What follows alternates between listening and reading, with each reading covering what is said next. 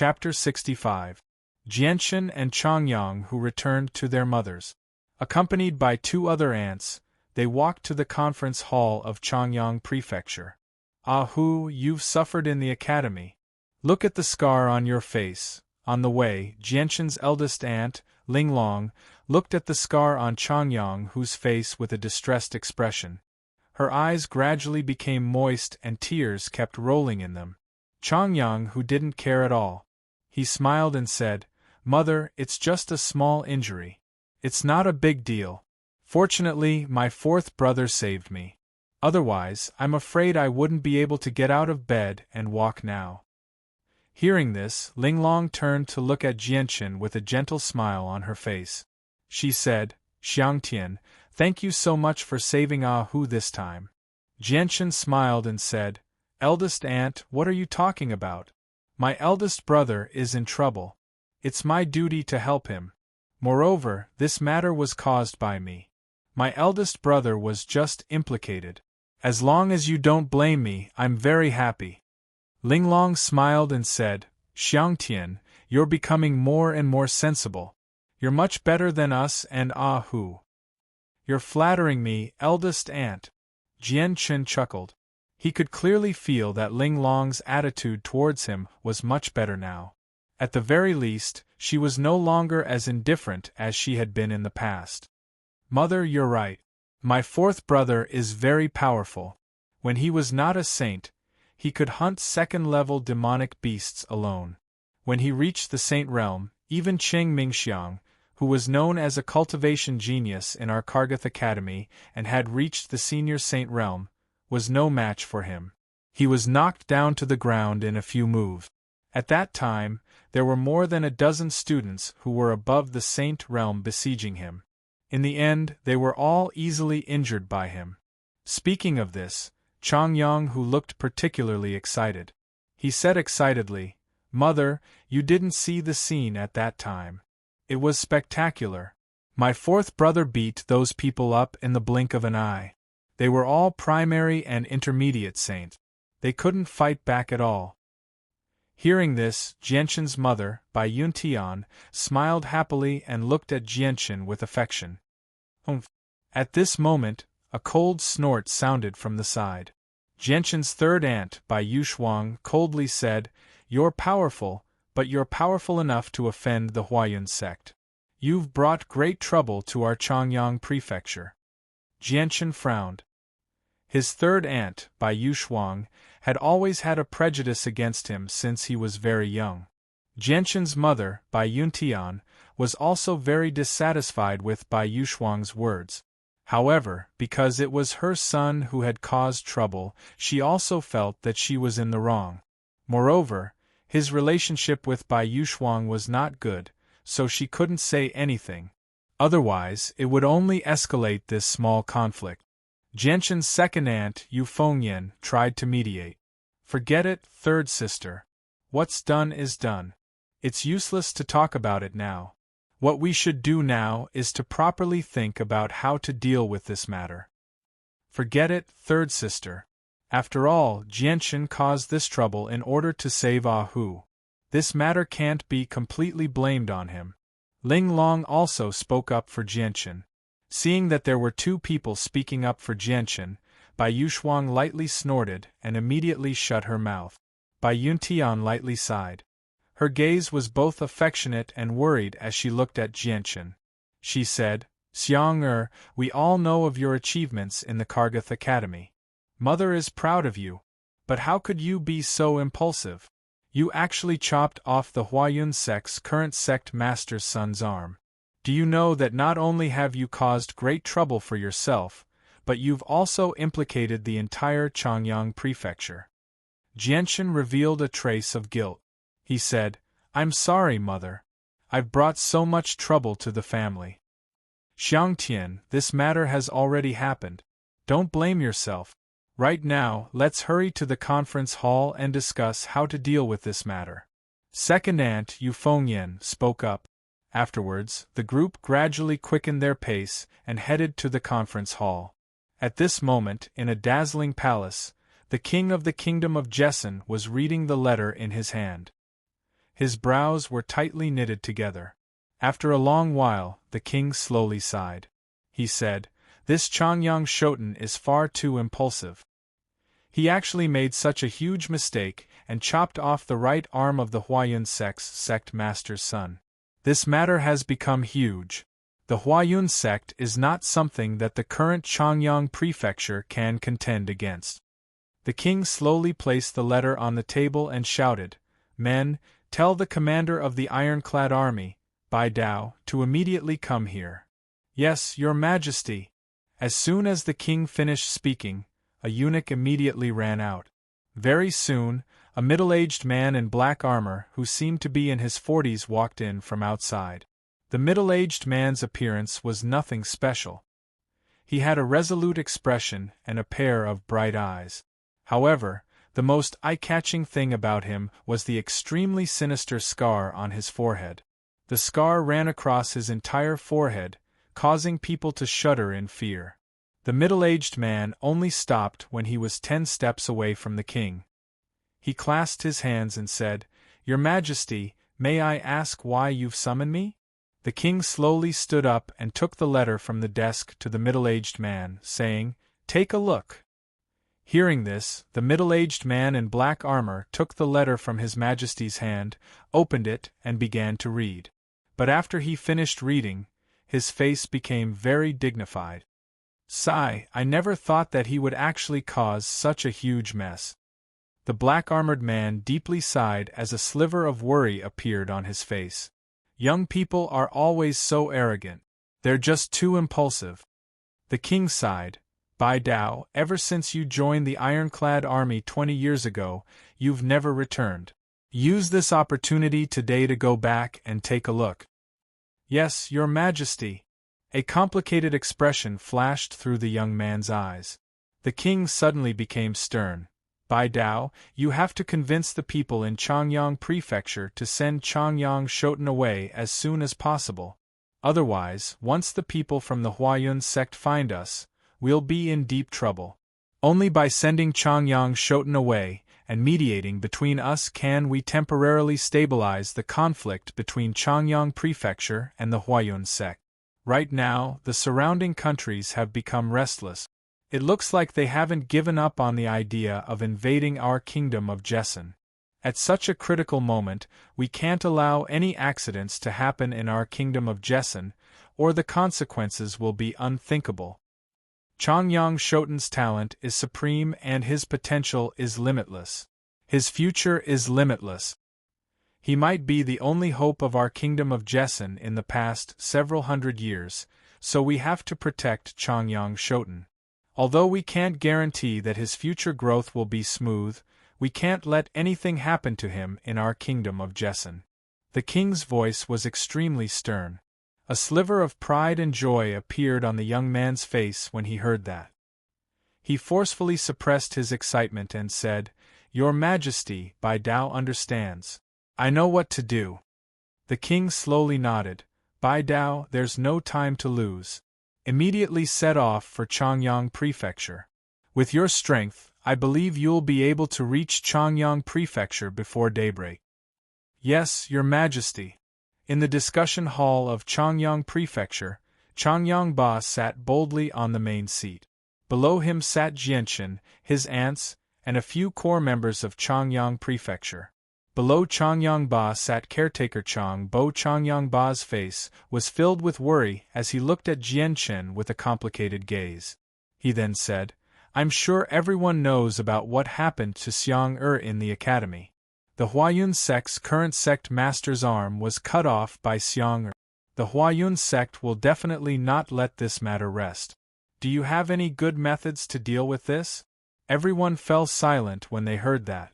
The Huayun sect was the greatest power in the kingdom of Jessen aside from the imperial family. Its strength was something that even the imperial family feared.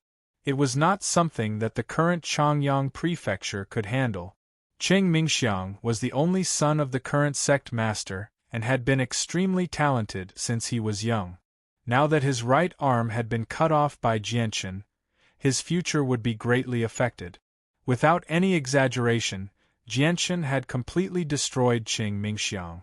Everyone present knew that the Huayun sect definitely wouldn't let this matter rest.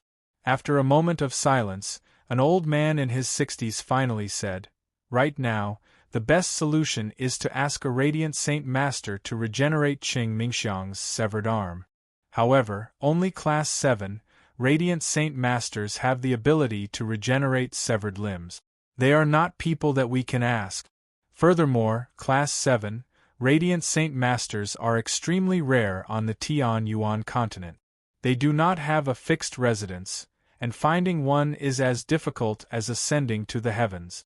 So, the chances of Qing Mingxiang's severed arm being regenerated are basically zero." "Sai, that's right.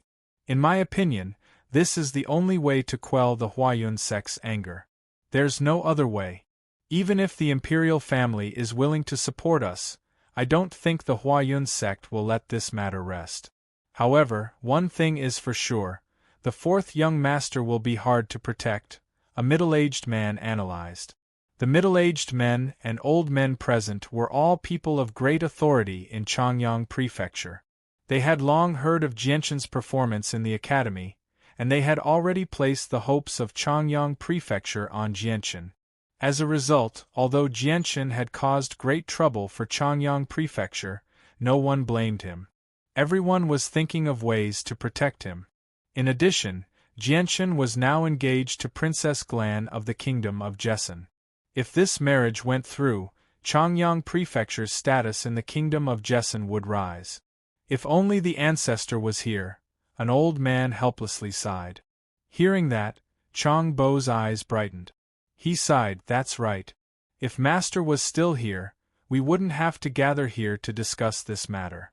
Unfortunately, Master has already been gone for several decades without any news. I wonder if he has failed." Hearing that, everyone in the hall fell silent. Jianquan's heart trembled. Although he had never heard of the ancestor or Chang Bo's master, he was able to infer some things from these words.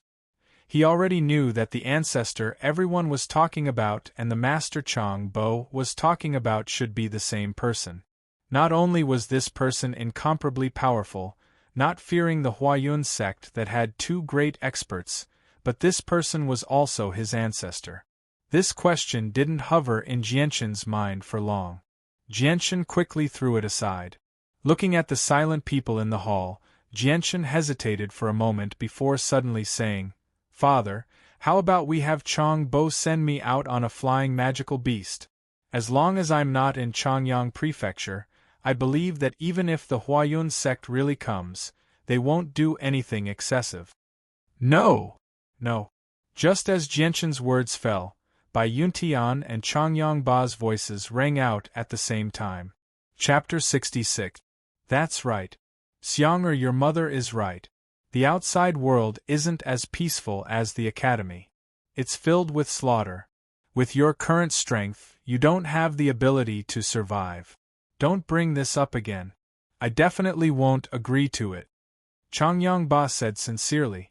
Although his voice was calm, he firmly rejected Jianquan's idea. Jianquan had long since known that it would be very difficult for his family to agree to his idea. However, he didn't give up and continued, "Father, Mother, don't worry. Although your child isn't very strong, I have the ability to protect myself. Moreover, I've read many books in the academy and am already familiar with the ways of the Tian-Yuan continent.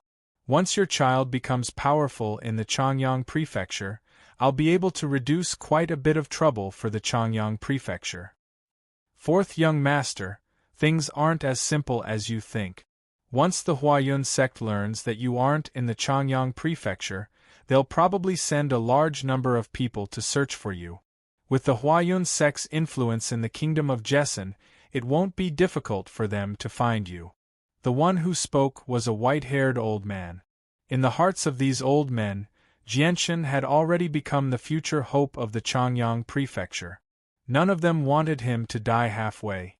A 15-year-old saint with strength no weaker than a high-tier saint or even a great saint. Such a heaven-defying genius would definitely be earth-shaking even in the entire Tian-Yuan continent. Perhaps in the eyes of these old men, Jianquan was no longer a person, but a living treasure. A treasure that radiated with endless light and could bring them endless wealth. As a result, the only thing on the minds of these people in the upper echelon of the Changyang prefecture was how to protect Jianchen and prevent him from being harmed in the slightest so that it wouldn't affect his future. Jianchen revealed a confident smile and said, "There's no need for everyone to worry about that. I've learned a lot about surviving on the continent from the Academy's library. I believe that I'll be able to escape the Huayun sect's pursuit." "No, Xiang'er, this is too risky. It's not worth it." Changyang Ba directly rejected Jianchen's suggestion. He continued, "Xiang'er, don't worry.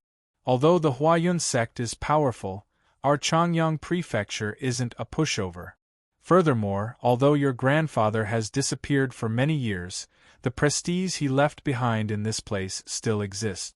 The Huayun sect definitely won't dare to do anything to our Changyang prefecture. If you stay here, we'll definitely do our best to protect you." Jianchen sighed in his heart.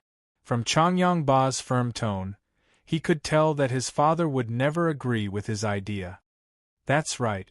But Xiang'er, this idea of yours is too risky. Even if you can escape the Huayun sect's pursuit, the Tianyuan continent's environment is not as simple as what you've read.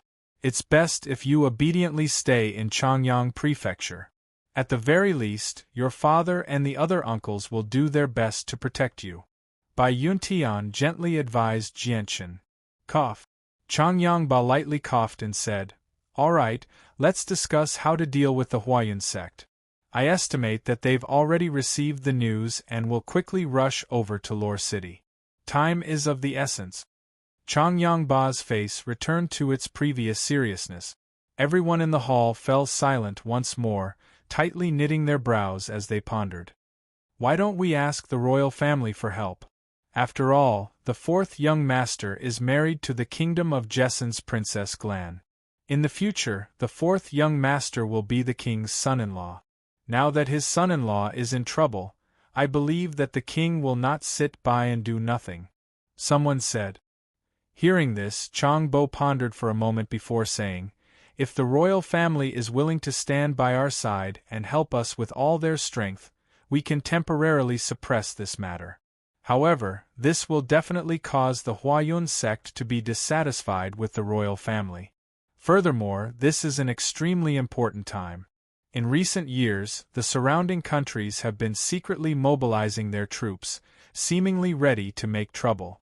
I estimate that they are planning to invade our kingdom of Jessen's rich territory. At such a crucial time, I believe that the king will not allow his relationship with the Huayun sect to deteriorate. After all, this is a matter of life and death for the kingdom of Jessen. Without the two Heaven Saint Masters from the Huayun sect, the kingdom of Jessen will not be able to contend against the other countries in terms of peak experts. Although the fourth young master has great potential and is a source of hope for the kingdom of Jessen, no one can say for sure what the fourth young master's future will be like. Furthermore, the fourth young master is still young and needs a very long time to mature. At such a crucial time, the kingdom of Jessen simply does not have that much time to wait. Perhaps by that time, the kingdom of Jessen would have already been destroyed. In the eyes of the king, although geniuses are important, they are far less important than a kingdom. If the kingdom is destroyed, then even if there is an expert supporting him, what can he do? After all, establishing a kingdom is just far too difficult. Thus, I do not believe that the royal family will help us with all their strength. Afterwards, the people in the hall began to think of all sorts of methods, but after an entire night, they were unable to come up with a single one. Very quickly, the night passed under the tense atmosphere of the dozen or so people in the hall. At this moment, the sky was already starting to turn gray. It was already close to dawn. After an entire night of discussion, everyone looked a little tired. At this moment, a guard from Changyang Prefecture ran in from outside and said, "Patriarch, a person who calls himself Bai Dao has arrived. He says he wants to see you." "Bai Dao." Changyang Ba murmured with that. A sliver of thought appeared in his eyes before his eyes lit up. He immediately stood up from his chair and hurriedly said, "Invite him in." "Yes, sir." The guard accepted the order and quickly retreated. When Bai Yuntian heard Bai Dao's name, she clearly trembled slightly. A sliver of joy appeared in her eyes, but her expression soon became mixed. A sliver of doubt appeared in Jian Chen's eyes when he noticed the change in expression on his mother's face. He had never heard of this person called Bai Dao before, but judging from his mother's reaction, Bai Dao was probably acquainted with her. Jianchen gently nudged Bai Yuntian and asked softly, "Mother, who's this person called Bai Dao?" Bai Yuntian turned her head slightly and looked at Jianchen with a doting gaze. She said, "Xiang, I'll tell you about this later." "Okay." Jianchen nodded and said nothing more. Very soon, a middle-aged man in black robes strode in from outside. His face was resolute, and his sharp eyes flickered with light from time to time. On his forehead was a scar that stretched across his entire forehead, making him seem extremely vicious. Changyang Ba left his seat and made his way to the center of the discussion hall. He clasped his hands and smiled. "Brother Bai Dao, I never thought that I wouldn't see you in 20 years. How have you been?" The middle-aged man called Bai Dao clasped his hands slightly and replied, "I've been all right." Bai Dao paused for a while when he reached there.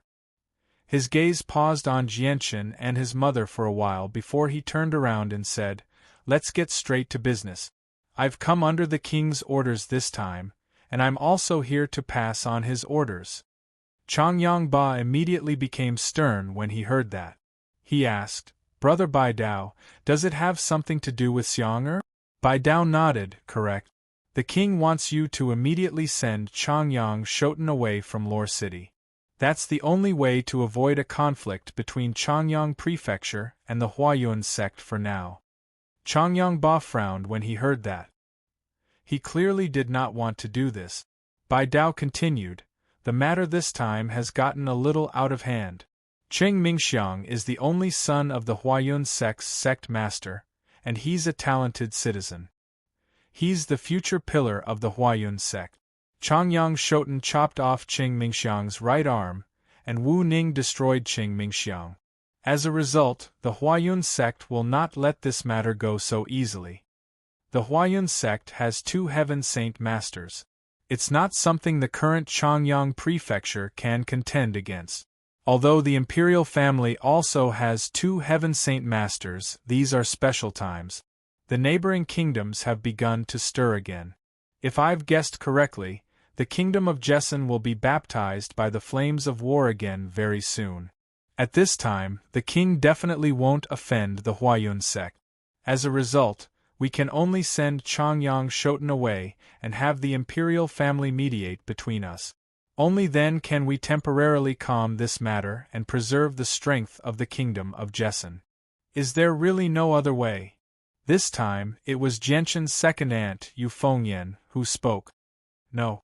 Bai Dao shook his head, his voice filled with certainty. Bai Yuntian's face had already paled. Her voice trembled as she said, "But the people outside are vicious. Xiang'er is still weak right now, so he'll definitely suffer a lot."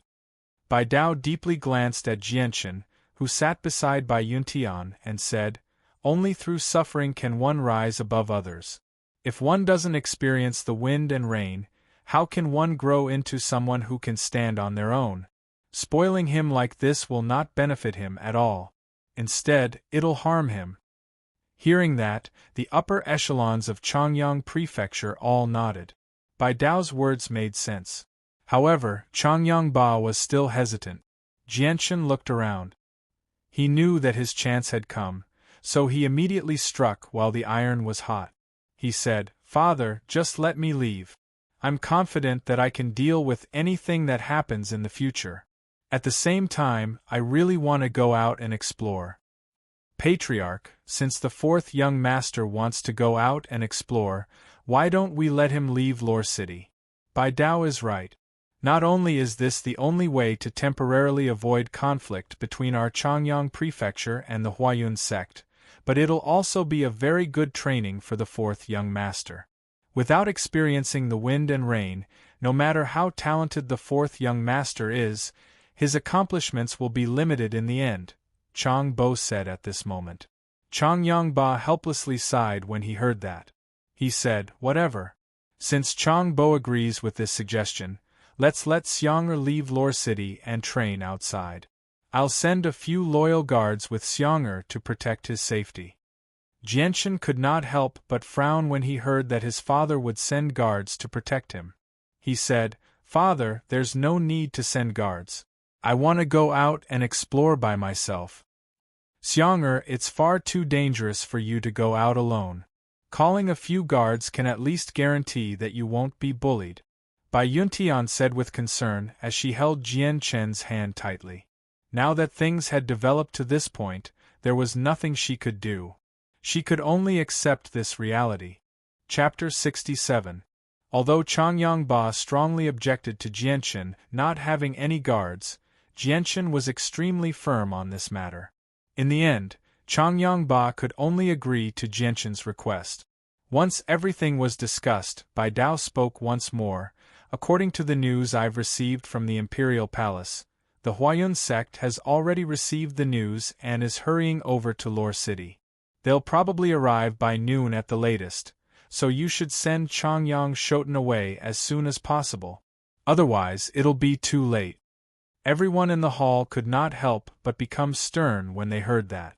Chang Bo stood up from his chair and said, Then let your fourth young master pack up. I'll take him away on a hawk later. Afterward, everyone left the discussion hall. Xianger, let's go. Let's go to Mother's room. Mother has some things to tell you. As soon as they left the discussion hall, Bai Yuntian pulled Jianchen to her room. After entering her room, Bai Yuntian pulled Jianchen to a chair and sat down. Her face was currently covered in tears because she knew extremely well that they would not be able to see each other for a very long time after Jianchen left. At the same time, who knew how many hardships Jianchen would have to endure on the Tianyuan continent where people were sinister and the situation was complicated. Perhaps the worst-case scenario would be the last time they would see each other. Xianger, you're not young anymore and you're about to leave soon. There are some things that Mother should tell you. Bai Yuntian's face was covered in crystalline tears as she said, Xianger, don't you find it very strange why you don't have a grandfather or a grandmother? Jianchen nodded and said nothing. Bai Yuntian continued, Xianger, Mother isn't actually from the kingdom of Jessen. Instead, I'm from the Karl Empire, one of the 3 great empires on the continent. Our Bai family is a great clan that has existed for over 1,000 years in the Karl Empire. Our clan is large and our influence is far greater than the current Huayun sect. In Hellfire City of the Karl Empire, our Bai family has been the most powerful clan in Hellfire City for several hundred years. This is because your great-grandfather is a saint ruler and other than him, there are 4 other great-grandfathers who are Heaven Saint Masters. They are all elders of the Bai family. At this point, Bai Yuntian sighed, Unfortunately, good times don't last long. 30 years ago, when I was still young, your great-grandfather went out without any news, and he never came back. No one knew what happened. 20 years after your great-grandfather disappeared, 2 of the 4 elders of our Bai family went out to search for your great-grandfather. However, just 2 days after they left, a shocking piece of news came to our Bai family. The 2 elders who went out to search for your great-grandfather were actually killed in the wilderness. Bai Yuntian's face was filled with sorrow when she said this. This news is like a bolt out of the blue to our Bai family. The 2 elders were both Heaven Saint Masters. Even on the Tianyuan continent they could be regarded as peak experts, but I never thought that the 2 of them would actually be killed. They did not even have the chance to escape. From this, our Bai family has realized that a powerful enemy has begun to plot against our Bai family. Perhaps your great-grandfather has already met with misfortune. It's a pity that the enemy didn't give us any time to catch our breath. On the night we learned that the 2 elders had been killed, a large group of mysterious people charged into our Bai family and began a massacre. They were extremely powerful, and the two remaining elders of the Bai family were unable to suppress them completely. In the end, they were killed by them. Seeing that even the two most powerful elders of the Bai family had died, there was no one left in the Bai family who could stop the enemy. At that time, your grandparents and a few loyal guards of the Bai family all died in battle to protect me and a group of people from the Bai family. In the end, only your uncle and I managed to escape. We hid in a small household in Hellfire City, which was how we managed to avoid being captured. Your uncle and I have been hiding for a few days. After everything calmed down, the two of us changed our appearances and concealed our identities. We escorted a caravan out of Hellfire City as mercenaries, and finally arrived in the kingdom of Jessen. Tears continuously flowed from Bai Yuntian's eyes, and her expression was filled with sorrow and pain.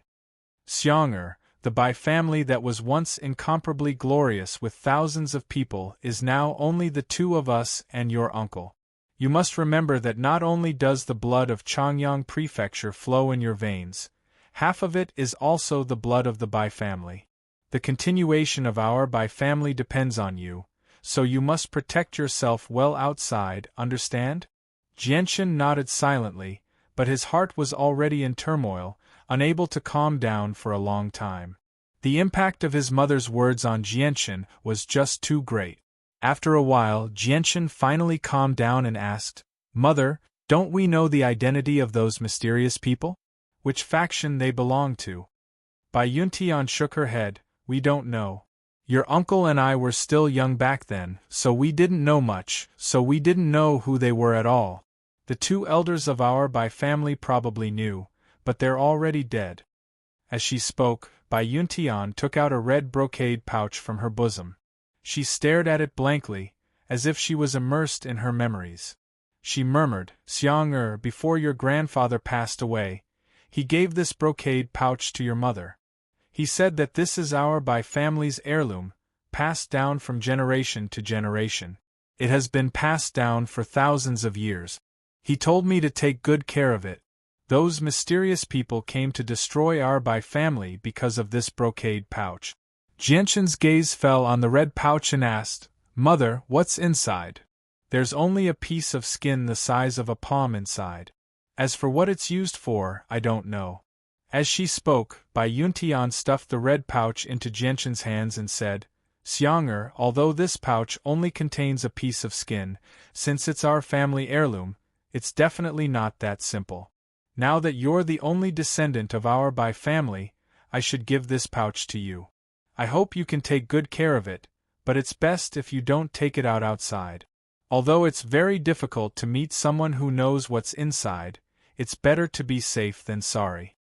Jianchen tightly held the red pouch in his hands and silently nodded. Dong dong dong. At this moment, a series of knocks suddenly came from the door.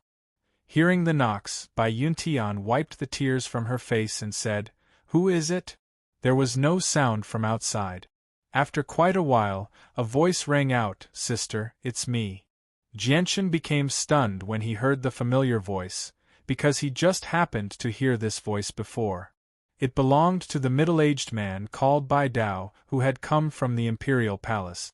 A complicated expression flashed through Bai Yuntian's face when she heard the voice. She said, "Come in. Come in." The door opened and a middle-aged man in black robes slowly walked in. It was Bai Dao. Bai Yuntian stood up and looked at Bai Dao. She bitterly said, "Brother, it's been 20 years. You've finally come to visit your sister. I thought you'd forgotten about me long ago." Jianchen's eyes narrowed slightly. From how his mother had addressed the middle-aged man, he could tell that he was his uncle. Sigh. Bai Dao let out a long sigh. "Sister, I'm sorry. It's all my fault. I haven't come to see you in the past 20 years. Actually, I haven't forgotten about you. It's just that the burden on my shoulders is just too heavy. I will definitely take revenge for the Bai family. I will only live for revenge in my life." Bai Yuntian sighed before turning to Jianchen. She gently said, Xiang'er, he's your uncle Bai Dao. Uncle? Jianshan called out. This was the first time he had heard of this uncle of his, and it was also the first time he had seen him. Bai Dao studied Jianshan and could not help but faintly smile. He said, Xiangtian, I've heard about your achievements in Kargath Academy from the Imperial Palace. Very good. You really are a descendant of our Bai family. I hope you work hard and don't disappoint us all. With that, Bai Dao suddenly became stern. He said to Bai Yuntian, Sister, I know you don't want Xiangtian to leave, but there's nothing we can do about it. Changyang Prefecture is not the Huayun sect's opponent right now. If we leave Xiangtian in Changyang Prefecture, not only will it be difficult to protect him, it won't bring any benefits to Changyang Prefecture either. Perhaps Changyang Prefecture will end up like my Bai family. Let's get Xiangtian to leave as soon as possible. If we're too late, he won't be able to leave even if he wants to. Bai Yuntian gently nodded. She understood that the imperial family was unwilling to stand on their side. Afterward, Bai Yuntian prepared some necessities and some clothes for Jianshan with tears streaming down her face before leaving the room with Jianshan. Jianshan's aunts, Changyang Ba and Chang Bo, were already there when they arrived in the backyard of Changyang Prefecture. The large eagle was sitting there obediently. Changyang, who grabbed Jianshan's arm and solemnly looked at him. He said in concern, Brother, you have to take care of yourself outside, okay? Jianshan nodded and smiled. Don't worry, brother. I'll definitely take care of myself. But don't slack off after I leave. You have to study more battle technique. Changyang, who firmly nodded and firmly said, I will. Brother, I've dragged you down this time because of my lack of strength. I'll definitely work hard on cultivation in the future. At this moment, Jianshan's sister, Changyang Mingyue, arrived before Jianshan and passed a pouch to Jianshan. She said, Brother, this is a protective talisman I've made for you. I hope you'll be safe outside. You have to keep it with you. Changyang Mingyue was now 18 and had become a slender young lady. She was as beautiful as a flower, capable of causing the downfall of nations. Jianshan accepted the protective talisman from Changyang Mingyue. Although he knew that the protective talisman would not bring him any substantial benefits, it was still a token of his sister's goodwill. Thank you, sister. I'll definitely take good care of this protective talisman. Jianshan smiled. At this moment, Changyang Ba took out a ring from his bosom and said, Xiang'er, I've already prepared this space ring for you. I originally planned on giving it to you after you graduated from the academy, but it looks like I don't need to wait that long. I'll give it to you right now. I've already prepared some necessary items for you inside. Thank you, Father. Jianshan silently accepted the space ring with mixed feelings. Xiang'er, space rings are extremely valuable items on the Tian Yuan continent. You can't reveal this space ring before you're strong enough, just in case you attract unnecessary trouble, Changyang Ba said solemnly. Chapter 68. After bidding farewell to everyone, Jianshan was led by Chang Bo onto the hawk and flew away from Lore City. Jianshan lowered his head as he sat on the back of the hawk. He stared blankly at the large city several thousand meters below.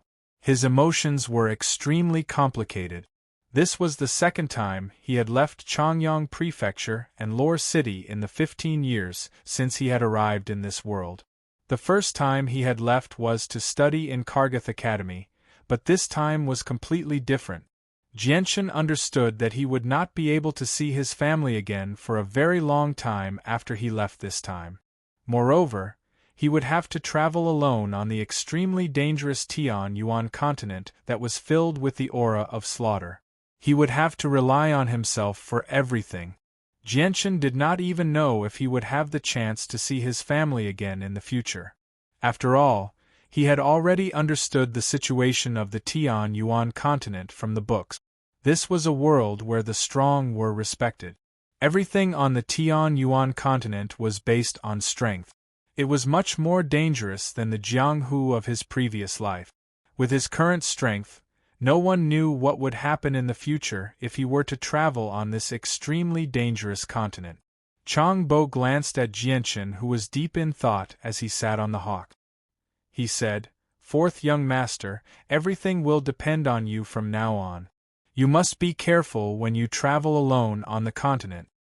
"I know what to do, Changbo," Jianchen replied softly without even turning his head.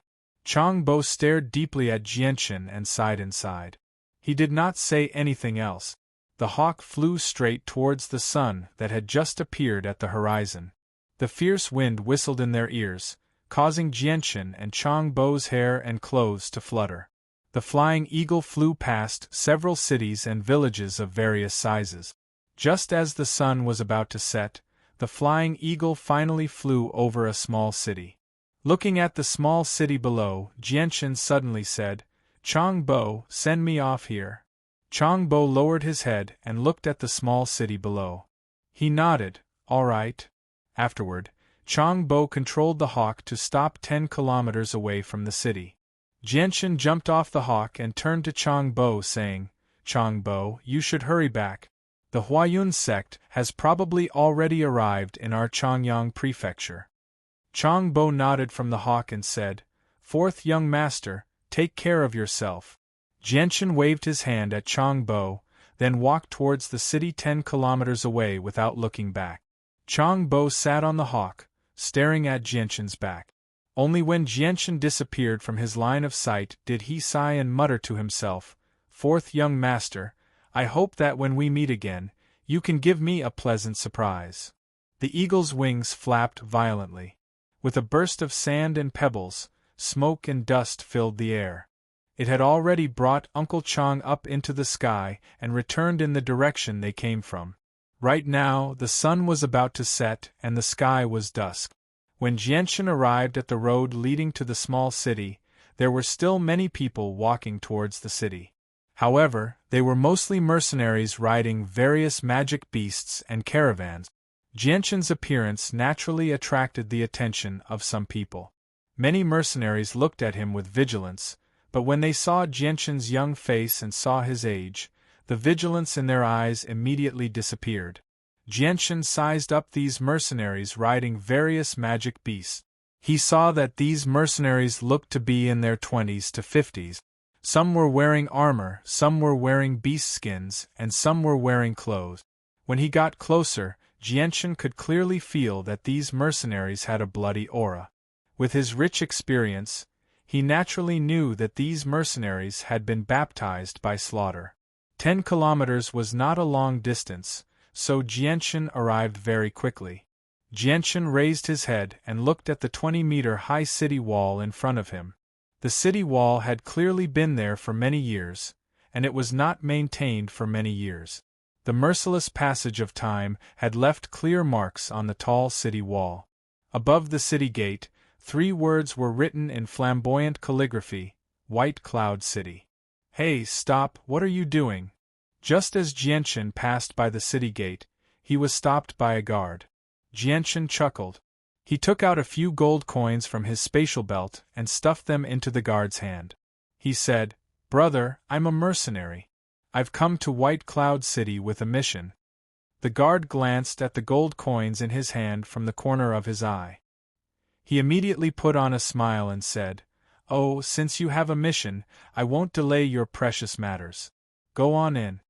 After entering White Cloud City, Jianchen walked another 2 to 3 kilometers and arrived at a bustling street. Although the sun had already set, the street was still bustling.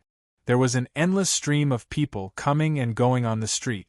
On both sides of the street there were shops that sold all kinds of goods. The ground of the street was completely pieced together by large pieces of stone. The surface was very smooth, so the inside was very flat. Even if a vehicle was running on it at a slow speed, it would not feel the slightest bit of bump. Jianchen rubbed his stomach. Then, he looked at a restaurant on the street and walked in. He had not eaten for the entire day, so his stomach was hurting from hunger. "Sir, please come in." Jianchen found an empty table and sat down under the warm welcome of a waiter. "Sir, would you like to stay in the restaurant or have a meal?" The waiter was a young man who was about 20 years old. He had a professional smile on his face, which made him look very friendly. Jianchen glanced at the mercenaries who were chatting loudly in the restaurant and said calmly, "I'm going to stay in the restaurant and have a meal. What kind of food do you have here?" Then, the waiter immediately introduced Jianchen to all kinds of things in the restaurant. However, the dishes that he introduced were all the most expensive in the restaurant. This was because the waiter could already tell that Jianchen was a rich young master from the luxurious clothes that he was wearing. Jianchen did not care about the price of these dishes and casually ordered a few dishes that he had not tried before. After eating and drinking to his heart's content, Jianchen booked a medium-sized room in the restaurant and went straight into the room to rest. This restaurant was obviously not high-end. The furnishings in this medium-sized room were very simple. Compared to Changyang Prefecture, it was simply worlds apart. Other than a wooden bed made of hardwood, there was only a table and a few chairs in the room. Other than that, there was nothing else. Even so, the room was very clean. Jianchen never had the habit of being picky. This kind of room was already quite satisfactory for him. After closing the door, Jianchen walked to the bed and sat down. Then, he took out the space ring that his father gave him before he left and opened it to check the items inside. The space ring was indeed a high-grade item. The space inside was much larger than a belt. It was close to 100 square meters. In the center of the space ring, there was a small pile of items. There were not many items. Compared to the space of 100 square meters, this small pile of items could not even fill up a corner. Within the pile of items, there were several thousand purple coins that flickered with a purple light and over 10,000 gold coins that shone with a golden light. Other than these items, there was also a small pile of monster cores. There were only around 40 to 50 of them. Class 2 monster cores were the majority. There were only around 10 Class 3 monster cores and 1 Class 4 monster core. Looking at the items in the space ring, Jianchen felt warmth in his heart for a moment. Although there were not many items, they were all very practical and just happened to be what Jianchen needed. From this, it was enough to see how much Changyang Ba cared about Jianchen. Jianchen carefully kept the space ring close to his chest. He did not forget what his father had told him before he left. Before he became strong enough, he could not expose the space ring to others. This was because space rings were not as common as space belt. Space rings were very precious in the Tianyuan continent. Although there were many people who possessed space rings, all of them were either powerful or were the descendants of famous families. They had enough strength to protect their belongings. Sitting cross-legged on the bed, Jianchen took out a few monster cores from his space belt and held them in his hand. Then, he slowly closed his eyes and entered a state of cultivation. The energy within the monster cores was absorbed by Jianchen at an extremely terrifying speed.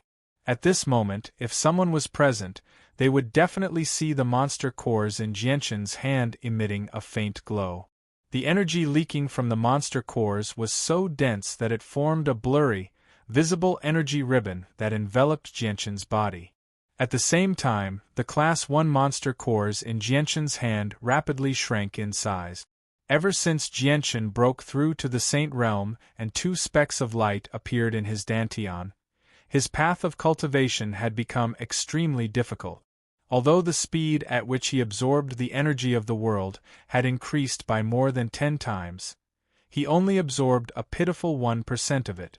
Although the speed at which he absorbed the energy of the monster cores was much faster than before, the consumption of the monster cores was so great that it was not something that Jianchen could bear. It only took 2 hours for Jianchen to absorb the Class 1 monster cores in his hand. Then, Jianchen continued to take out several Class 1 monster cores from his space belt and continued to cultivate. Fortunately, he still had a few hundred Class 1 and Class 2 monster cores in his space belt. Although it was not much, it could at least sustain his cultivation for a few days. Moreover, there were more than 10 Class 3 monster cores and 2 Class 4 monster cores in the space belt that his father gave him. The next day, when the sun had risen high in the sky, Jianchen woke up from his cultivation state. That night, he had used another 40 to 50 monster cores just for cultivation alone. Sigh. Feeling the rapidly decreasing number of monster cores in his space belt, Jianchen let out a long sigh. His face was full of helplessness. The purple and green specks of light in his dantian had really brought him endless distress. After calming down, Jianchen walked out of the room and directly left the restaurant, strolling on the street outside. The morning air was particularly clear, and the fiery red sun in the sky had not yet released its scorching heat. The warm sunlight shining on one's body gave a very comfortable feeling. There were many mercenaries hurrying about on the street, and from time to time, there would be pairs of peddlers slowly flowing along the street. Chapter 69. In the Tianyuan continent, no matter which country or city it was, the mercenary union would always be built in the center of the city.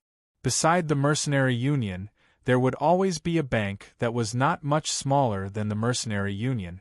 Although the White Cloud City was only a second-tier city, it still occupied a very large area. Jianchen walked on the streets for an hour before finally arriving at the most bustling street in the center of the city. In front of him, there was a 20-meter-tall building that stood there silently like a giant beast in the deep sea. It was the Mercenary Union. The Mercenary Union was very large, and the shape of the building looked more like a kind of magical beast. At the entrance, there was an endless stream of mercenaries in various outfits. Jianchen directly entered the Mercenary Union. Although this was his first time coming to such a place, he had already read about the procedures to become a mercenary in the Academy's library. There were many people in the Mercenary Union. The mercenaries who needed to go through the procedures were lined up like a long dragon. The dozen or so windows in front of the counter were filled with people. However, they were all here to hand over missions. The innermost window for registering as a mercenary was very cold.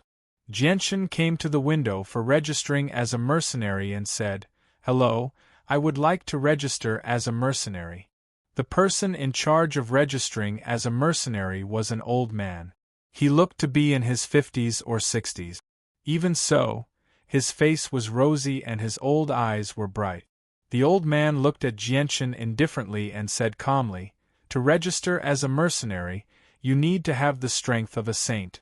Have you reached that level?" "I have already reached that standard," Jianchen said. The old man looked at Jianchen carefully and then took out a piece of paper. At the same time, he asked, "What's your name?" "Jianchen." Jianchen, who wanted to conceal his identity, naturally would not use the name Changyang Shoten. So, he directly reported the name he used in his previous life. "How old are you this year?" the old man continued to ask. Hearing that, Jianchen thought for a moment before replying, 20 years old. Jianchen could not reveal his true age because a 15-year-old saint was just too rare on the Tianyuan continent. Once this matter spread, it would probably cause him some unnecessary trouble. In the Kargath Academy, although many people knew that Jianchen was extremely talented, only the principal and vice principal knew his true age. A 20-year-old saint was considered quite common on the Tianyuan continent. Moreover, his body had developed far more than ordinary people since he was young, so no one would suspect him even if he said that he was 20 years old. Right now, he looked no different from a 20-year-old youth. "What level of strength have you reached?" the old man asked as he took notes on the paper. "Junior Saint," Jianchen replied. The process of registering as a mercenary was very simple. After paying a silver coin, Jianchen officially became a mercenary and obtained his mercenary badge. However, with his current strength, he could only obtain the lowest mercenary badge. After obtaining the badge, Jianchen did not stay in the mercenary union for long and directly left. After asking around, he came to a store that sold medicine. Although there were radiant Saint Masters who could heal all kinds of injuries on the Tianyuan continent, there were extremely few of them. As a result, radiant Saint Masters possessed a lofty status on the Tianyuan continent. Very few mercenaries could afford to hire a radiant Saint Master. Only large mercenary groups could afford to hire a radiant Saint Master. It was basically impossible for small mercenary groups and individual mercenaries to obtain information on radiant Saint Masters without paying an exorbitant price. There were countless mercenaries on the Tianyuan continent, and countless people died almost every day. Since radiant Saint Masters were in short supply, there was naturally a need to use medicine to heal. Although the effects of medicine were worlds apart from the healing of radiant Saint Masters, it was accepted by most mercenaries. This was because normal medicine was extremely cheap apart from high-quality medicines. Although this pharmacy wasn't small, it was still packed with people. Moreover, this pharmacy wasn't like the mercenary union. The soundproofing facilities in the pharmacy were too good. Under the loud voices of the mercenaries, the entire pharmacy seemed to be very noisy. There were many people buying medicine in the store. There was already a long line of people. Jianchen glanced around and then stood in a line with fewer people. "May I ask what you need?" Very soon, it was Jianchen's turn. The clerk sitting at the counter greeted him warmly. "I need some herbs. Do you sell herbs here?" Jianchen asked. The shop assistant looked at Jianchen strangely. This was the first time he had encountered someone who didn't come here to buy medicine but herbs.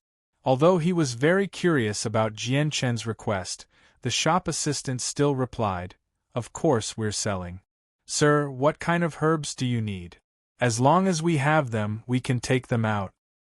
"I need Chilan grass, mop grass, vanilla grass, skeleton grass, sawtooth grass, antelope flower, root flower, lily, tortoise fungus. Do you have these here?" Jianchen listed more than a dozen herbs in a single breath. The clerk nodded without any hesitation and said, "Yes, these herbs are all very common. They are not very expensive. We have all of them. May I ask how many you need?" Jianchen's face showed a trace of happiness. He directly took out a gold coin and placed it in front of the counter, saying, "Give me some of each." These herbs were all very common species. 1 gold coin was enough to buy a cart full of them. Seeing the gold coin on the table, the clerk's eyes lit up. He immediately said, "Okay, please wait for a moment. I will go get them for you now." After saying that, the clerk directly entered the store. After taking the herbs he needed, Jianchen left the store. Then, without stopping, he walked out of the city. He arrived at a small forest 10 miles away from the city. He dug up some soft mud and collected some leaves. After putting them into his space belt, he returned to White Cloud City. After buying some ordinary clothes in White Cloud City, Jianchen arrived at a secluded alley. He hid in a hidden corner and looked around. After confirming that there was no one around, Jianchen immediately took out a small portion of the herbs he had bought from the store. He first crushed the herbs into powder before mixing them with a small amount of water.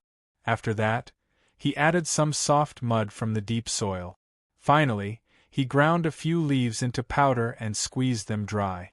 The pitiful amount of juice dripped out. Once he was done, Jianchen directly grabbed the mixture and carefully smeared it on his face. Very quickly, when Jianchen raised his head again, his appearance had completely changed. At this moment, Jianchen looked like a completely different person. Even if someone familiar with him saw his current appearance, they wouldn't be able to recognize him. This was because Jianchen's appearance now looked like a completely different person. His originally handsome face had become ordinary. Even his eyebrows and eyelashes had been modified by him, making them even shorter than before. The only thing that hadn't changed about him was his pair of magnetic eyes and his skinny figure. Jianchen didn't stop because of this. Immediately after, the silver-white light wind sword appeared in his hand. His body suddenly turned around beautifully, causing his long hair to flutter in the wind. At this time, A silver light flashed and the light wind soared past through Jianshan's head at a speed that was hard to see with the naked eye. Jianshan's long hair that reached his waist was neatly cut off, leaving only the length of his shoulder. After that, Jianshan immediately changed his clothes. He changed out of the expensive silk and satin that he originally wore and put on the rough clothes that he had just bought from the store. After dressing up, Jianshan once again looked like a completely different person. Even if someone familiar with Jianshan saw his current appearance, they wouldn't be able to recognize him. Jianshan once again checked his body to make sure that he didn't miss anything. After making sure that his clothes were flawless, he set fire to his original clothes and walked out of the alley. When he arrived at the mercenary union again, Jianshan directly went to the place where missions were accepted. The missions in the mercenary union were divided into 5 ranks: S, A, B, C, and D. The highest was S rank and the lowest was D. At the same time, the mercenaries were also divided into 5 ranks. Jianshan was currently only a D rank mercenary, so he could only accept D rank missions. A mercenary's rank was determined by the amount of honor you accumulated from completing missions and your own strength. A D-rank mercenary's strength had to be at least at the Saint level, while a C-rank mercenary's strength had to be at least at the Great Saint level. Based on this, an S-rank mercenary's strength had to be at least at the Earth Saint Master level. Even if one's strength had reached the Earth Saint Master level, without the corresponding honor points, it was impossible to become an S-rank mercenary. As a result, there were no shortcuts to becoming a mercenary. There were many D-rank missions, and many of them were extremely boring. If it wasn't to help someone find something lost in White Cloud City, it was to help a shop buy something or deliver something. None of these things caught Jianshan's interest. Right now, Jianshan's main goal was to find a mission that would allow him to leave the kingdom of Jessen. He knew that the Huayun sect's influence in the kingdom of Jessen was just too great. Although his disguise was flawless, no one could guarantee that his identity would be exposed and he would be hunted down by the Huayun sect. Right now, the best method was to leave the kingdom of Jessen. No matter how great the Huayun sect's influence was, it was still limited to the kingdom of Jessen. It was a pity that there were very few D-rank missions that required a mercenary to leave the country. This was because the missions that required a mercenary to leave the country were of a higher level. At the very least, they wouldn't be assigned to D-rank missions. As a result, Jianshan couldn't find a single D-rank mission even after looking through all of them. Chapter 70. After leaving the mercenary union, Jianshan directly arrived at a place where the merchants gathered in White Cloud City. The place was extremely spacious, so it was where the merchants stored their goods. At the same time, the place was heavily guarded, so there was no need to worry about being stolen. When Jianshan arrived, there were already many merchants bustling about. Everyone was preparing to leave. At the same time, there were many mercenaries riding various magical beasts. Of course, there were also some mercenaries riding horses. Horses were the most common and cheapest form of transportation on the Tianyuan continent. At the same time, they were also the lowest form of transportation. At this moment, a young man who was busy moving goods passed by Jianshan. Jianshan immediately extended his hand to stop him and asked, "Brother, may I ask which of these merchants are leaving the kingdom of Jessen?" The young man glanced at Jianshan in some doubt before pointing at a larger group of merchants in the distance. "That group is leaving the kingdom of Jessen." Jianshan glanced in the direction the young man was pointing at. He saw several dozen carriages filled with goods parked there. There was a large group of mercenaries guarding the goods in the surroundings. A middle-aged man in luxurious robes was directing the workers. Jianshan could tell with a single glance that the middle-aged man was the person in charge of the merchant group. He immediately walked over and arrived before the middle-aged man. He asked, "Uncle, may I ask if your merchant group is leaving the kingdom of Jessen?" The middle-aged man studied Jianshan cautiously when he heard that. He asked, "Why are you asking this?" Jianshan chuckled, "Uncle, if your merchant group is leaving the kingdom of Jessen, can I join you? I'm not very powerful, but I'm still a first-class mercenary. I don't want any payment from you either, so is that all right?" The middle-aged man looked relieved and said indifferently, "Sure, but you have to follow us closely on the road. Also, you have to pay for the expenses along the way. We won't reimburse you for any expenses. If there are bandits blocking the way, you have to contribute and fight with us." On the Tianyuan continent, some of the weaker mercenaries would usually form groups or join large merchant groups if they wanted to travel between kingdoms. Not only was the journey between kingdoms extremely long, but it was also extremely dangerous. Not only would there be bandits on the continent at any time, but there would also be magical beasts. In certain special environments, it would even be very common to be attacked by magical beasts. As a result, almost every merchant group or mercenary group would welcome anyone who wanted to join them. Normally, they would not turn anyone away. After all, an extra person was an extra source of strength. Just a little bit of strength might be enough to save their lives. Jianchen agreed to the middle-aged man's request without any hesitation. "Our merchant group will set off in an hour. Go prepare yourself." With that, the middle-aged man no longer paid any attention to Jianchen. He continued to instruct the young men to move the goods. With that, Jianchen immediately hurried to a place in White Cloud City that specialized in selling mounts. After spending 50 gold coins on a good horse, he returned to where the merchant group had gathered and quietly waited for the merchant group to set off. An hour passed very quickly. Jianchen rode his mount and followed behind the merchant group, slowly making his way to the city gates. Although many of the mercenaries in charge of escorting the merchant group cast curious gazes at Jianchen, no one asked him about his origins. This was because this large caravan was made up of 3 medium-sized caravans. Due to the long journey and unknown dangers, the 3 caravans had hired 3 mercenary groups, and many of them were individual mercenaries. The total number of mercenaries and coachmen was no less than 500. It was normal for them to encounter unfamiliar faces. Very soon, Jianchen followed the merchant group to the gates of White Cloud City. Naturally, the person in charge of the merchant group would negotiate with the guards there. The merchant group did not stay there for long. Once they were done, the merchant group slowly set off from the city. "Wait a moment." At this moment, a middle-aged man in armor quickly walked down from the tower. He held a scroll of paper in his hand. The middle-aged man directly arrived before the city gates, and then he passed the scroll in his hand to a guard and said, "Paste this portrait on the city gates.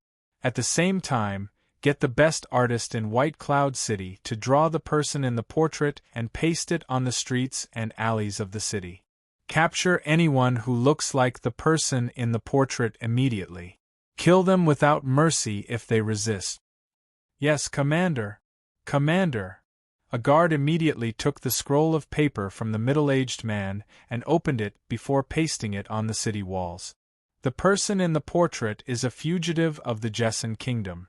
All of you, keep a close eye on the people in the portrait. Compare them to the person in the portrait. Don't ever let the fugitive escape.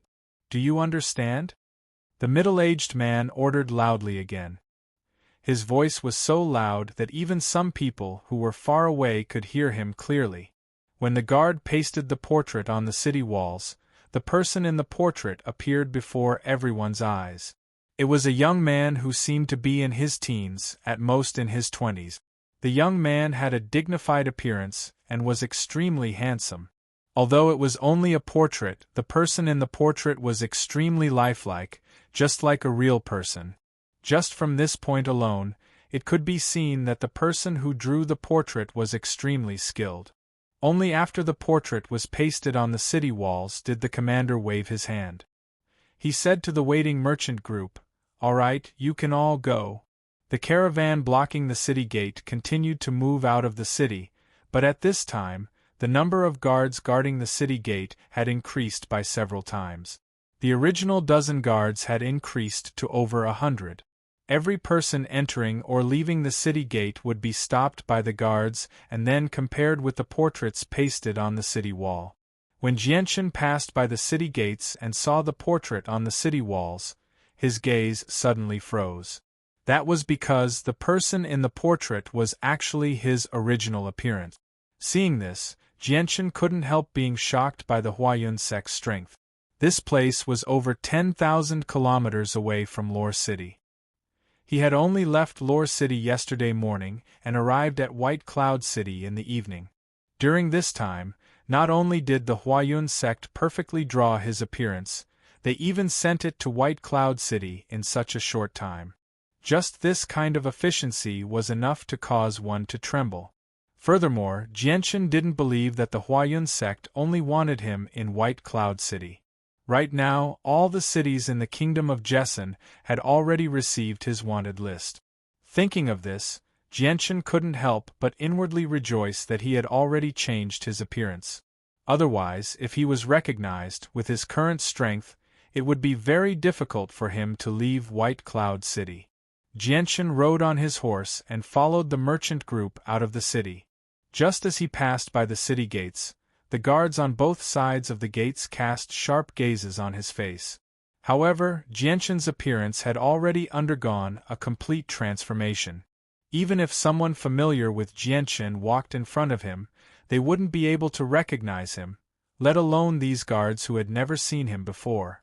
Without any obstructions, Jianchen blended into the merchant group as a mercenary and smoothly left White Cloud City.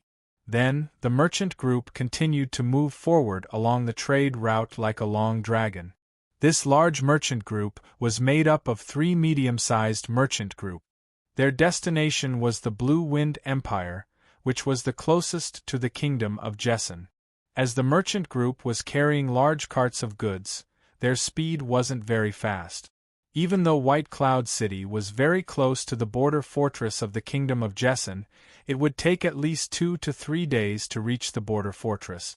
As for the journey to the Blue Wind Empire, it would take at least half a month. Jianchen's gaze landed on a luxurious carriage in the distance. Not only was this carriage larger, but it was also pulled by 4 Tier 1 demonic beasts that were good at running. Around the carriage were several powerful mercenaries riding on demonic beasts. Moreover, the middle-aged man who agreed to let Jianchen join the merchant group was also around. It seemed like they were all guarding the luxurious carriage. Jianchen could vaguely guess that the person sitting in the carriage was either the boss of the merchant group or someone important. This was because there were only 2 such luxurious carriages in the entire merchant group.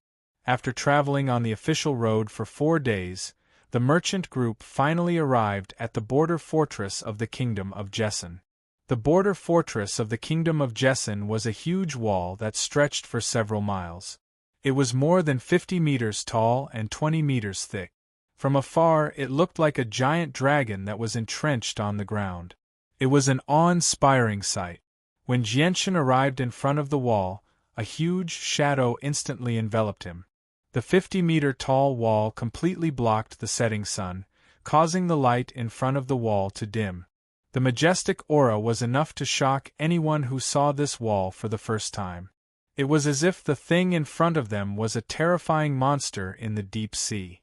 Jianchen raised his head to look at the wall that served as the first line of defense for the kingdom of Jessen. He was extremely shocked. He had seen many walls in his past life, but none of them could compare to the one before him. Even the largest wall he had seen in the past was only 20 meters tall.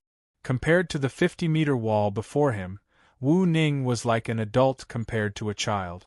What a huge wall! Who knows how long it took to build such a huge wall? Jianchen sighed as he looked at the wall before him. A mounted mercenary next to Jianchen curled his lips in disdain. He glanced at Jianchen and smiled. The scale of this wall can only be considered average in the Tian-Yuan continent. Almost every kingdom has one. With that, the mercenary looked at Jianchen from head to toe and continued, "You probably haven't been to the 3 great empires yet. Let me tell you, the border fortresses of the 3 empires have walls that are 100 meters tall and 50 meters thick. They are much more majestic than this. This wall can't compare to them at all. Jianchen turned his head to look at the mercenary who had just spoken. He was in his 20s and had a common face. His skin was rather dark and he wore coarse clothes. He seemed very ordinary.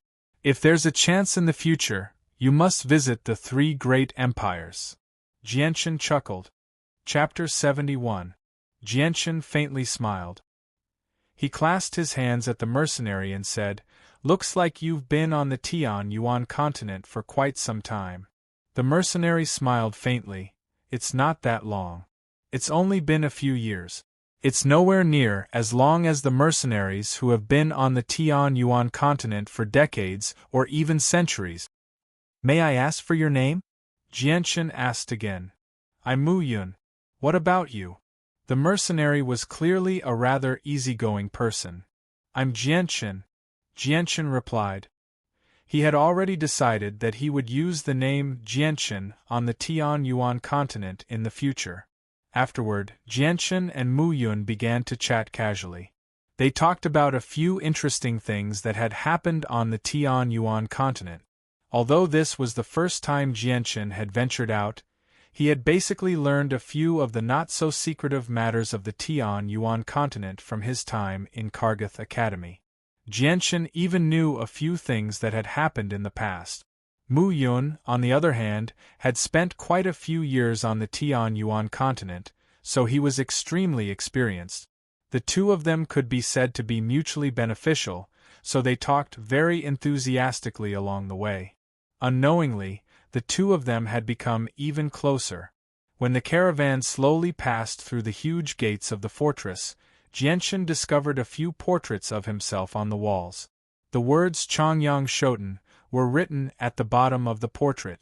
The bounty on the portraits was extremely generous as well. If they found traces or clues of Chongyang Shoten and were confirmed to be correct, they would be rewarded with 1,000 purple coins. If they used the traces or clues to capture Chongyang Shoten, the person who reported the information would receive an additional 4,000 purple coins. A single gold coin was enough to feed a family of 3 for a month. A single purple coin could be exchanged for 100 gold coins. 1,000 purple coins was an extremely large amount of wealth to the majority of mercenaries. It was enough for them to buy a house in the city and live a carefree life. As a result, this reward was an irresistible temptation to the majority of mercenaries. The most tempting reward was undoubtedly the last one. Anyone who captured Chongyang Shoten and handed him over to the Huayun sect would immediately receive 100,000 purple coins. Looking at the generous reward that was enough to move anyone, a cold light flashed through Jianchen's indifferent eyes. "Huayun sect, you really think too highly of me. You actually gave me such generous rewards. Not only did you place a bounty on me in the entire kingdom of Jessen, even the Mercenary Union has issued a mission for me." Jianchen sneered inside. However, he also felt a deep sense of helplessness. On the Tianyuan continent, everything depended on strength. Right now, his strength was insufficient. Faced with the Huayun sect's bounty, he could only change his identity and leave his home, the place he grew up in, and the kingdom of Jessen. Let alone him, even the Chongyang Prefecture, one of the 4 great clans of Lore City, had no way to reverse the situation. Sigh. Jianchen inwardly sighed. At this moment, he couldn't help but think of his mother, Bai Yuntian's reluctant and sorrowful appearance when he left. Thinking of this, Jianchen's eyes revealed a trace of warmth that he had never felt before. However, his eyes immediately became resolute. At this moment, he had already decided that in the future, he would wholeheartedly focus on cultivation to increase his strength. Otherwise, with the Huayun sect as large as before, he would never be able to return to the kingdom of Jessen. He would never be able to see his mother again, and he would never be able to continue enjoying this hard-earned motherly love. In his previous life, Jianchen had been an orphan. He had never experienced the care and concern of his family. Now, not only had the heavens allowed him to reincarnate, they had even bestowed upon him a happy family. In Jianshan's heart, he greatly cherished this hard-earned motherly love and those family members who had truly cared for him. Some people who had lived in happy families since childhood might not be able to understand Jianshan's feelings. However, after being alone for his entire life, Jianshan greatly desired to have family. After all, it was unavoidable for a person to feel a little lonely. On both sides of the gate, there were nearly 200 soldiers standing guard. Their sharp eyes swept over the faces of everyone who passed through the gate. Once they discovered someone whose face they couldn't see clearly, they would be stopped by these guards and carefully compared to the portraits pasted on the wall. Only after confirming that there were no mistakes would they be allowed to leave. Although many of the people stopped were mercenaries with decent strength, they didn't dare to act rashly in front of the border stronghold of the kingdom of Jessen. This was because there were several 100,000 soldiers in the stronghold, and there was no lack of experts among them. If they were to clash with the guards here, their fates could be imagined. The gate of the stronghold was extremely large. Even if 5 carriages were to travel side by side, it wouldn't feel crowded at all. Just as Jianshan's caravan was about to leave the stronghold, a smaller caravan caught up with them at a much faster speed than Jianshan's caravan. When they saw the portraits pasted on the wall of the stronghold, they immediately began to discuss among themselves. Who is the person in the portrait? Why is there a bounty for him everywhere? I didn't expect that even the border stronghold of the kingdom of Jessen would have his portrait pasted on the wall. It seems like this person must have committed many serious crimes. When I passed by 3 cities, his portrait was pasted all over the city. Now, even the mercenary union has issued a bounty for him. That's right. It seems like this person must have committed some serious crime or offended some big shot. Right now, the mercenary union has already raised the bounty for him to an A-rank mission. Furthermore, they have also removed the requirement for mercenaries to accept this mission. This way, even a D-rank mercenary can accept this mission. That's right. That's right, and the commission is extremely high. As long as you find traces of Changyang Xiangtian, you'll be rewarded with 1,000 purple coins. If you catch someone based on the traces, you'll be rewarded with an additional 4,000 purple coins. What is a mere few thousand? If you can directly capture him and send him to the Huayun sect, you can directly receive 100,000 purple gold. 100,000? Just thinking about it is frightening. I don't think I will be able to earn 100,000 purple gold in my lifetime. Hearing the discussions of the caravan, Mu Yun, who had been chatting enthusiastically with Jianshan, also became interested. Turning his head to look at the portrait pasted on the city gate, he chuckled and said, I wonder what crime this person called Changyang Shoten committed for the Huayun sect to go through so much trouble to capture him. If he was a big shot with great strength, then it would make sense. But on the wanted list, it clearly states that he is only a primary saint. This is very strange.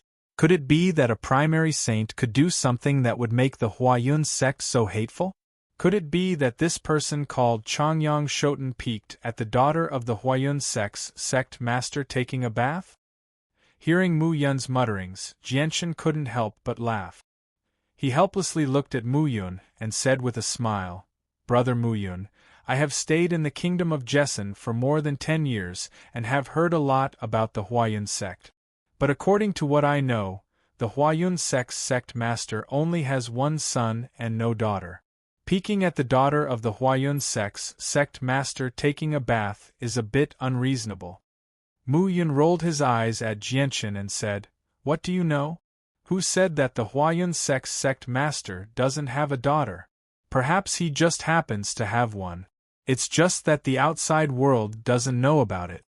Jianshan helplessly shook his head. In his heart, he decided not to continue discussing the matter of whether or not the Huayun sect's sect master had a daughter. The caravan didn't encounter any obstructions and smoothly left the stronghold. After Jianshan's disguise, no one could recognize his true appearance. Moreover, this disguise technique was very high. Even though Jianchen had only used some ordinary materials to disguise himself, it was still flawless. No one could see through his disguise. Moreover, this disguise technique was something that had been passed down in Jianchen's previous world. Although it seemed simple, it was actually very profound and not easy to learn. In this world, there was probably no such disguise technique, so naturally no one would think of it. Jianchen's face didn't reveal any flaws, so he didn't have to worry about anyone seeing through his disguise. After leaving the stronghold, there was an endless plain. There were very few people on the plain, only scattered caravans walking on the road. This plain wasn't under the jurisdiction of any empire and was a chaotic area. This led to the frequent appearance of bandits and robbers.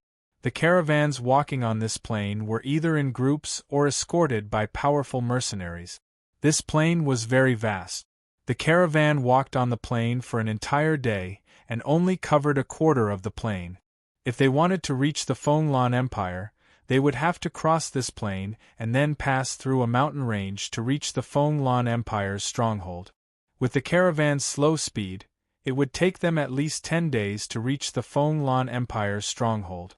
After all, the caravan was carrying large caravans of goods and the road wasn't very smooth. Even if they wanted to speed up, they couldn't.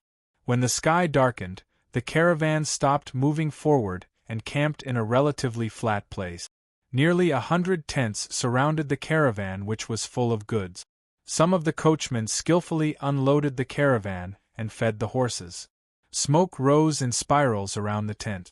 Many of the mercenaries were sitting in groups of 3 or 5, chatting while making a fire to roast the meat of magical beasts or cooking some food to fill their stomachs. But among them, if they didn't know each other, then they belonged to the same mercenary group. Most of the mercenaries who were alone were silently sitting on the side eating the dry food that they had prepared beforehand.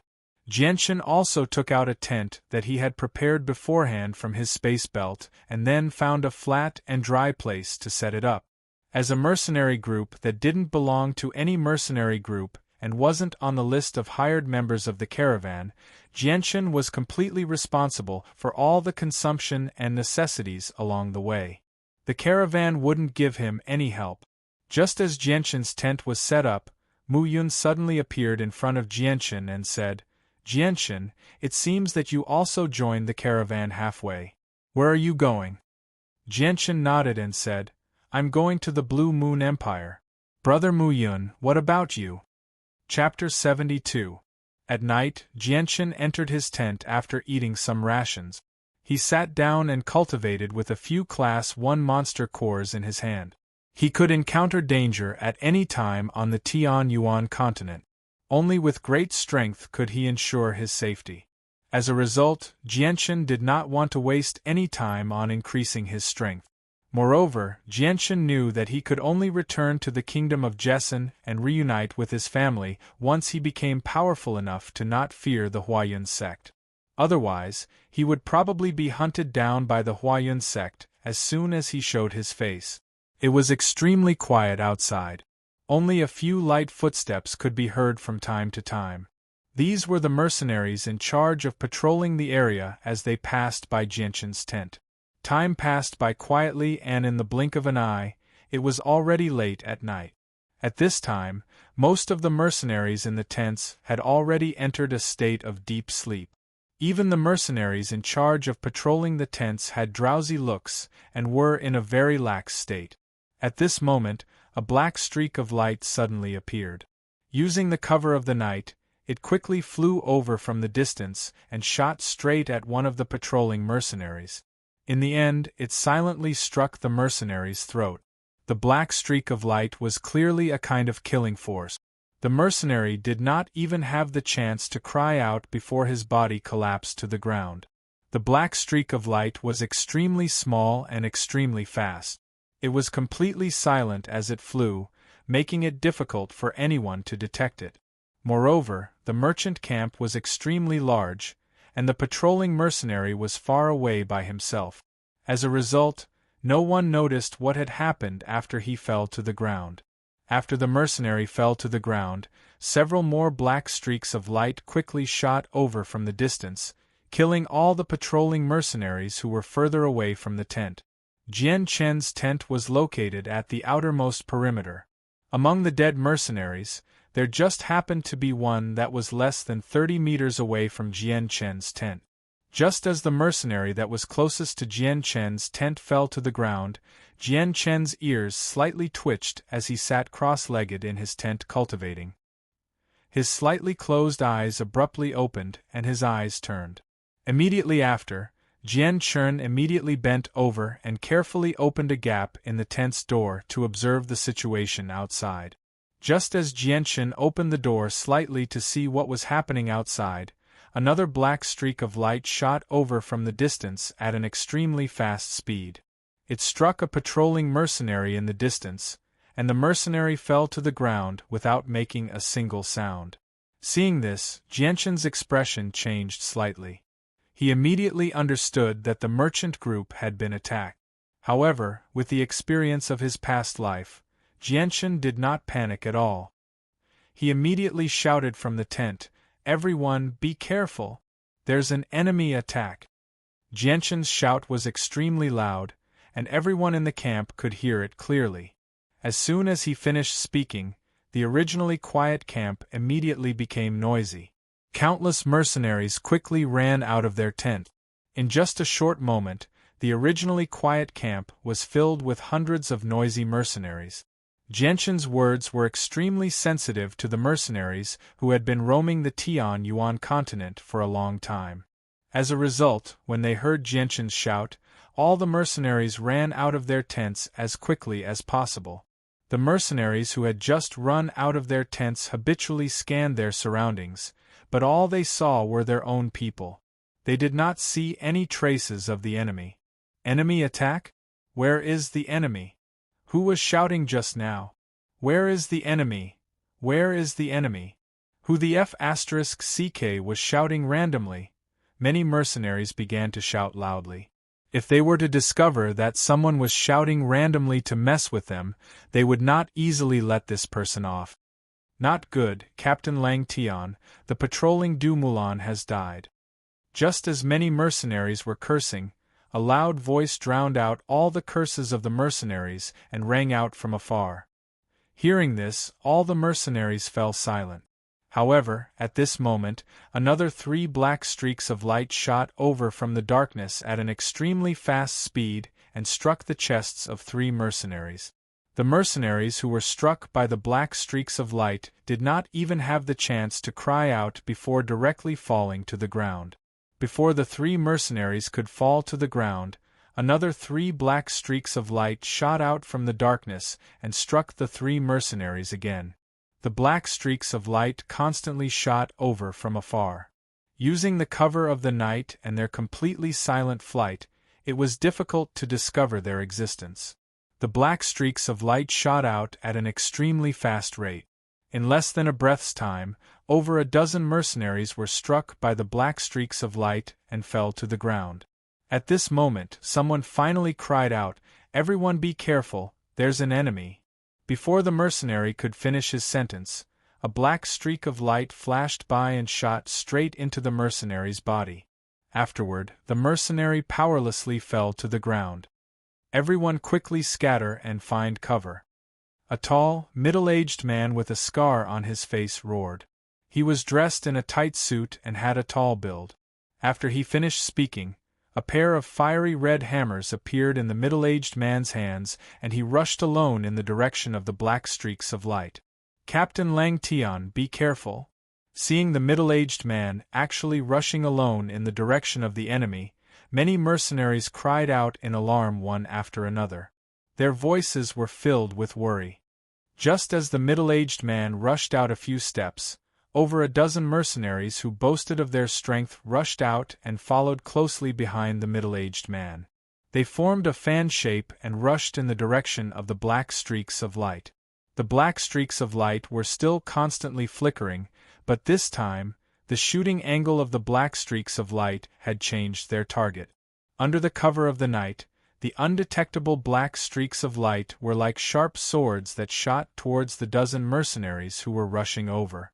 However, since they dared to recklessly charge forward without knowing the enemy's situation, the strength of these mercenaries was definitely not weak. Leader Lang Tian, who was leading the charge, held a pair of fiery red hammers in his hands that flickered with a flame-like red glow. In the pitch-black night, the hammers were like bright lamps that were so eye-catching. Seeing the two black streaks of light shooting towards him, Captain Lang Tian's eyes revealed a cold smile. He suddenly swung the hammers in his hands and fiercely smashed them towards the two black streaks of light. With a light collision sound, Captain Lang Tian's hammers accurately struck the two black streaks of light. Afterwards, the black streaks of light silently disappeared. The black streaks of light that could easily take a person's life were actually so weak in Captain Lang Tian's hand. The dozen or so mercenaries following behind Captain Lang Tian were also extremely powerful. They did not fear the threat of the black streaks of light at all. Immediately, powerful Saint force surged out from the Saint weapons in their hands, and they directly dispersed the black streaks of light with a wave of their Saint weapons. Just at this moment, a strange change occurred. Sharp, ear-piercing sounds of air being pierced rang out from the darkness in the distance. Countless arrows were shot over with ear-piercing sounds. There were so many arrows that they were as dense as locusts. Facing so many arrows, a few of the dozen or so mercenaries immediately stopped their charge and blocked the incoming arrows. Ding ding ding ding. These arrows were all made of refined iron.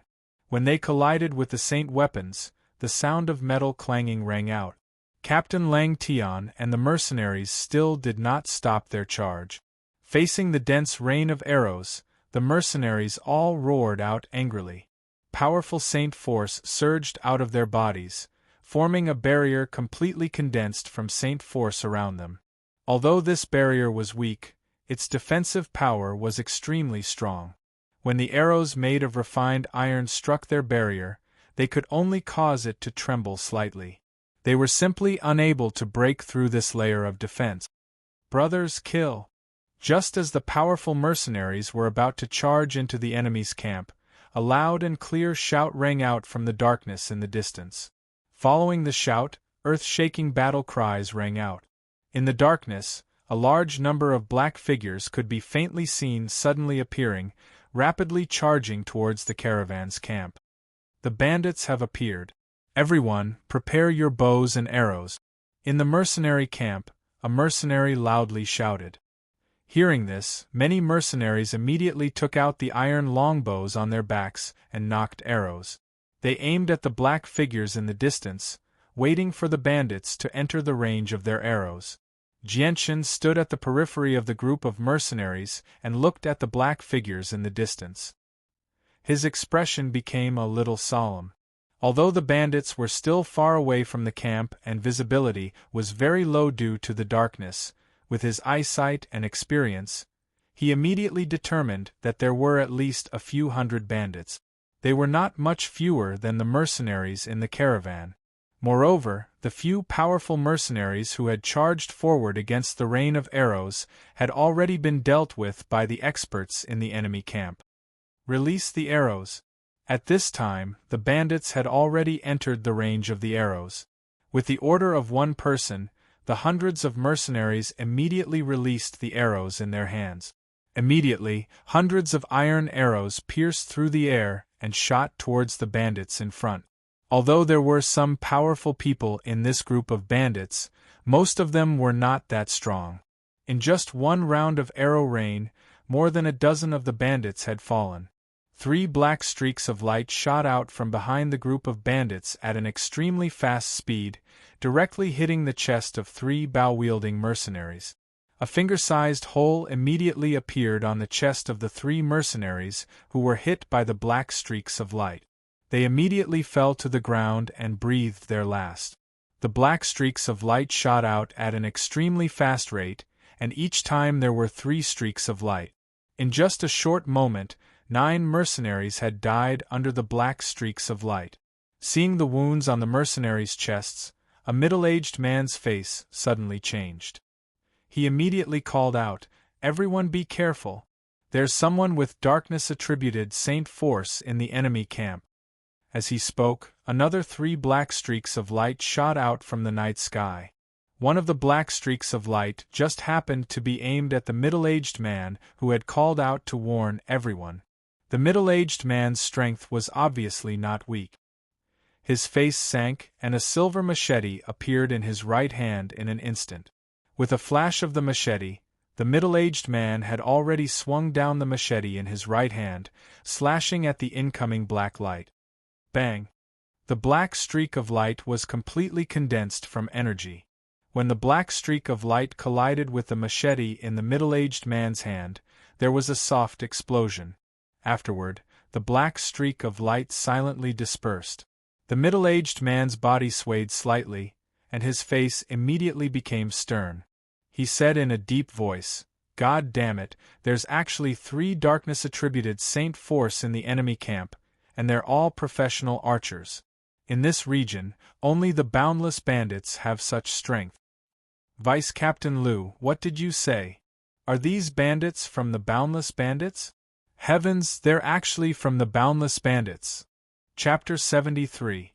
As soon as they heard the words Boundless Bandits, all the mercenaries' expressions changed drastically. Boundless Bandits. Jianshan's brows furrowed deeply. He was no stranger to the Boundless Bandit. Back then, whether it was in the library of Changyang Prefecture or in the library of Kargath Academy, he had read about the Boundless Bandit. According to the description of the Boundless Bandits in the books, they were extremely powerful and had existed for over 200 years.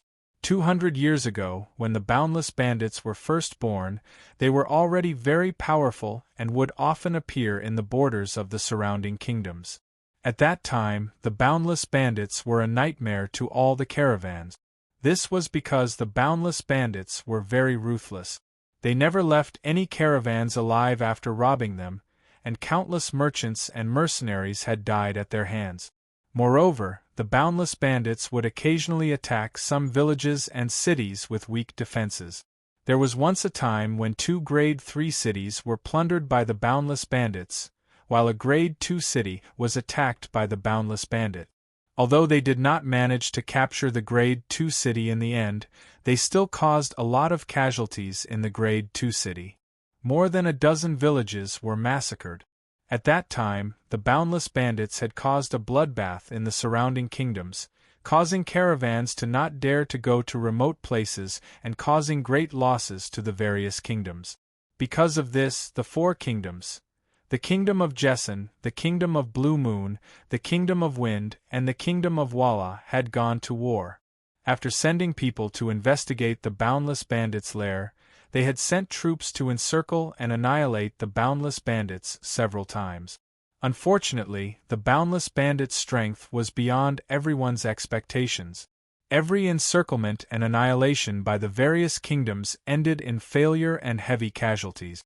After a few failed encirclements and annihilations, the various kingdoms actually sent out a top expert at the same time. A total of 4 top experts were gathered to head to the Boundless Bandit stronghold, the Boundless Mountains. Not long after the top experts of the 4 kingdoms entered the Boundless Mountains, an earth-shattering explosion was heard from the depths of the mountains. The entire Boundless Mountains shook and collapsed. The explosion lasted for a full day and night before it gradually calmed down. During this time, 6 towering peaks of the Boundless Mountains collapsed. When the top experts of the 4 kingdoms came out, the 4 of them did not look very good. They left without saying anything. Within a day, the commanders of the 4 kingdoms who encircled the Boundless Mountains received an order from the king to immediately withdraw their troops and stop the encirclement and annihilation of the Boundless Mountains. Although no one saw with their own eyes what happened after the top experts of the 4 kingdoms entered the depths of the Boundless Mountains, anyone with half a brain could guess what exactly happened. This outcome was unacceptable to all the mercenaries and merchant groups. From then on, the Boundless Bandits' reputation rose to a peak. In the hearts of some mercenaries and merchants, The boundless bandits had become the incarnation of the Grim Reaper, deterring the surrounding kingdoms. However, the only thing that made everyone feel fortunate was that after the incident with the top experts of the four kingdoms, the boundless bandits had become much more low-key. Although there were still many merchants and mercenaries who died in their hands every year, the boundless bandits' appearance was not as frequent as before. They would only appear once a month, and their methods were not as ruthless as before. This gave many merchants a chance to survive. However, the only downside was that the boundless bandits' appearance was uncertain. Therefore, even if some merchant groups wanted to avoid the boundless bandits, they could not figure out the exact time. Damn it, so what if it's the boundless bandits? I'll still chop off their heads. A mercenary glared at the boundless bandits in the distance with eyes full of hatred, not showing the slightest fear. In addition to him, many other mercenaries were also looking at the boundless bandits with eyes full of deep hatred and resentment. The boundless bandits had run amok in this area, robbing countless merchant groups and killing countless merchants and mercenaries over the years. Therefore, many of these mercenaries had relatives and friends who had died in the hands of the boundless bandit. In the hearts of these mercenaries, there was only deep hatred for the boundless bandits, and not the slightest bit of fear. As mercenaries who lived on the edge of the blade all year round, there were also many hot-blooded and unyielding men among them. Not everyone was afraid of death. More than a decade ago, my father died in the hands of the boundless bandit. Today, I'll avenge my father. A mercenary in his 20s stared at the approaching boundless mercenary group with bloodshot eyes. His tone was filled with grief, indignation, and intense hatred. A burly man with a valiant body and a bare upper body had eyes full of strong killing intent. He gritted his teeth and said, "Boundless bandits, you killed my elder brother 5 years ago. Today, even if I have to sacrifice my life, I'll drag you down with me and avenge my elder brother." The black light was still flashing. In just a short while, a few more mercenaries who were shooting arrows fell under this strange black light. The rest of the mercenaries found cover to avoid the black light, which was difficult to guard against, while shooting arrows at the rapidly approaching bandits.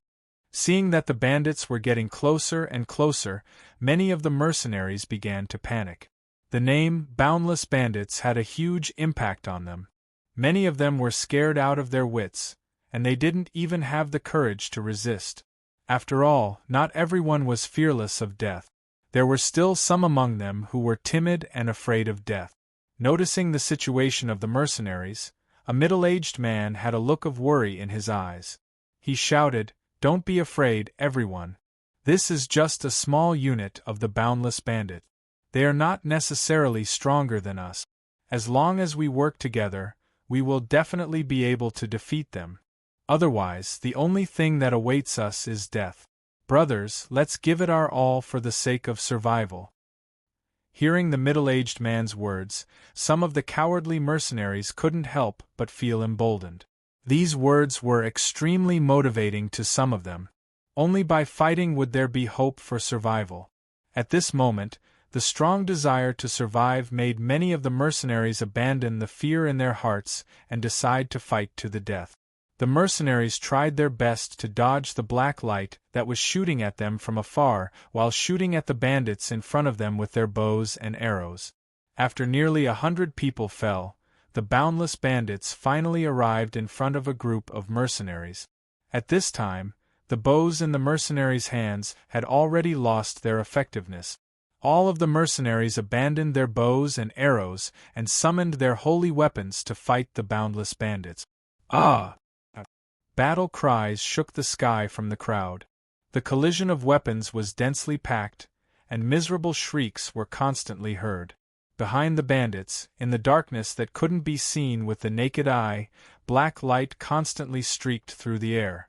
Every time, it would accurately hit a mercenary. In just a short period of time, dozens of mercenaries had already died to this black light. Leader and the others are being held back by the enemy expert. Carlo, Guseng, Mir, the three of you come with me. We must hold back the three people hiding in the dark and shooting arrows. In the chaotic battlefield, a mercenary in armor shouted. As soon as he finished speaking, he leaped into the air and rushed in the direction of the black light. Just as the middle-aged man in armor left, another three mercenaries followed closely behind him and leaped into the air. Using the heads of the bandits as leverage, they rushed in the direction of the black light. Facing the four mercenaries who had leaped over their heads, the hundreds of bandits were actually helpless. Although the boundless bandit group's ferocious reputation had intimidated several kingdoms in the vicinity, this time, only a small group of bandits had come. Moreover, they weren't elites. The strongest among them had been blocked by the dozen or so experts who had rushed over earlier. At this moment, there was simply no one who could stop these four mercenaries who were not weak. Three black lights once again shot towards the four mercenaries from the darkness in the distance. Clearly, the three people with darkness attribute Saint Force hiding in the distance had discovered the intentions of the four mercenaries. Just as the three black streaks shot out, another three black streaks appeared. A total of 6 streaks of black streaks lined up in 2 rows and shot towards the four mercenaries at an extremely fast speed without making a sound. The strength of these four mercenaries wasn't weak. They were far stronger than the mercenaries on guard duty. A weapon appeared in their hands at the same time, and they swung their weapons at the incoming black light. When the two collided, the black light shattered and dissipated. The speed of the four mercenaries was only a little slower, and they continued to rush in the direction of the black light. The four of them were very clear that if they didn't get rid of the three people hiding in the dark, it would bring a huge loss to their camp. Although the three mercenary groups had several hundred people in total, they could only be regarded as a low-level mercenary group in the mercenary world of the Tian-Yuan continent. Most of the mercenaries in the groups were still at the level of saints and great saint. There were even very few people who had reached the level of saint masters. Only the captains and vice-captains possessed the strength of great saint masters. However, the 3 captains and vice-captains had already been occupied by the bandits in the enemy camp, so they were unable to deal with the 3 archers. As expected, when the 4 experts disappeared from everyone's sight, the black lights no longer shot over. It did not matter if the 4 experts were able to keep the 3 archers busy or not, they had at least bought some precious time for the mercenaries. After all, the black lights were silent and difficult to detect under the cover of the night. They were extremely fast as well, so some of the weaker mercenaries were unable to dodge them at all. Without any potential danger, the mercenaries no longer needed to be on guard against the black lights that could shoot at them at any time. They all unleashed their full battle prowess, clashing with the bandits in an intense battle. At that moment, all the mercenaries cast aside their fear of the bandits. For the sake of survival, all of them did their best to kill the bandits, all for the sake of obtaining the final victory. Deafening cries filled the battlefield as the sounds of weapons colliding constantly rang out. Blood quickly dyed the ground red from the splattering blood. In just a short while of battle, over a dozen people from both sides had already collapsed. Jianshan had now joined the battle as well. Even though he was only a saint, his battle prowess would definitely shock everyone. Jianshan used profound footwork as he dodged the attacks from all directions. A silver sword that was only 2 fingers wide and 1 meter long constantly stabbed out with lightning-like speed. His sword stabbed out so quickly that only a tiny flash of silver could be seen. It was impossible to see the sword with the naked eye. Chapter 74. Jianshan was dealing with a group of enemies on his own. The constant blood-curdling screams and the bloody scene in front of him had already become a common sight to him. It didn't leave any impression on him at all. Jianshan's sword continued to stab out as the boundless bandits fell one by one. In front of Jianshan's lightning-fast swordsmanship, the bandits who were on the same level as Jianshan simply couldn't last more than 3 moves. There were even quite a few who were directly stabbed in the throat by Jianshan. Although Jianqin's strength could only be considered as the weakest amongst the mercenaries, but in terms of the number of bandits he had killed, no one could compare to him. In just a few breaths of time, more than a dozen bandits had fallen under Jianqin's sword.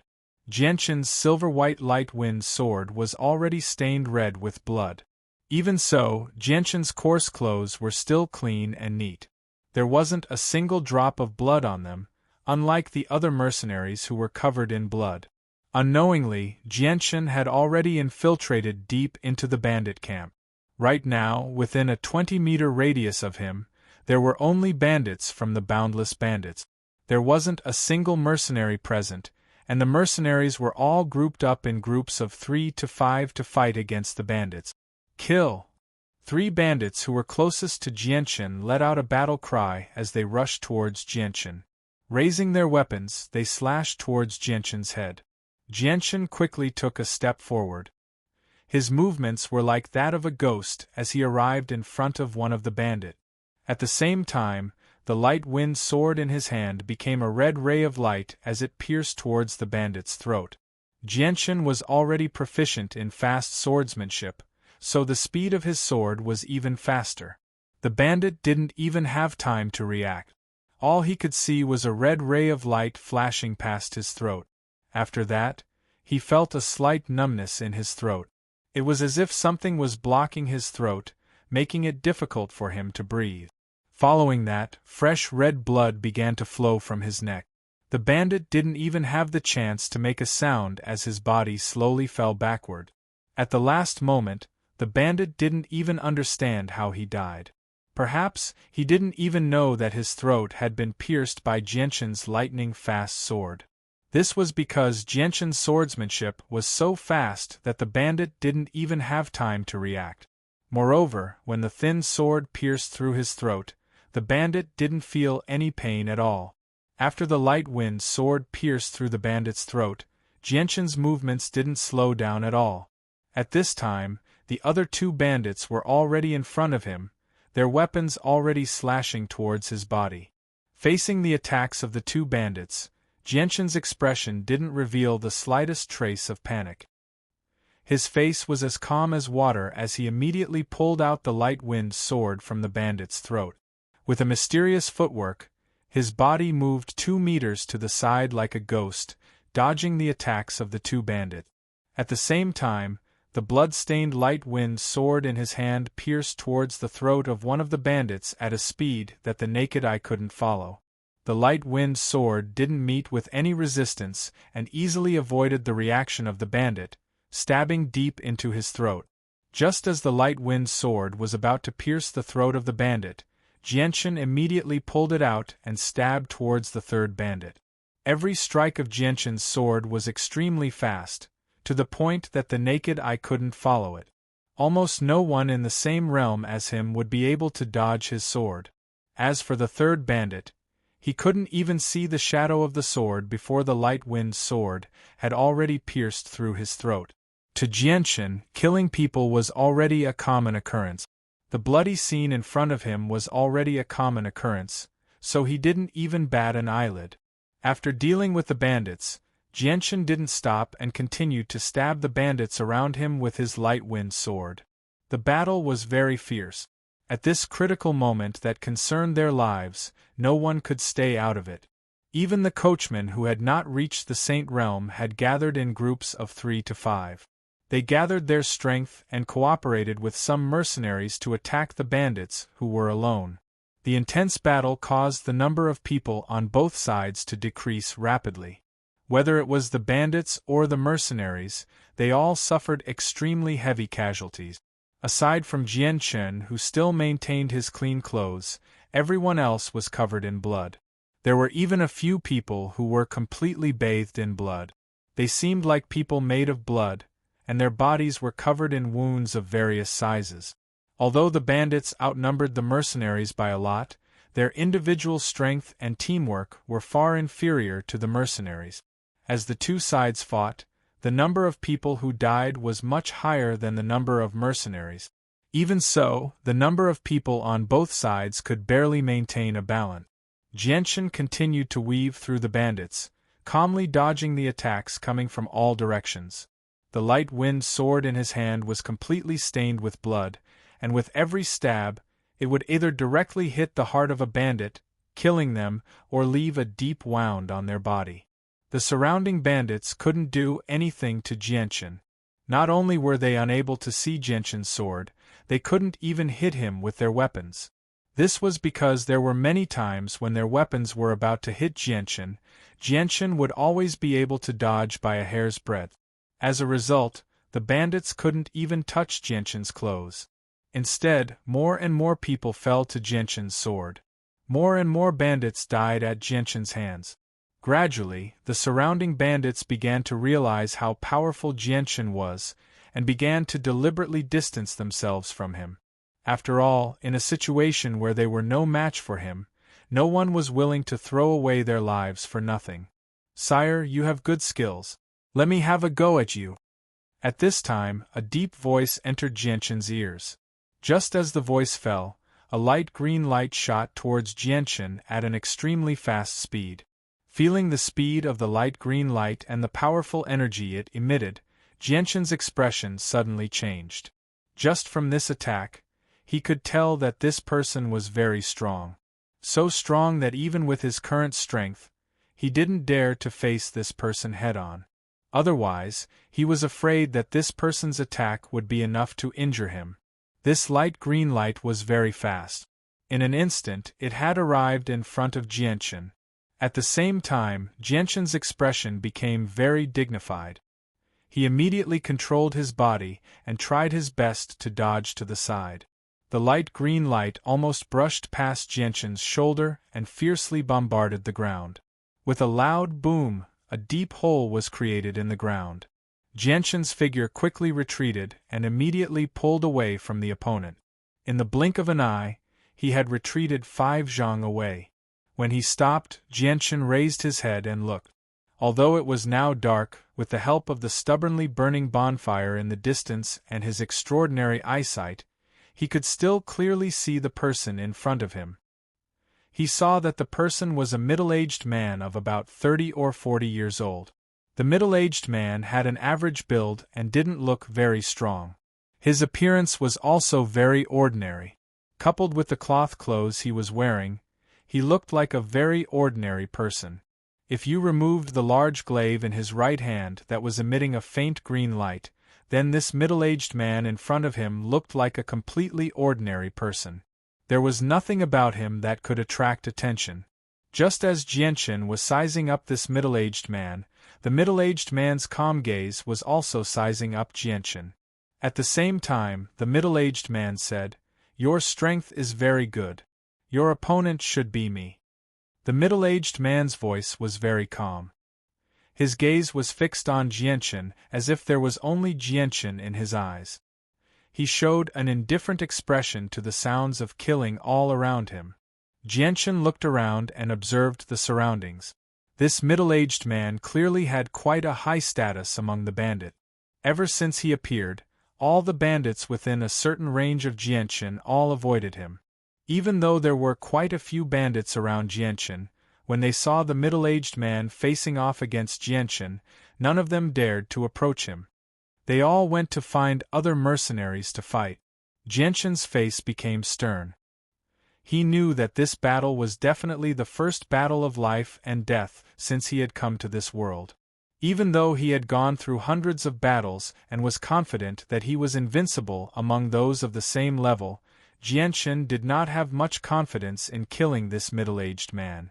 Just from the strength of the middle-aged man's attack, Jianchen could tell that the middle-aged man's strength far exceeded his own. At the same time, the middle-aged man also possessed wind-attributed Saint Force. In terms of speed, he was no slower than Jianchen. The middle-aged man stared at Jianchen as he slowly picked up the large glaive that was slightly taller than him. A faint azure light revolved around the glaive as strands of wind revolved around the middle-aged man's body. Noticing the middle-aged man's movements, Jianchen's mind was on high alert as well. Even though he had mastered the profound footwork, he did not dare to be careless against an opponent who was much stronger than him. Moreover, the opponent had Saint Force of the Wind attribute and specialized in speed. Ha! Suddenly, the middle-aged man let out an explosive roar as he rushed towards Jianchen. The middle-aged man's speed was extremely fast and arrived in front of Jianchen in the blink of an eye. His glaive glowed with a brilliant azure light as it slashed towards Jianchen's neck at a speed that was hard to see with the naked eye. Jianchen's head was slightly tilted to the side as the glaive brushed past his head. After the glaive passed, a few strands of black hair slowly fell to the ground. At the same time that his head was tilted to the side, Jianchen's body suddenly crouched as he took a large step forward. His body quickly leaned forward as he closed the distance between him and the middle-aged man. The light-wind sword in his hand formed a blood-red ray of light as it pierced towards the middle-aged man's heart with lightning speed. Facing a middle-aged man who was much stronger than him, Jianchen had already used all of his strength in this attack. He didn't hold back in the slightest. The speed of the sword was so fast that it had almost reached the limit of what Jianchen was capable of. In an instant, the tip of the light-wind sword had already reached the middle-aged man's chest. At the tip of the sword, Jianchen's sword chi had already pierced through the man's body. Seeing the tip of the light-wind sword about to reach his chest, the middle-aged man's face changed greatly as his eyes were filled with disbelief. However, the middle-aged man's reaction was also very quick. At this critical moment, a large amount of Saint Force was released from his body and formed a powerful shockwave that collided with the light-wind sword that was about to reach his chest. At the same time, a portion of the Saint Force formed a seemingly weak but extremely sturdy barrier around his body. Chapter 75. Like a hot knife through butter, the light-wind sword pierced through the middle-aged man's Saint Force. Even so, the speed of the light-wind sword was a bit slower than before. When the light-wind sword pierced through the middle-aged man's Saint Force barrier, the light-wind sword's tip paused for a moment before breaking through the barrier and continuing towards the middle-aged man.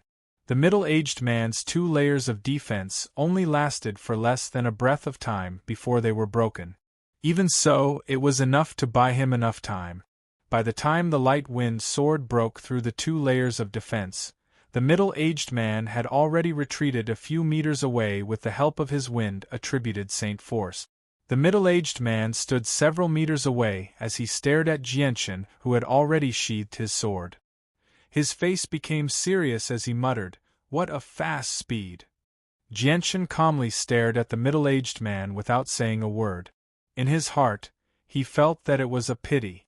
That sword strike just now was already the limit of his strength.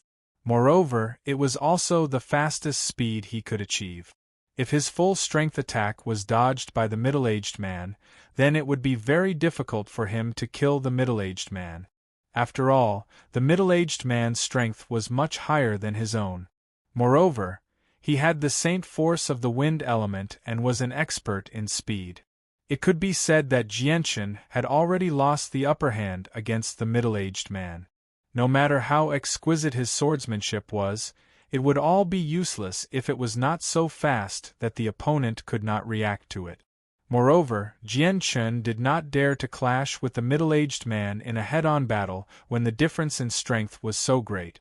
"Your strength should have reached the level of a Saint Master, right?" Jianchen calmly stared at the middle-aged man and asked. The middle-aged man didn't hide anything and said, "Correct, my strength is indeed at the intermediate Saint Master level." The middle-aged man paused for a moment as he stared at Jianchen with a strange light in his eyes and asked, "You aren't very strong and your Saint Force isn't of the wind element, but your sword strike just now was so fast that even I almost couldn't dodge it. I don't know how you managed to achieve such speed." The middle-aged man's voice was filled with curiosity. Right now, he really did want to know the answer to this question. As someone who possessed wind-attributed Saint Force, he would not care if someone surpassed him in any other aspect.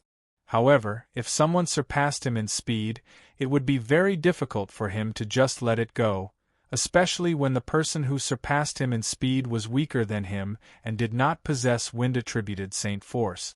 The middle-aged man could not help but feel curious. Sorry, I can't answer that question. Jianshan's voice was very calm. Hearing this, the middle-aged man's eyes turned cold and he said coldly, "If you tell me what method you used to increase your speed, I can let you go today. Otherwise, Humph, do you really think that you are a match for me with that little bit of speed? Whether I'm your opponent or not, you're welcome to try." Facing the middle-aged man's threat, Jianshan wasn't afraid at all. Instead, he exuded a strong fighting spirit. In his hand, the light wind sword was already dyed red with blood and emitted a hazy sword aura. The middle-aged man stared at Jianshan with a strange light in his eyes. In his heart, he still had some misgivings about Jianshan's sword strike because the speed of Jianshan's sword was so fast that even he couldn't match it. Even though he had the wind element which gave him an innate advantage in terms of speed, he still couldn't unleash an attack as fast as Jianshan's. In order to dodge that sword strike, he had already used all of his strength. If he had been just a step slower, he didn't doubt that his heart would have been pierced through. Because of this, the middle-aged man was now somewhat afraid of Jianshan. Moreover, the middle-aged man looked at Jianshan's spiritual energy cloak and couldn't tell how many times Jianshan could unleash such a fast attack. If Jianshan could unleash an endless stream of attacks at the same speed, then the middle-aged man would have a hard time dealing with it. Seeing that the middle-aged man wasn't attacking, Jianshan was happy to be at ease. Just like that, he faced off against the middle-aged man. Jianshan was extremely clear that it was basically impossible for him to kill the middle-aged man when the middle-aged man wasn't any slower than him. Right now, he could only keep the middle-aged man busy so that he wouldn't kill the weaker mercenaries. Once the experts of the mercenary group returned, he would directly throw the middle-aged man to them to deal with. The battle in the field didn't stop because of Jianshan and the middle-aged man's standoff. The sounds of killing continued, and more corpses of mercenaries and bandits fell to the ground.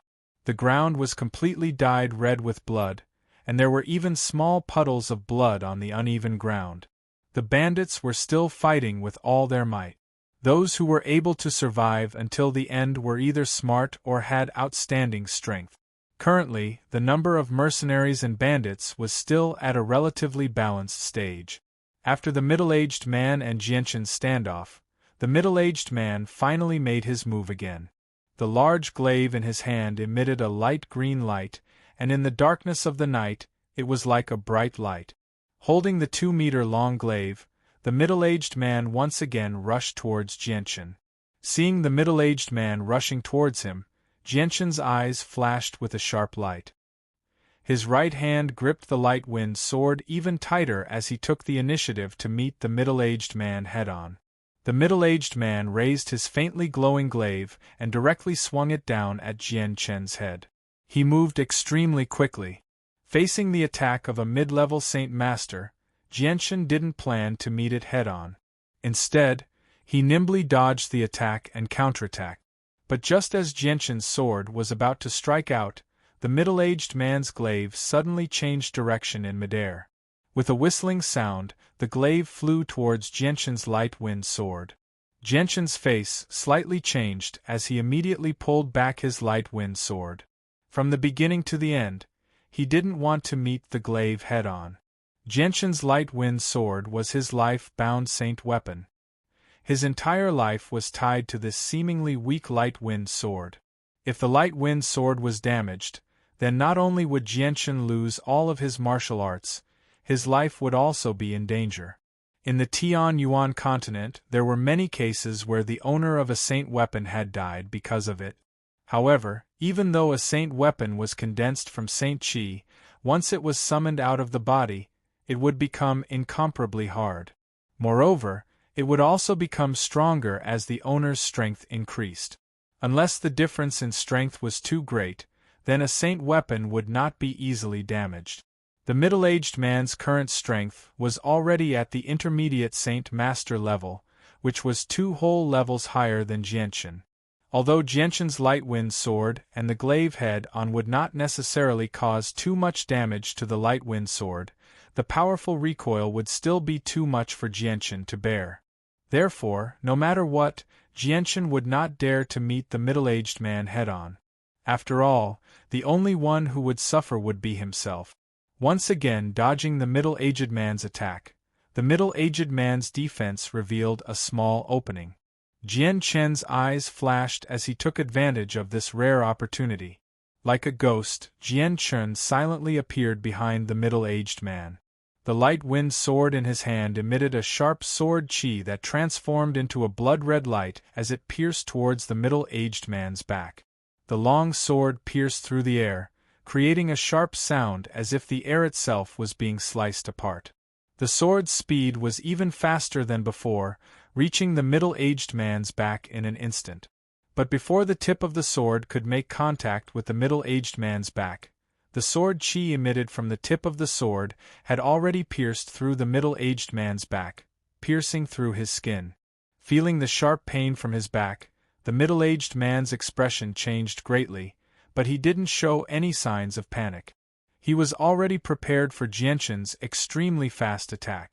Immediately, a powerful Saint Chi surged out from his body and condensed into an energy barrier on his back to block the sword. At the same time, the middle-aged man's body began to glow with a light green light. At this moment, he had already raised his speed to the limit, leaving behind a series of afterimages. Just as Jianchen's light wind sword was about to pierce his back, the middle-aged man had already moved half a meter to the side, escaping from the attack range of the light wind sword. The middle-aged man guessed that for Jianchen to be able to pierce out with such speed, he must have used all of his strength. At this moment, his defense was already at its lowest, so the middle-aged man took advantage of this rare opportunity. After dodging Jianchen's attack, he immediately raised his glaive up high. The glaive in his hand emitted a light green glow that gradually turned into a dazzling lamp under the night sky. The glaive left behind a beautiful green glow in the air as it slashed towards Jianchen at an extremely fast speed. This glaive contained the full strength of the middle-aged man's attack. After exchanging blows with Jianchen several times, the middle-aged man had already experienced how difficult it was to deal with Jianchen. With Jianchen's rich battle experience, the middle-aged man didn't leave any openings for him to take advantage of. Whether it was attacking or dodging, the middle-aged man's moves were all flawless, leaving no openings for the middle-aged man to take advantage of. But this time, the middle-aged man had borrowed Jianchen's full-strength attack to deal a heavy blow to Jianchen. Because of this, the middle-aged man didn't hold back at all. The glaive cut through the air at an extremely fast speed. If it had been someone weaker, they wouldn't even have had the time to react. Hua! With a boom, the glaive that was enveloped in a layer of azure light chopped down on Jianchen's head without any obstruction. It passed through his body and landed heavily on the ground without slowing down at all. With a boom, the glaive that contained the middle-aged man's full strength sank deeply into the ground. The powerful Saint force on the glaive created a meter-wide crater in the surrounding soil.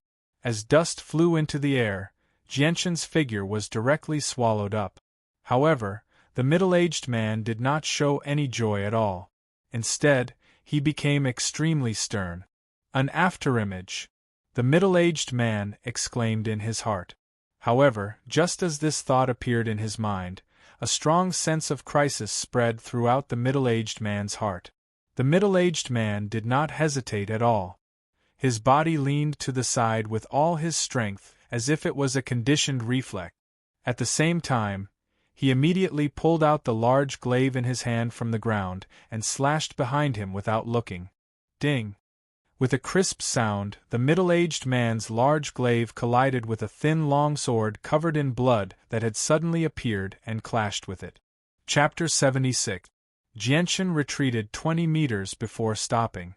Now that he was no longer able to maintain his calm, his originally calm face had turned pale. After all, the difference in strength between him and the middle-aged man was simply too great. He could only rely on his movement skills to contend with the middle-aged man. When he had clashed with the middle-aged man's saint weapon, Jianchen had suffered quite a bit. Although the saint weapon was not damaged, the middle-aged man's Saint Qi was several times stronger than Jianchen's through the light wind sword. Jianchen's internal organs had been shaken and he had suffered some minor injuries. The middle-aged man steadied himself and looked at Jianchen with a serious expression. Facing this person who had almost caused him to suffer 3 times in a row, the middle-aged man did not dare to underestimate him. Although the latter's strength was weak in the eyes of the middle-aged man, his speed was not any slower than his own and his attacks were extremely fast. The middle-aged man's threat was even greater than his own opponent. However, when the middle-aged man saw Jianchen's condition, he seemed to have understood something.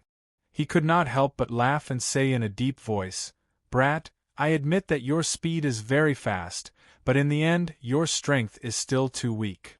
As soon as he finished speaking, the middle-aged man did not give Jianchen any time to catch his breath and once again swung his 2-meter-long glaive at Jianchen. Because of the light wind sword and the middle-aged man's glaive, Jianchen had suffered some minor injuries. Although these injuries would not have been much of a hindrance to Jianchen under normal circumstances, in this battle against a middle-aged man who was 2 levels higher than him and had already reached the intermediate Saint Master level, these injuries were extremely fatal. After all, Jianchen could only rely on his profound movement skills to contend with the middle-aged man when he was in his peak condition. Now that he was injured, Jianchen could not maintain his speed and was gradually becoming more and more difficult to dodge. After exchanging a few blows with Jianchen, the middle-aged man seemed to have understood that Jianchen's threat to him had decreased by a lot. Thus, he decided to lower his guard against Jianchen and bring out all of his strength. He did not hold back at all as he attacked Jianchen with a speed that was several times faster than before. As the middle-aged man's attack speed increased, it became more and more difficult for Jianchen to dodge. If Jianchen was in his peak condition, not only would he be able to dodge the middle-aged man's attacks, he would also be able to find the time to counterattack. However, as the middle-aged man's speed increased, every time Jianchen tried to dodge the middle-aged man's attacks, it would become more and more dangerous. The middle-aged man's attack speed was extremely fast. In just a few breaths of time, he had already launched a few dozen attacks. Now that Jianchen had lost the ability to counterattack, his clothes were already filled with cracks. Traces of blood dyed the edges of the cracks red. From the small traces of blood, it could be seen that the wounds on Jianchen's body were not deep. A light cyan light flashed in the dark night. The middle-aged man's glaive seemed to be wrapped in a gust of wind as it cut through the night sky at an extremely fast speed towards Jianchen. Although Jianchen had already tried his best to dodge the glaive, he was still unable to completely dodge it due to his greatly reduced speed. The glaive left a deep wound on Jianchen's chest that was so deep that his bones could be seen.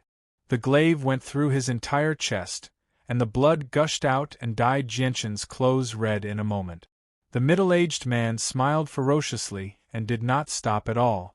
Taking advantage of the fact that Jianchen had not pulled away from him, he immediately took a step forward to close the distance between him and Jianchen. His right foot flashed with a light cyan light as he ruthlessly kicked Jianchen's chest with lightning speed. Bam! Jianchen's body was kicked far away by the middle-aged man like a cannonball. While his body was still in the air, a mouthful of blood spurted out from Jianchen's mouth.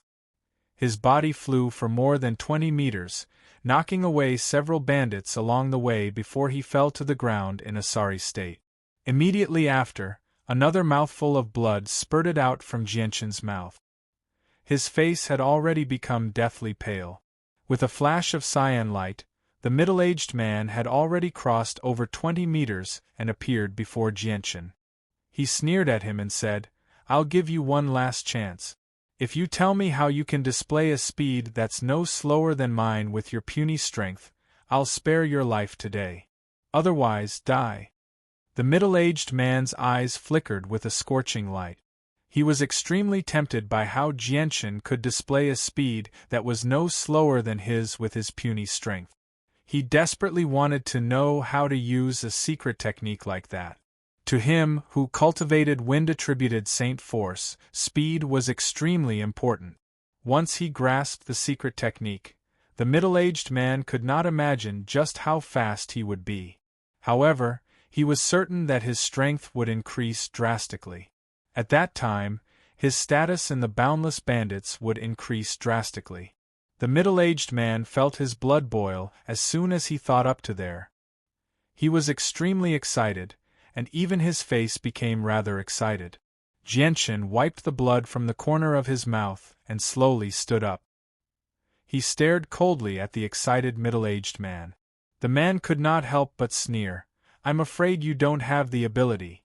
Even though he was quite injured, Jianchen did not show any fear towards the middle-aged man who was more powerful than him. As he said that, Jianchen made some slight adjustments to his body. He was completely relaxed now, as if he was completely defenseless. His right hand that gripped his sword loosened slightly as well. He seemed completely defenseless right now, not like he was in the middle of a battle at all. Jianchen's words caused the middle-aged man's face to darken. He coldly snorted and said, "Brat, with your current strength, you don't have the qualifications to boast like that. Since you don't want to speak, then I'll have to make you suffer." As soon as he finished speaking, the middle-aged man waved his large glaive towards Jianchen's right shoulder. Facing the middle-aged man's glaive, Jianchen did not make any movements to dodge. Instead, he raised his sword and met the glaive head-on. Although the speed of the glaive was incomparably fast, it gave people a feeling that it was as light as a feather. It was completely different from the ferocious killing intent from before. When the light wind sword and the glaive collided, there wasn't a single sound. The two weapons made contact without a single sound. The seemingly soft light wind sword was like a maggot attached to a bone as it stuck tightly to the glaive. Using a very ingenious method, it caused the glaive to deviate from its original path of attack. It circled around in the air a few times, completely removing the terrifying force from the glaive. Then, it led the glaive to the side, causing the glaive to land on the ground next to it. The middle-aged man's face slightly changed as he looked at Jianchen with a bit of surprise. This was because, just a moment ago, he had actually lost control of his glaive. If such a strange thing happened to an opponent who was stronger than him, then it wouldn't be a big deal. But this time, his opponent was much weaker than him. This was something that the middle-aged man could not accept. "What kind of battle skill is that?" the middle-aged man asked in surprise. "Tai Chi sword technique," Jianchen replied. He wasn't proficient in Tai Chi sword technique, but he had interacted with the experts of the Wudang sect many times in his previous life. This allowed him to gradually understand the principles behind Tai Chi sword technique. At this moment, his strength was not as good as the middle-aged man's, and he was already at the end of his rope. Jianchen had no choice but to use the Tai Chi sword technique that he wasn't proficient in to defend himself. The Tai Chi sword technique was about using softness to overcome hardness, using stillness to overcome the strong, and it also contained the ability to move 1,000 kilograms with little effort. It was indeed extremely helpful to Jianchen's current predicament. However, the only flaw was that Jianchen only had a superficial understanding of the Taiji sword technique. He was not proficient in it. After all, he was skilled with the sword, but even so, it was enough for Jianchen to last a while against the middle-aged man.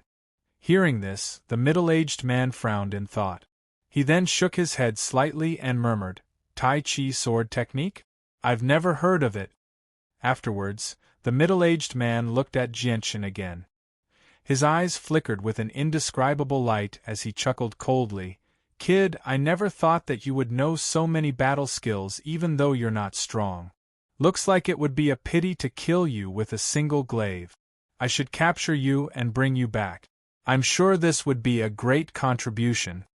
With that, the middle-aged man attacked again. The glaive in his hand was filled with powerful Saint Force as it attacked Jianchen.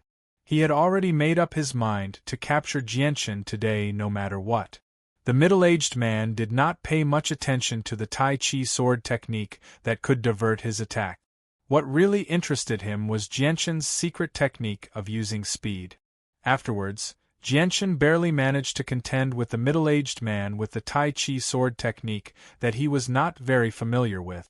With the mysteries of the Tai Chi sword technique, Jianchen was able to nullify all of the middle-aged man's attacks.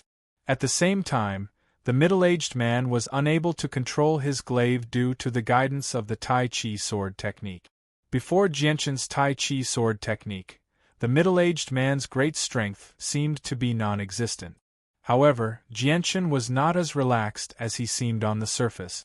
Although the Tai Chi sword technique allowed him to overcome hardness with gentleness, he needed to use his full strength to nullify the terrifying force of the glaive, as he had just become a saint. As a result, Jianchen seemed to be relaxed when blocking the middle-aged man's attacks, but it was actually extremely difficult. However, Jianchen could only use the Tai Chi sword technique to temporarily protect himself. He could not fight back at all. He could only block without any chance of winning. If it were not for the fact that the middle-aged man had forced him into a corner, Jianchen would never have used the Tai Chi sword technique that he was not very familiar with. After clashing with Jianchen a few times, a sliver of anger gradually appeared on the middle-aged man's face. Not only would his attacks be nullified by someone who was much weaker than him in a wondrous manner, he would even lose control over his weapon. This was definitely a humiliation to the middle-aged man. "Bastard, I don't believe that I can't do anything to you today." The middle-aged man flew into a rage out of humiliation. He finally could not help but curse. As he cursed, his attacks became even more ferocious. Chapter 77. The middle-aged man's frenzied attacks also put a lot of pressure on Jianchen. After all, Jianchen had to use his full strength to block the middle-aged man's attack. It could be said that every time Jianchen blocked the middle-aged man's attacks, he would use up a lot of his saint force. Jianchen's previous battle with the middle-aged man had already used up more than half of his saint force. Now that he was heavily injured, Jianchen could only hold on for a short while before he started to feel a little weak. Blocking the middle-aged man's attacks was becoming more and more difficult. Jianchen had just entered the saint realm, but he was able to contend with the middle-aged man for so long. This wasn't just because of his high level of swordsmanship, but also because of his battle experience. If it was another person with the same level of strength as Jianchen, it would be hard to say if they would be able to survive after 10 exchanges with the middle-aged man. After all, the difference in strength between a saint and a saint master was just too great. In between, there was a gap of 2 whole stages. The light green light once again streaked across the sky. When the light wind sword in Jianchen's hand came into contact with the large glaive, it was no longer possible for him to block it. The light wind sword was blocked by the large glaive, and under the pressure of the large glaive, the light wind sword was no longer under Jianchen's control. In the end, the light wind sword ruthlessly smashed into Jianchen's chest. Jianchen's body was directly sent flying, and after flying for more than 10 meters, he finally landed on the ground. A mouthful of blood uncontrollably rushed up from his throat and sprayed out from his mouth, filling the air with a bloody mist. "Brat, let's see if you still have the ability to escape from my grasp. Obediently return with me." The middle-aged man coldly laughed. Without giving Jianchen any time to catch his breath, his figure flickered, and in the blink of an eye, he appeared in front of Jianchen. He extended his large hands towards Jianchen's neck. Coldly looking at the middle-aged man's rapidly approaching hands, Jianchen's eyes flashed with a sharp light. However, he sighed inwardly. "AI, looks like I can only use my last move." The last move was Jianchen's ultimate life-saving move. At the same time, it was also his only life-saving move in the Tian Yuan continent: sword manipulation. Sword manipulation was a technique that Jianchen had only comprehended after his battle with Dugu Qiubai in his previous life. He had broken through right before his death. However, just when Jianshin was about to use his ultimate move to deal with the predicament before him, a huge, fiery red sword suddenly swept through the air. It directly slashed towards the middle-aged man's hand that was reaching towards Jianshin. Glancing at the huge, fiery red sword from the corner of his eye, a sliver of disdain appeared in the middle-aged man's eyes. He gently snorted and his hand that was reaching towards Jianshin immediately stopped. Afterward, a faint, azure light erupted from his hand, directly enveloping the middle-aged man's hand. Afterward, the middle-aged man's hand that was enveloped by azure wind-attributed Saint Force directly swung towards the incoming sword. In the end, he caught the sword firmly in his hand. Using this opportunity, Jianshin forcefully endured his heavy injuries and crawled up from the ground. He instinctively looked at the person who had saved him. Just when he was about to thank him, his eyes suddenly narrowed. The owner of the sword was a young man who seemed to be in his 20s. The young man's appearance was ordinary, the type that would stand out in a crowd. However, Jianshin was familiar with this young man. He was the mercenary that he had gotten along very well with along the way, Mu Yun. The middle-aged man sneered as he looked at Mu Yun who held the sword. He sneered, "You overestimate yourself." A strange smile appeared on Mu Yun's face when he heard the middle-aged man's words. He gently chuckled, "You're only a mid-saint master. You're not much stronger than me, yet you dare to boast like that." As soon as he finished speaking, Mu Yun's huge, fiery red sword shone brightly. The fiery red light emitted a scorching heat. It was extremely obvious in the pitch-black night, dispersing quite a bit of the surrounding darkness. As the fiery red light grew brighter and brighter, the temperature continued to rise. In just a few breaths of time, the huge, fiery red sword was wrapped in a dazzling, fiery red light. The light constantly pulsed, making it look like a sea of flames. The middle-aged man could not help but frown when he sensed the rapidly increasing temperature and the surging Saint Force on the sword. He then suddenly released the sword in his hand and viciously slapped the sword. Bang! Struck by the middle-aged man's powerful palm strike, Mu Yun's fiery greatsword was slapped to the side. However, Mu Yun had a certain amount of combat experience. Borrowing the strength of the greatsword, he actually turned around and made a circle in the air with the greatsword before slashing at the middle-aged man again. "Since you want to die, I'll fulfill your wish." The middle-aged man snorted coldly. The large glaive in his hand flashed with a light green light. Then, he waved the glaive. Under the cover of a breeze, the glaive met the fiery red greatsword at an extremely fast speed. Clang! Mu Yun's sword and the glaive collided, producing a loud clang. The two saint weapons separated as soon as they came into contact. Mu Yun staggered back more than 10 steps.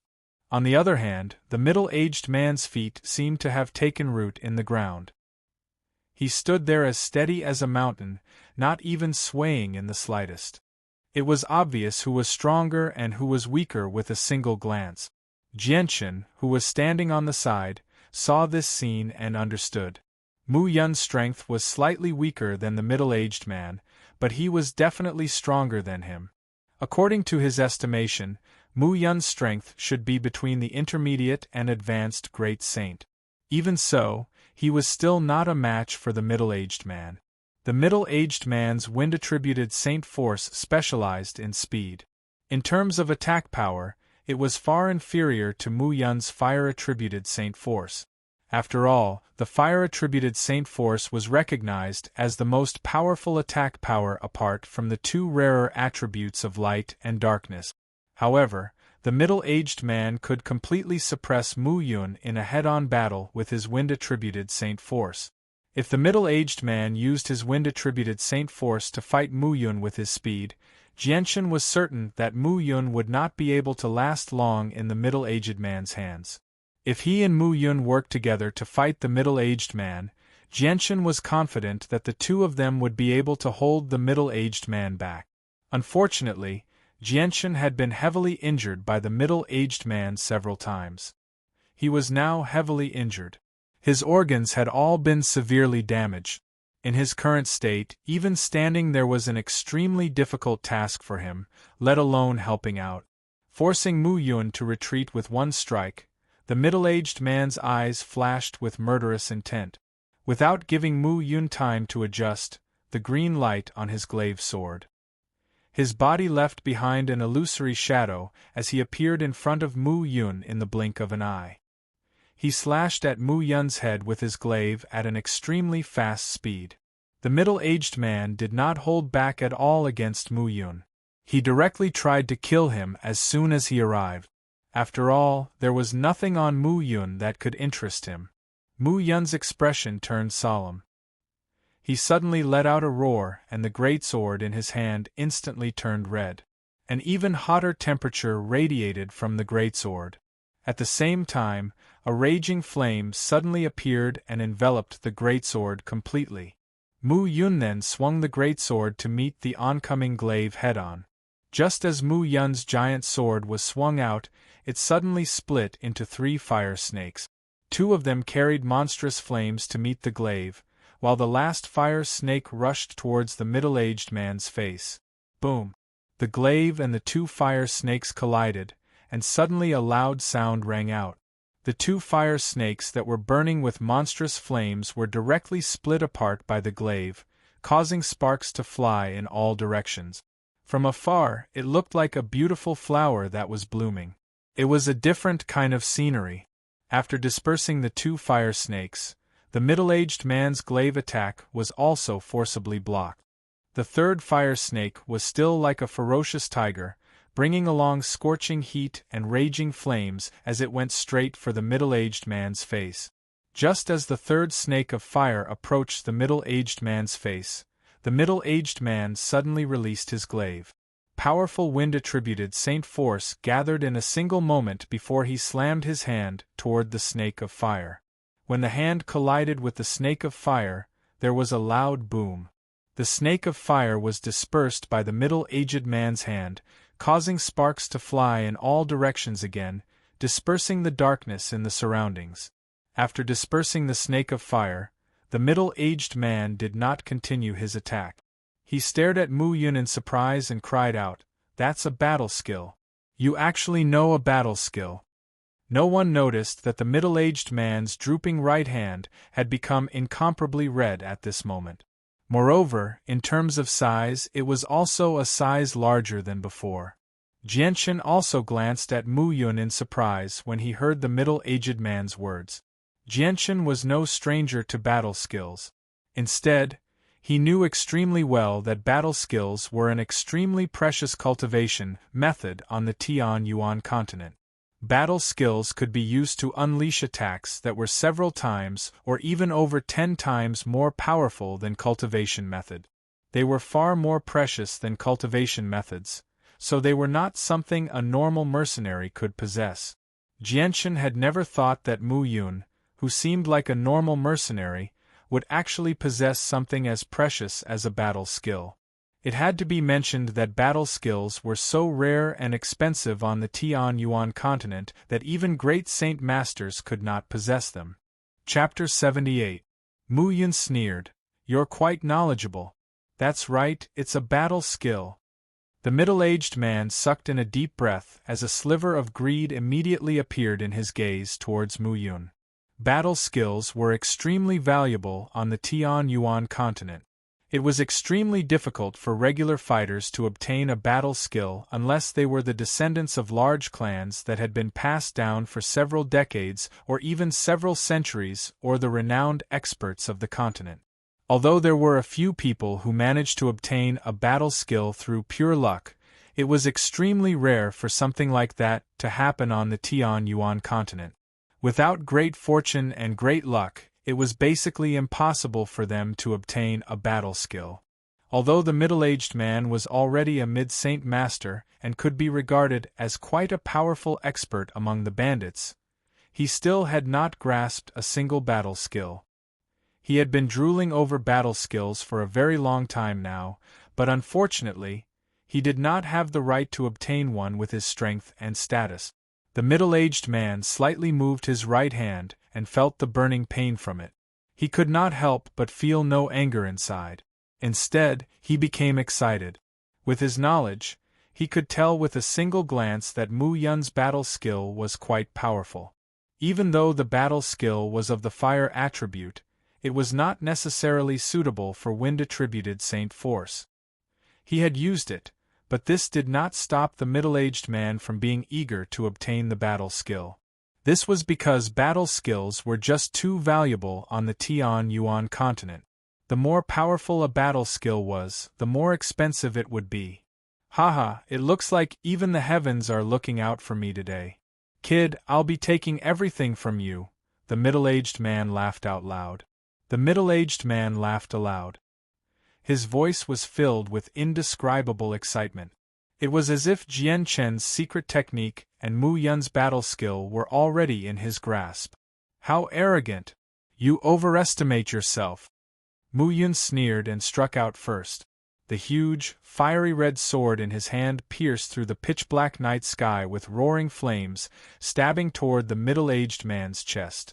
As the sword swung over, a faint, vague pressure radiated from the sword, filling the surroundings. However, the pressure was extremely faint, so faint that it was almost undetectable. However, to Jianchen, who was already extremely powerful as a god, the faint pressure was still clearly sensed by him. When he sensed the source of the pressure, the surprise in his eyes became even heavier. The middle-aged man sneered as he watched the sword approach him with a powerful presence. He said, "Kid, you may be skilled in battle skills, but you're still a little too weak." As soon as his voice fell, just as the fiery red greatsword was about to touch the clothes on the middle-aged man's chest, the middle-aged man's figure suddenly disappeared like a ghost, causing Mu Yun's greatsword to miss. Seeing the middle-aged man disappear before his eyes, Mu Yun's face sank slightly. However, at this moment, an ear-piercing shriek came from behind. Without thinking, Mu Yun's huge sword immediately turned into 3 fire serpents and swung backward. In midair, the 3 fire serpents strangely fused into one, forming a fire serpent that was twice as large as the first one. Clang! With the sound of metal clashing, a large amount of sparks flew out from where the 2 of them clashed, directly submerging their bodies.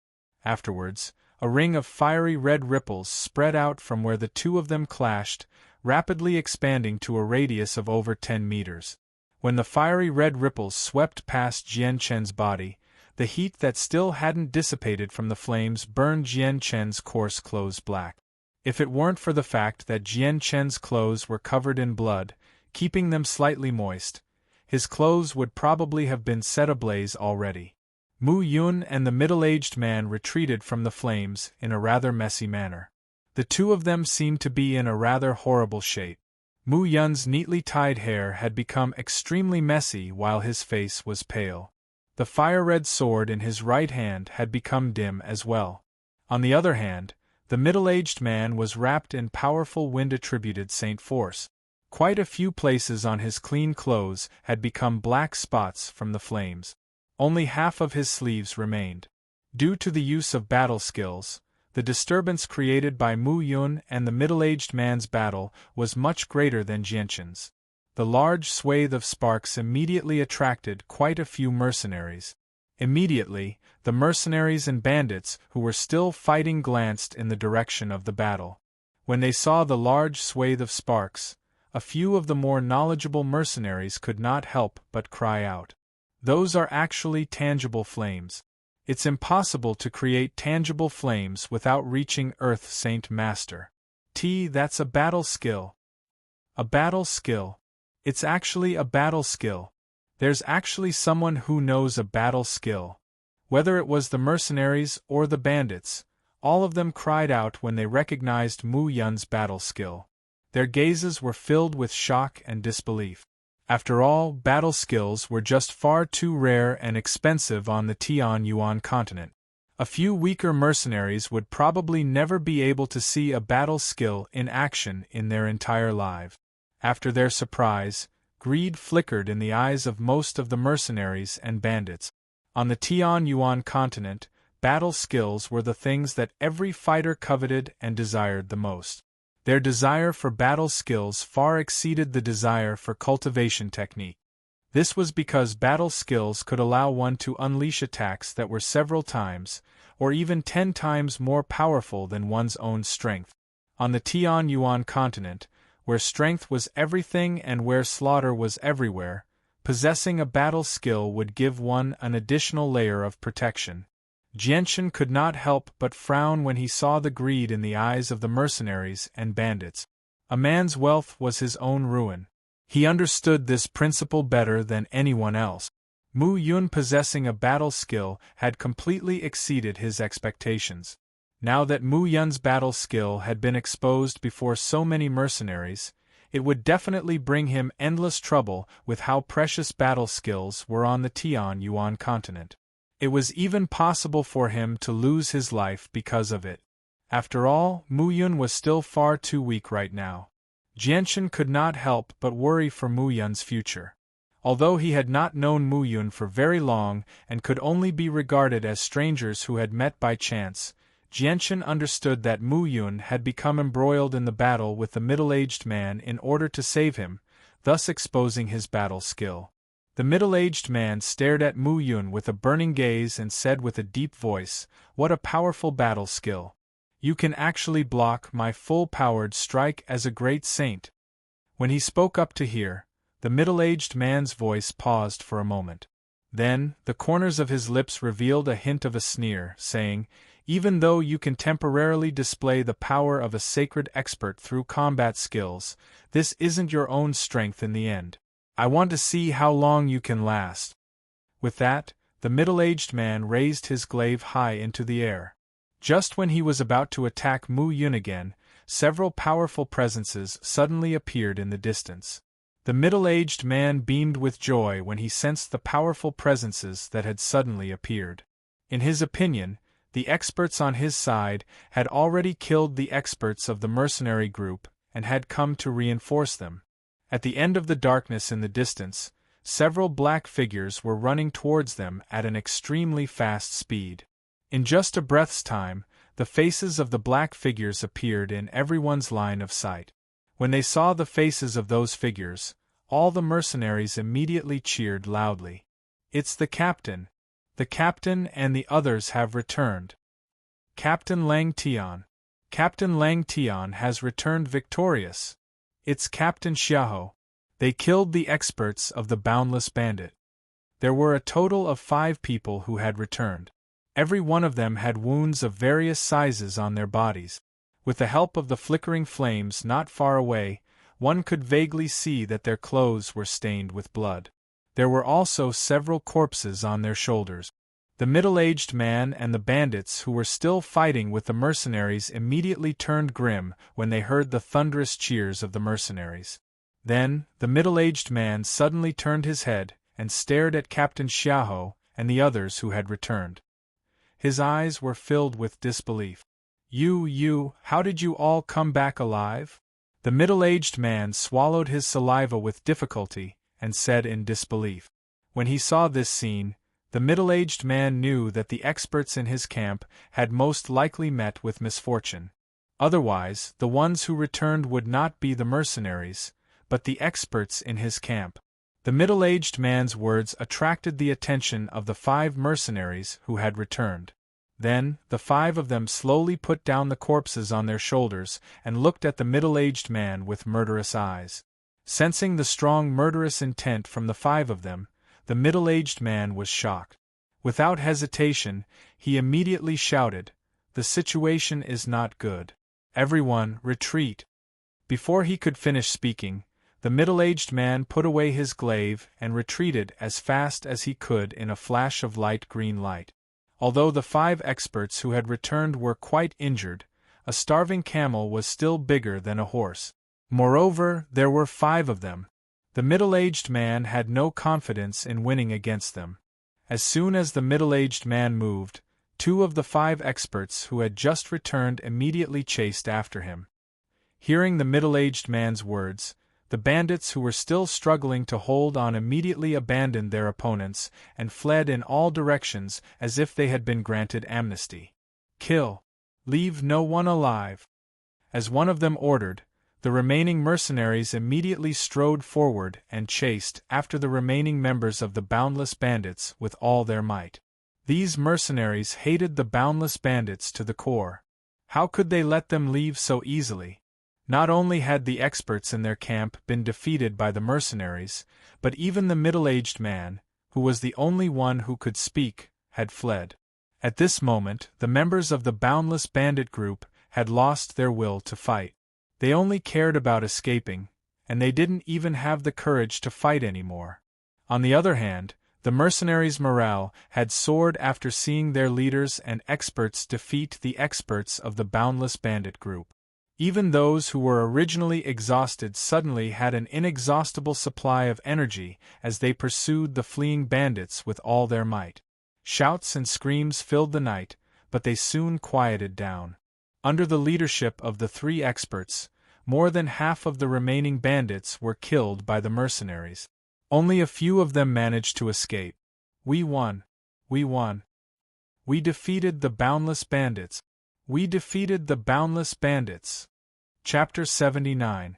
At this moment, 2 black figures quickly ran over from afar. Very soon, they stopped in front of a group of mercenaries. The 2 of them were the mercenaries who had chased after the middle-aged man. The 2 of them were middle-aged men in their 30s or 40s. Their faces were covered in blood, and their bodies were covered in wounds. Their tattered clothes had been dyed red with blood, and their resolute faces were pale. However, their bright eyes were still brimming with energy. Seeing how the 2 of them returned empty-handed, it was obvious that they had failed to catch up to the middle-aged man. Sigh, that person possesses wind-attributed Saint Force, so he has a huge advantage in terms of speed. Even though we're stronger than him, we can't catch up to him at all in our current state. He managed to escape in the end, one of them said helplessly.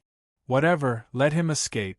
I never thought that he would actually be from the Boundless Bandits. No wonder he's so powerful.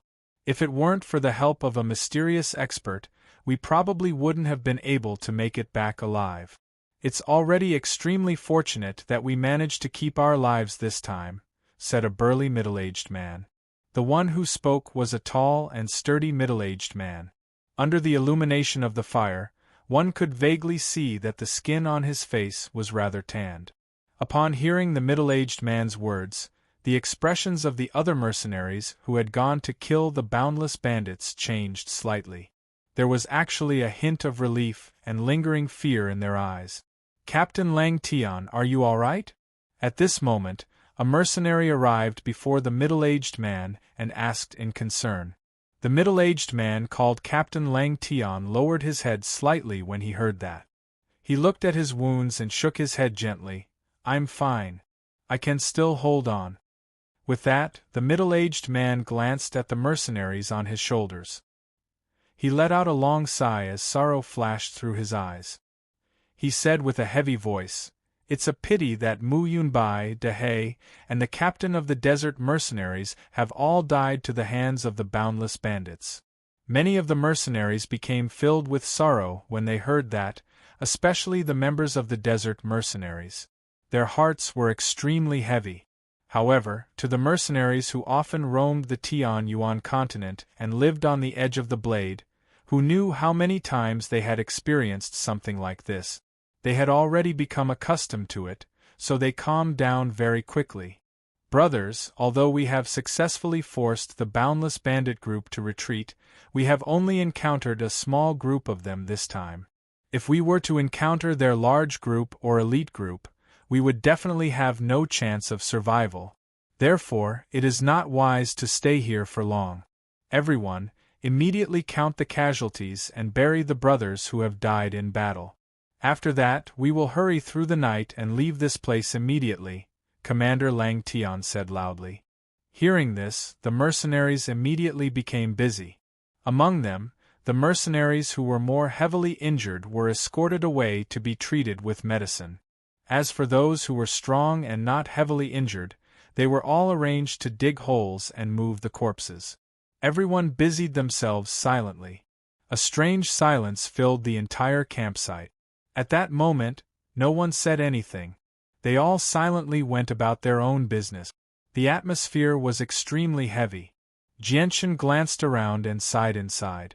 Although they had achieved the final victory against the boundless bandits, it had been a Pyrrhic victory. After the battle, the combined strength of the three mercenary groups had been drastically reduced. Their numbers had been reduced from several hundred to less than 100. They were less than a third of their original strength. Only 5 of the dozen or so experts who had charged out had returned, and all of them were injured. Their battle prowess had plummeted. Even the captain of one of the mercenary groups had died in the battle against the boundless bandit. Jianchen, are you all right? Are your wounds heavy? At this moment, a rather familiar voice rang out in Jianchen's head. When Jianchen heard that, he turned around and saw that Mu Yun had appeared behind him at some point in time. The person who had spoken was Mu Yun. Mu Yun's current condition was not very good. His face was sickly pale. His previous confrontation with the middle-aged man had not been as easy as it seemed on the surface. Although his combat skills had allowed him to unleash his strength, with his current strength, using combat skills would put a huge burden on his body. Jianchen shook his head gently and said, "I'm fine." Jianchen paused and looked at Mu Yun with a complicated gaze. He said softly, "Mu Yun, your combat skills have been discovered by many mercenaries. You should be careful along the way. Once you reach a safe place, leave this caravan as soon as possible. Otherwise, I'm afraid that some of them will do something to harm you." With Jianchen's words, Mu Yun glanced at the mercenaries who were busy in the surroundings and chuckled. "Jianchen, thank you for your kind reminder. I will be careful." Although he said that, Mu Yun didn't seem worried at all. It was as if he didn't care about these mercenaries at all. Jianchen's heart skipped a beat as he stared at Mu Yun's calm face. He seemed to be in thought.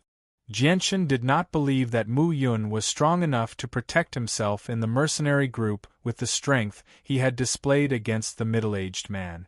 After all, Mu Yun took out a white porcelain bottle from his space ring and passed it to Jianchen. He said, "This is good medicine for healing. Take it orally and use it externally. Take it and treat your injuries." "Thank you." Jianchen did not refuse. He directly extended his hand and accepted the bottle from Mu Yun. "You're welcome. Go treat your injuries first. I'll go do some things for them as well." With that, Mu Yun left. 2 hours later, the entire caravan was cleaned up. The mercenaries who had died in the battle were all buried in a large pit. Not a single person from the boundless bandits paid any attention to them. Their corpses were still strewn across the ground. The mercenaries hated the boundless bandits so much that no one would bother to collect their corpses. During the 2 hours, Jianchen had roughly treated his injuries. He had also changed out of his clothes that had become tattered from the battle with the middle-aged man. Before they set off, Jianchen had prepared over a dozen sets of clothes in his space ring, so he did not have to worry about not being able to find a change of clothes. Set off. Once everything was ready, the entire caravan set off again under the orders of one of the leaders. They were prepared to travel through the night without any rest. After the attack by the boundless bandits, the caravan no longer dared to stay in the area, not even for a moment longer. After the battle with the boundless bandits, the caravan's defenses had been drastically weakened. They no longer had the strength to deal with the upcoming battle. After all, quite a few of the bandits had managed to escape. If the caravan did not leave, they would be surrounded by a large group of bandits before long. At that time, they would really be powerless to turn the situation around. Jianchen climbed onto his mount with great difficulty and followed the caravan through the night. Jianchen closed his eyes as he silently circulated his saint force to heal his wounds. After being struck by the middle-aged man a few times, Jianchen was quite heavily injured. At the same time, he had consumed far too much saint force. Even the most basic movements were rather difficult for him right now, let alone battle. On the Tianyuan continent, where danger could come at any time, strength was the most important thing. As a result, Jianshan did not dare to rest for even a single moment. He worked hard to recover his strength. The caravan moved forward quickly on the official road. As everyone was worried that the boundless bandits' reinforcements would catch up with them, they moved several times faster than before. Even so, they were only a little faster than an ordinary person running at full speed. After all, there were carts full of goods, so it was impossible to speed up even if they wanted to.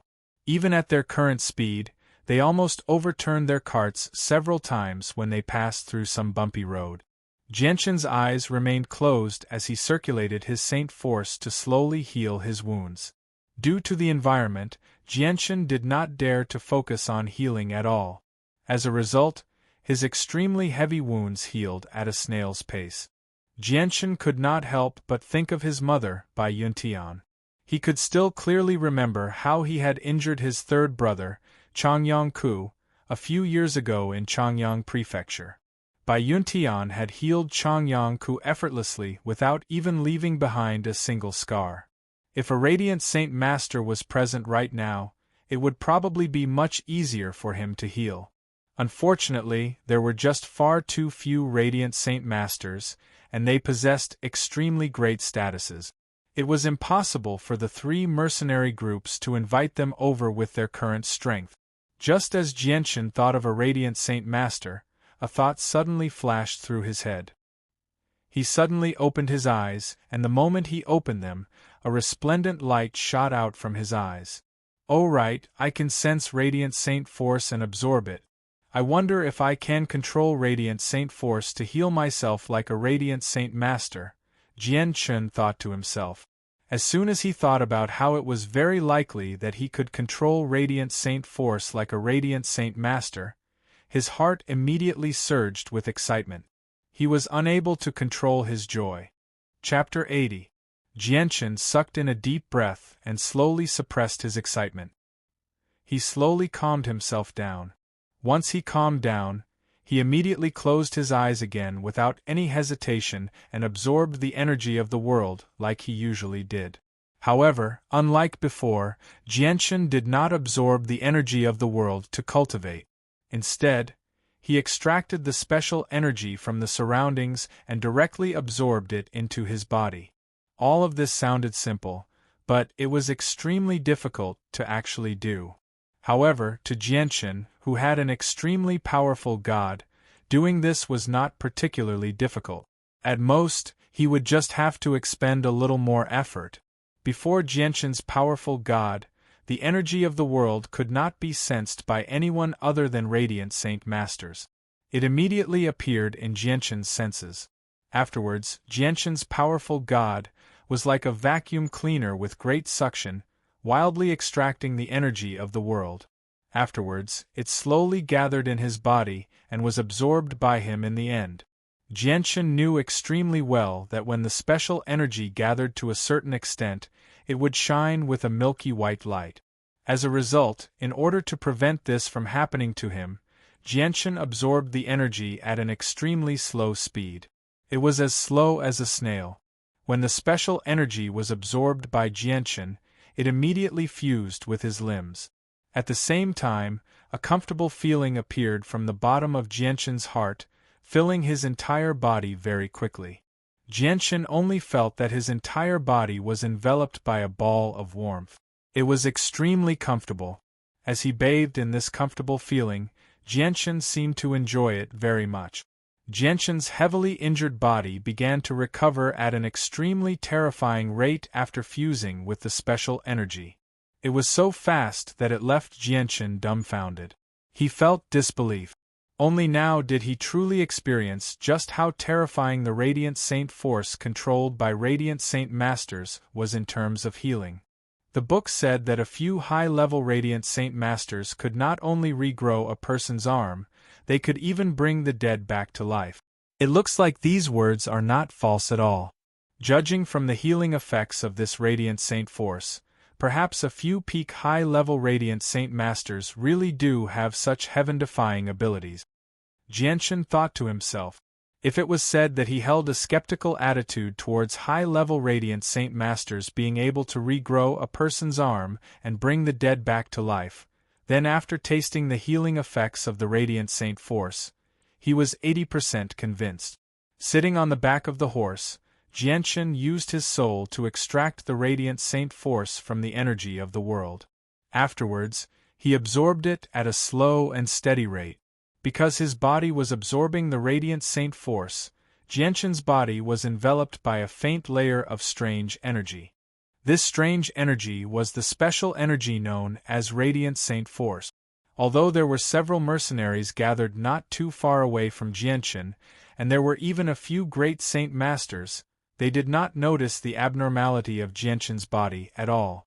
Radiant Saint Force was an extremely special energy. Aside from Radiant Saint Masters, other fighters were unable to sense its existence at all. Even a few peak Heaven Saint Masters were unable to sense Radiant Saint Force in the surroundings. It was exactly because of this that there were so few Radiant Saint Masters on the Tianyuan continent. Every single Radiant Saint Master on the Tianyuan continent was born with a Radiant Saint Force. From the moment they were born, their souls had formed a faint connection with the Radiant Saint Force in the surroundings. As a result, they could sense the existence of Radiant Saint Force in the surroundings. As their soul grew, they would gradually gain control over the energy. When the Radiant Saint Force gathered to a certain extent, it would form a milky white light.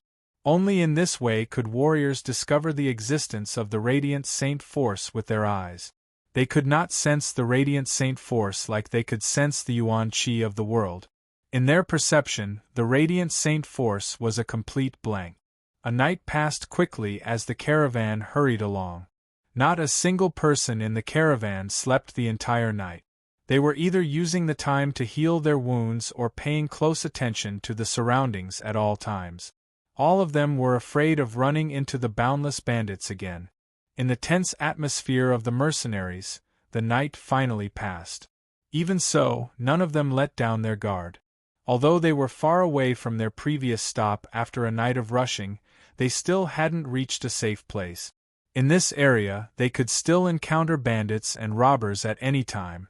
If this group of mercenaries were in peak condition, they would naturally not be afraid of ordinary bandits.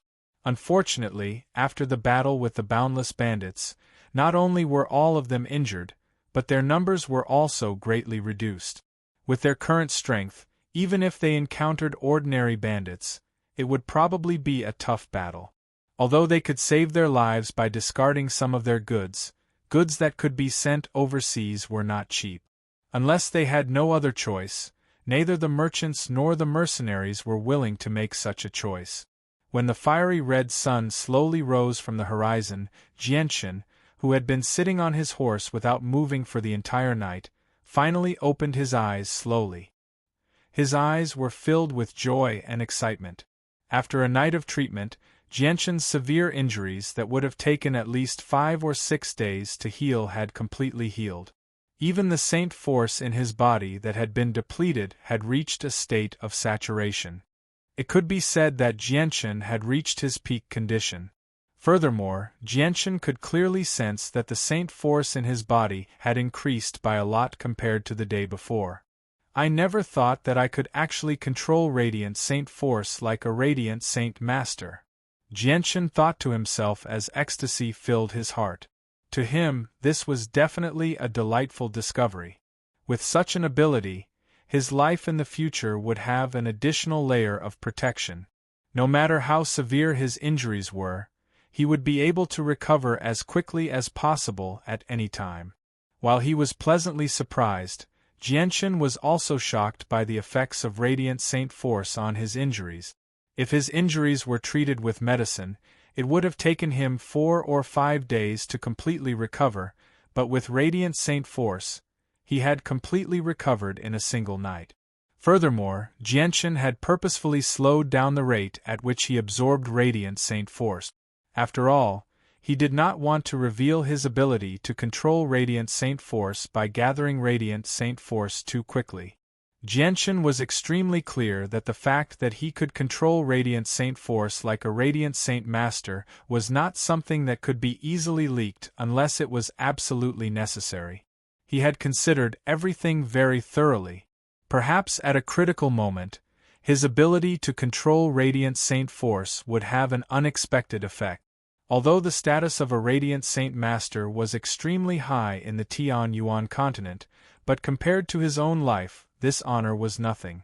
Afterwards, the caravan's journey was quite peaceful. Aside from the occasional harassment from one or two weak magical beasts, they did not encounter any attacks from bandits or powerful magical beasts. Just like this, the caravan hurried for a few days. The journey that would have taken 10 days was shortened to 6 days. After 3 days of continuous travel, the caravan finally made it through the most dangerous part of the journey and arrived at the border fortress of the Blue Wind Kingdom. Looking at the faintly discernible tall city walls in the distance, all of the mercenaries had a happy smile on their face. Until this moment they felt relieved. Although there was still a long way to go, and the road was not necessarily safe, but not far from the Blue Wind Kingdom, there was a small town. In this town, they could recruit some mercenaries to supplement their fighting strength. "We have arrived at the Blue Wind Kingdom. We have finally arrived at the Blue Wind Kingdom. Now that we are all safe, we don't have to worry about the boundless bandits chasing us anymore." Many of the mercenaries couldn't help but cry out. Their voices were filled with excitement, and even Jianshan couldn't help but smile. At this moment, he felt a lot more relaxed. After all, his current strength was still too weak. Once he encountered bandits that even these mercenaries couldn't stop, he would be in for a tough time. Although they could see the tall walls in the distance, they were still nearly 10 miles away from the border fortress. Once they got closer to the border fortress, they could see several figures and caravans passing by from time to time. The distance of 10 miles was covered in a blink of an eye. When the caravan arrived at the border of the border fortress, they were stopped by a famous guard. "Stop right there, where did you come from?" A soldier who seemed to be the leader of the group scanned the caravan with a sharp gaze and shouted. Naturally, someone from the caravan would take care of this matter.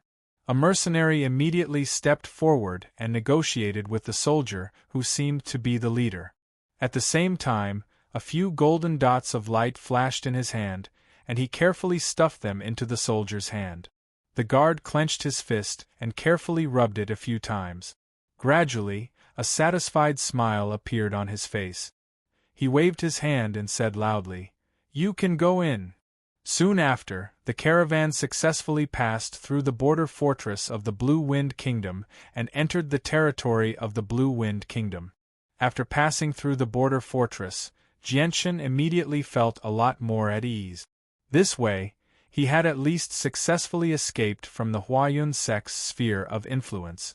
Although the Huayun sect's influence in the kingdom of Jessen was very large, Jianshan believed that their hands could not reach as far as the Blue Wind Kingdom. Not far from the border fortress of the Blue Wind Kingdom, there was a small city. After the caravan parked the caravan filled with goods, the mercenaries dispersed and went to rest, leaving only 2 people to look after the goods. The place where the goods were parked was specially arranged by the Chamber of Commerce. This was where all the goods of the caravan were stored. There were experts sent by the Chamber of Commerce to guard this place, ensuring the safety of these goods. Therefore, by parking the goods here, there was no need to worry about the possibility of theft. Chapter 81. After the goods were parked, it was free time for the mercenaries to move around. At the same time, it was also time for everyone to rest. However, because they had been traveling day and night without rest for the past few days, everyone was very tired. So when everyone was dismissed, they scattered. Most of them didn't even have time to eat and found a restaurant to sleep. Some of them who were injured also hurried to treat their injuries. Jianshan tied up his horse and glanced around. Finally, he stopped at the back of a person wearing simple clothes. Then, He cautiously looked around and finally walked towards the back of the person. Jianchen came to the back of the person wearing simple clothes and said in a low voice, "Mu Yun, the fact that you have a combat skill has been known by many mercenaries. Now you should take this opportunity to leave quickly. Otherwise, I'm afraid that they will do something unfavorable to you." Hearing Jianchen's words, Mu Yun looked back at Jianchen and said with a smile, "Don't worry, it's not that easy to get my combat skill." Hearing this, Jianchen frowned.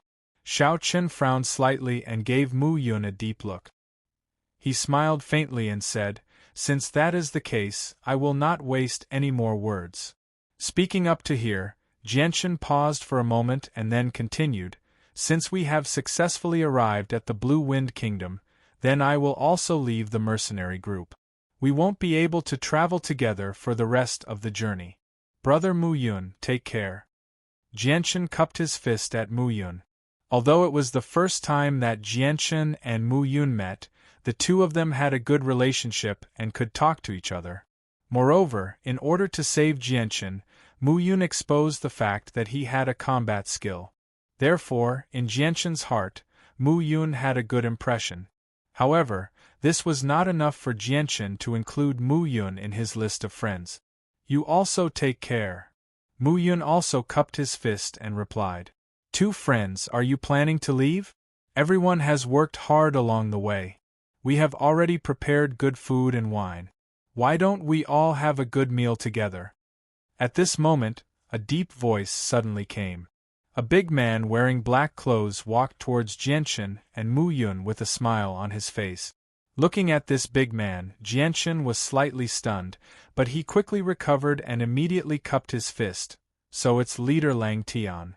In the past few days, Jianchen had become much more familiar with the people of these three mercenary groups. As for the large man in black, he was precisely the leader of the mercenary group, Lang Tian. He was a great saint master expert. As soon as he saw leader Lang Tian, Mu Yun also put down what he was doing and cupped his fist towards leader Lang Tian with a smile, which could be considered as a greeting. "My two friends, may I know how to address you? It's really our fault that we were attacked by the boundless bandits this time. Fortunately, we managed to repel the boundless bandits in the end. During this period of time, we have to thank the both of you for your help. Otherwise, I'm afraid our casualties would have been even greater." Leader Lang Tian had a gentle smile on his face, looking like a kind uncle. "I'm Jianchen. Leader Lang Tian, you're too polite. This time, we were able to successfully repel the boundless bandits because leader Lang Tian led the team to kill the experts in the opposing camp." Jianchen had a faint smile on his face as he replied with a light chuckle. "I'm Mu Yun. Brother Jianchen is right. This time, we were able to successfully repel the boundless bandits because leader Lang Tian killed the experts in the opposing camp. Otherwise, I'm afraid that even we wouldn't have a chance to survive."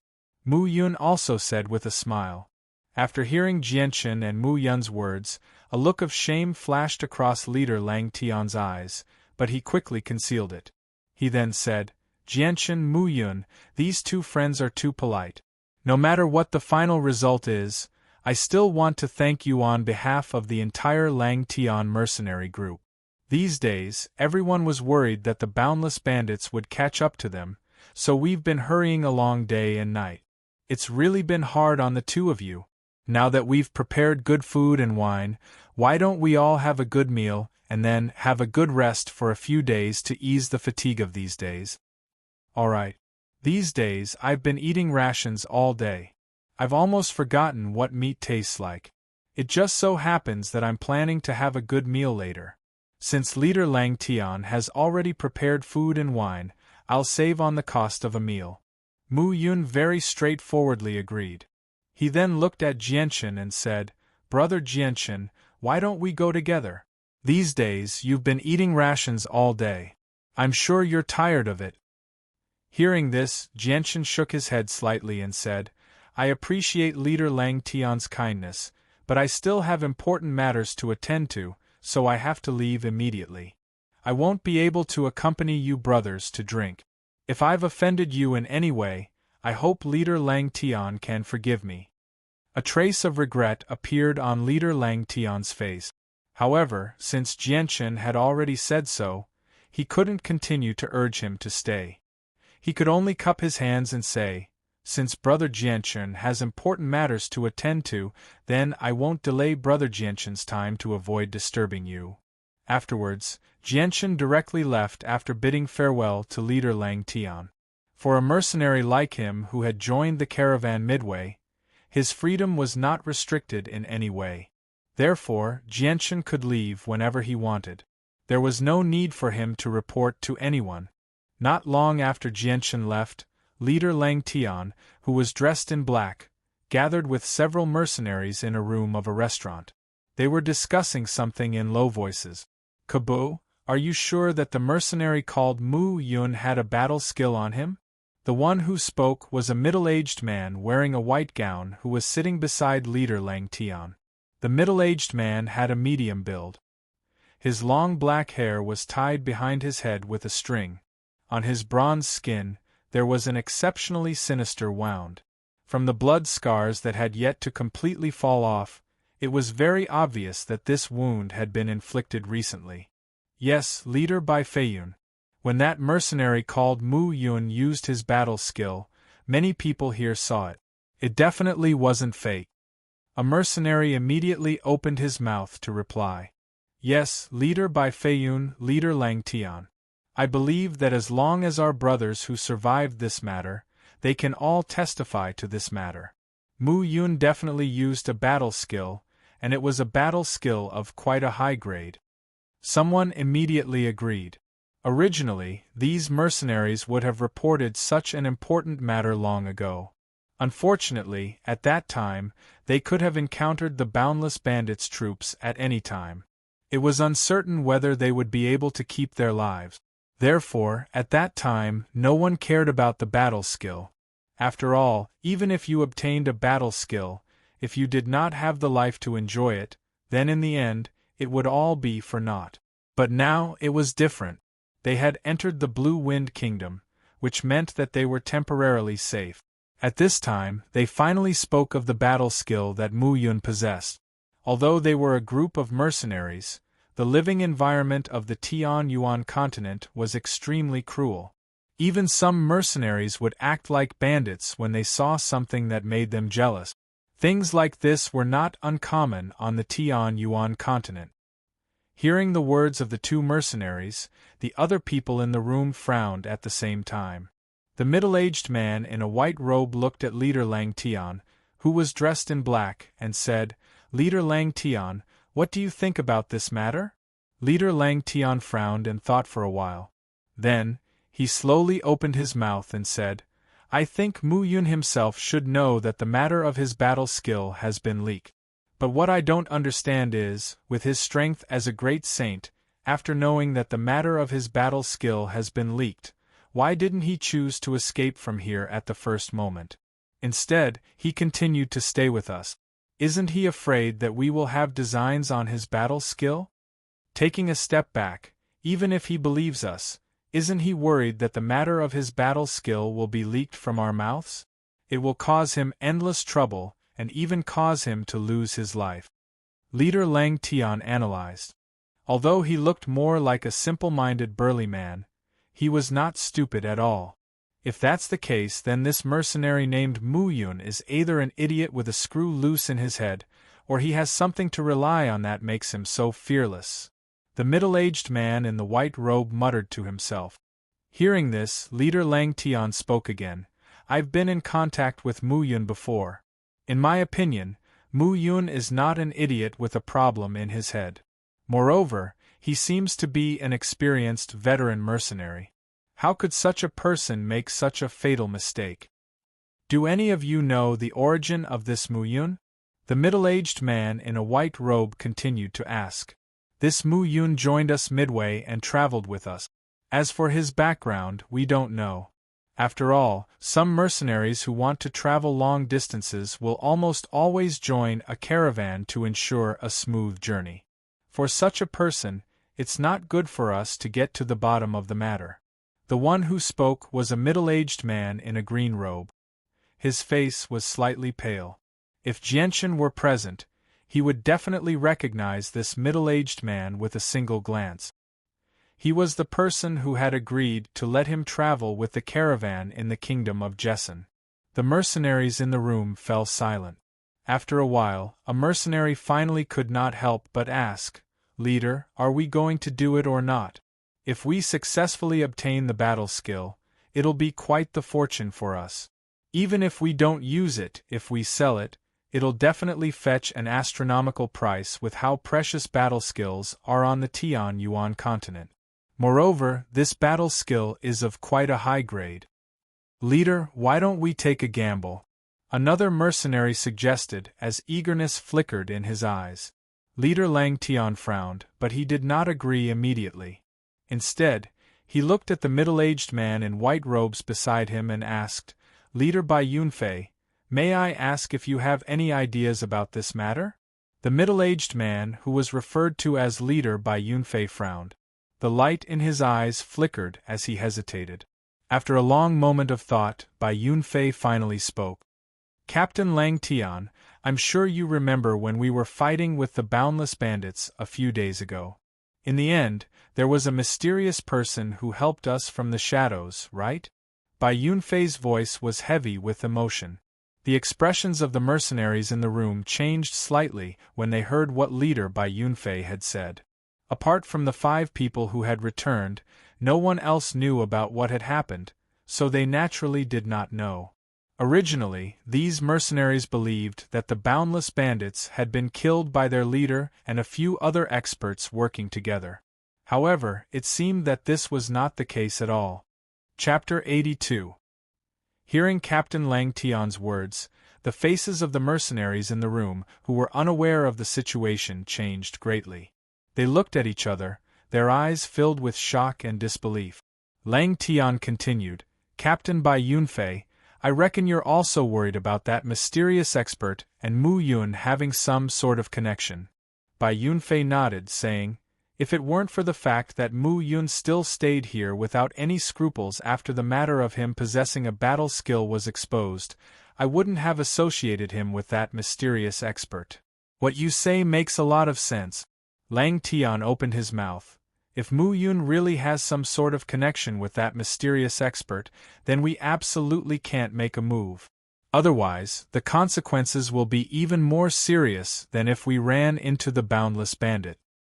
That mysterious expert can absolutely destroy our entire team with ease." Bai Yunfei's face was also solemn as he said in a deep voice, "Pass down the order. No one is to mention the matter of Mu Yun possessing a battle skill again. Everyone is to act as if they don't know anything about this matter at all." After bidding farewell to Mu Yun, Jianchen wandered around this city called Black Wind City. Black Wind City was a small city, but because it was close to the border stronghold of the Blue Wind Empire, the entire city was bustling with activity everywhere. The flow of people was also very large, and merchants and mercenaries from other countries could be seen everywhere. Arriving at a place not far from the mercenary union, Jianchen directly found a restaurant to stay in. These days of running around through the night had made him feel a burst of exhaustion. First, he casually ate a few things in the restaurant. After drinking and eating to his heart's content, Jianchen was led directly by the restaurant's waiter to his room. Sitting cross-legged on the bed, Jianchen didn't sleep. Instead, he took out several Class 1 monster cores from his space belt and began to cultivate. Right now, he didn't dare to slow down his increase in strength for even a moment. As long as he had the time, Jianchen would take out the monster cores to cultivate. This was because only when he was strong enough to not belong to the Huayun sect, or even strong enough to make the Huayun sect feel fear, would he be able to openly return home.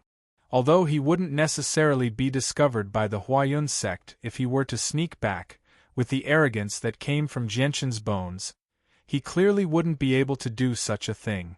The energy within the monster cores was rapidly draining away at a terrifying speed. Then, it poured into Jianchen's body through his pores and was finally absorbed by him. However, of this enormous amount of energy, only 1% was truly absorbed by Jianchen. Of this, 99% was absorbed by the purple and green dots of light that had mysteriously appeared in his dantian. These two dots of light were like bottomless pits. No matter how much energy they absorbed, they wouldn't change in the slightest.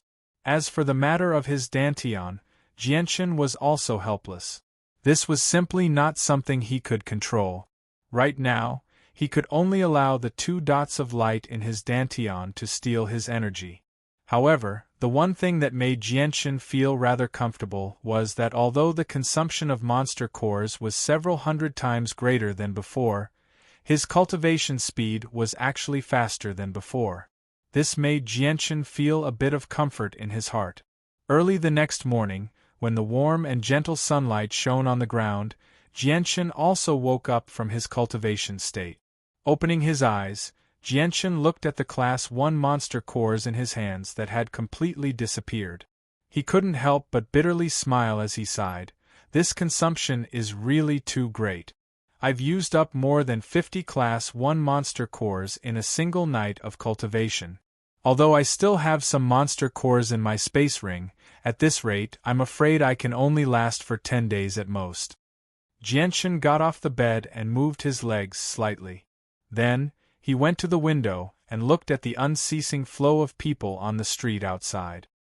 He muttered, "The matter of cultivation absolutely cannot be stopped. If I don't have monster cores, just by absorbing the yuan qi of heaven and earth, my cultivation speed will only be a tenth of my usual speed. This is not desirable. It seems that I have to find a way to replenish my monster cores." Then, Jianchen left the room and went to the bottom floor of the restaurant. He casually found an empty table and sat down. "Sir, what would you like to eat?" Just as Jianchen sat down, the enthusiastic restaurant waiter greeted him with a face full of smiles. A plate of stir-fried tiger meat, 2 side dishes, and a bowl of white rice. Jianchen casually ordered a few side dishes. "Okay, sir, please wait a moment." Sitting at the table with a bit of boredom, Jianchen casually glanced around the restaurant. The size of this restaurant was not large, and could only be considered medium in Black Wind City.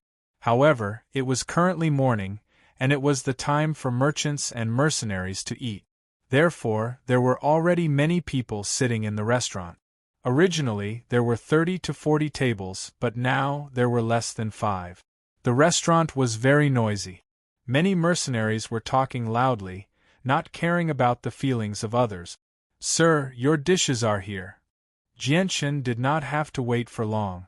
Soon, the restaurant waiter brought the dishes that Jianchen ordered and carefully placed them on the table. Jianchen ate breakfast while listening to the mercenaries chatting in the restaurant. Although the restaurant was very noisy, the people gathered here were all mercenaries who had traveled extensively. From their mouths he could hear a lot of interesting and new things. At this moment, a few men dressed as mercenaries came in from the entrance of the restaurant. There were a total of 5 people. Except for 3 young men who looked to be in their 20s or 30s, the other 2 were middle-aged men in their 40s. They were all wearing cyan robes. It was not difficult to tell that they belonged to the same mercenary group by the silver badge hanging on their chests. Moreover, this mercenary group had a silver badge. The level of this mercenary group was not low. As soon as the 5 of them entered the restaurant, their eyes swept around. But now was the peak time for eating. The tables in the restaurant had long been occupied. There were no empty seats. "What bad luck, there are no seats." A thin young man wearing a cyan robe cursed aloud. The young man standing next to him swept his eyes around the restaurant and finally stopped at Jianchen, who occupied a table. He smiled and said, "Gan Ho, who said there are no seats? You see, there is only one table. Although it is a bit crowded for us to sit at the same table, there is nothing we can do about it." Although there were still many people in the restaurant besides Jianchen who sat alone at a table, it was obvious that these people were not easy to deal with. Only Jianchen alone did not seem to be a threat. Therefore, the young man naturally targeted Jianchen.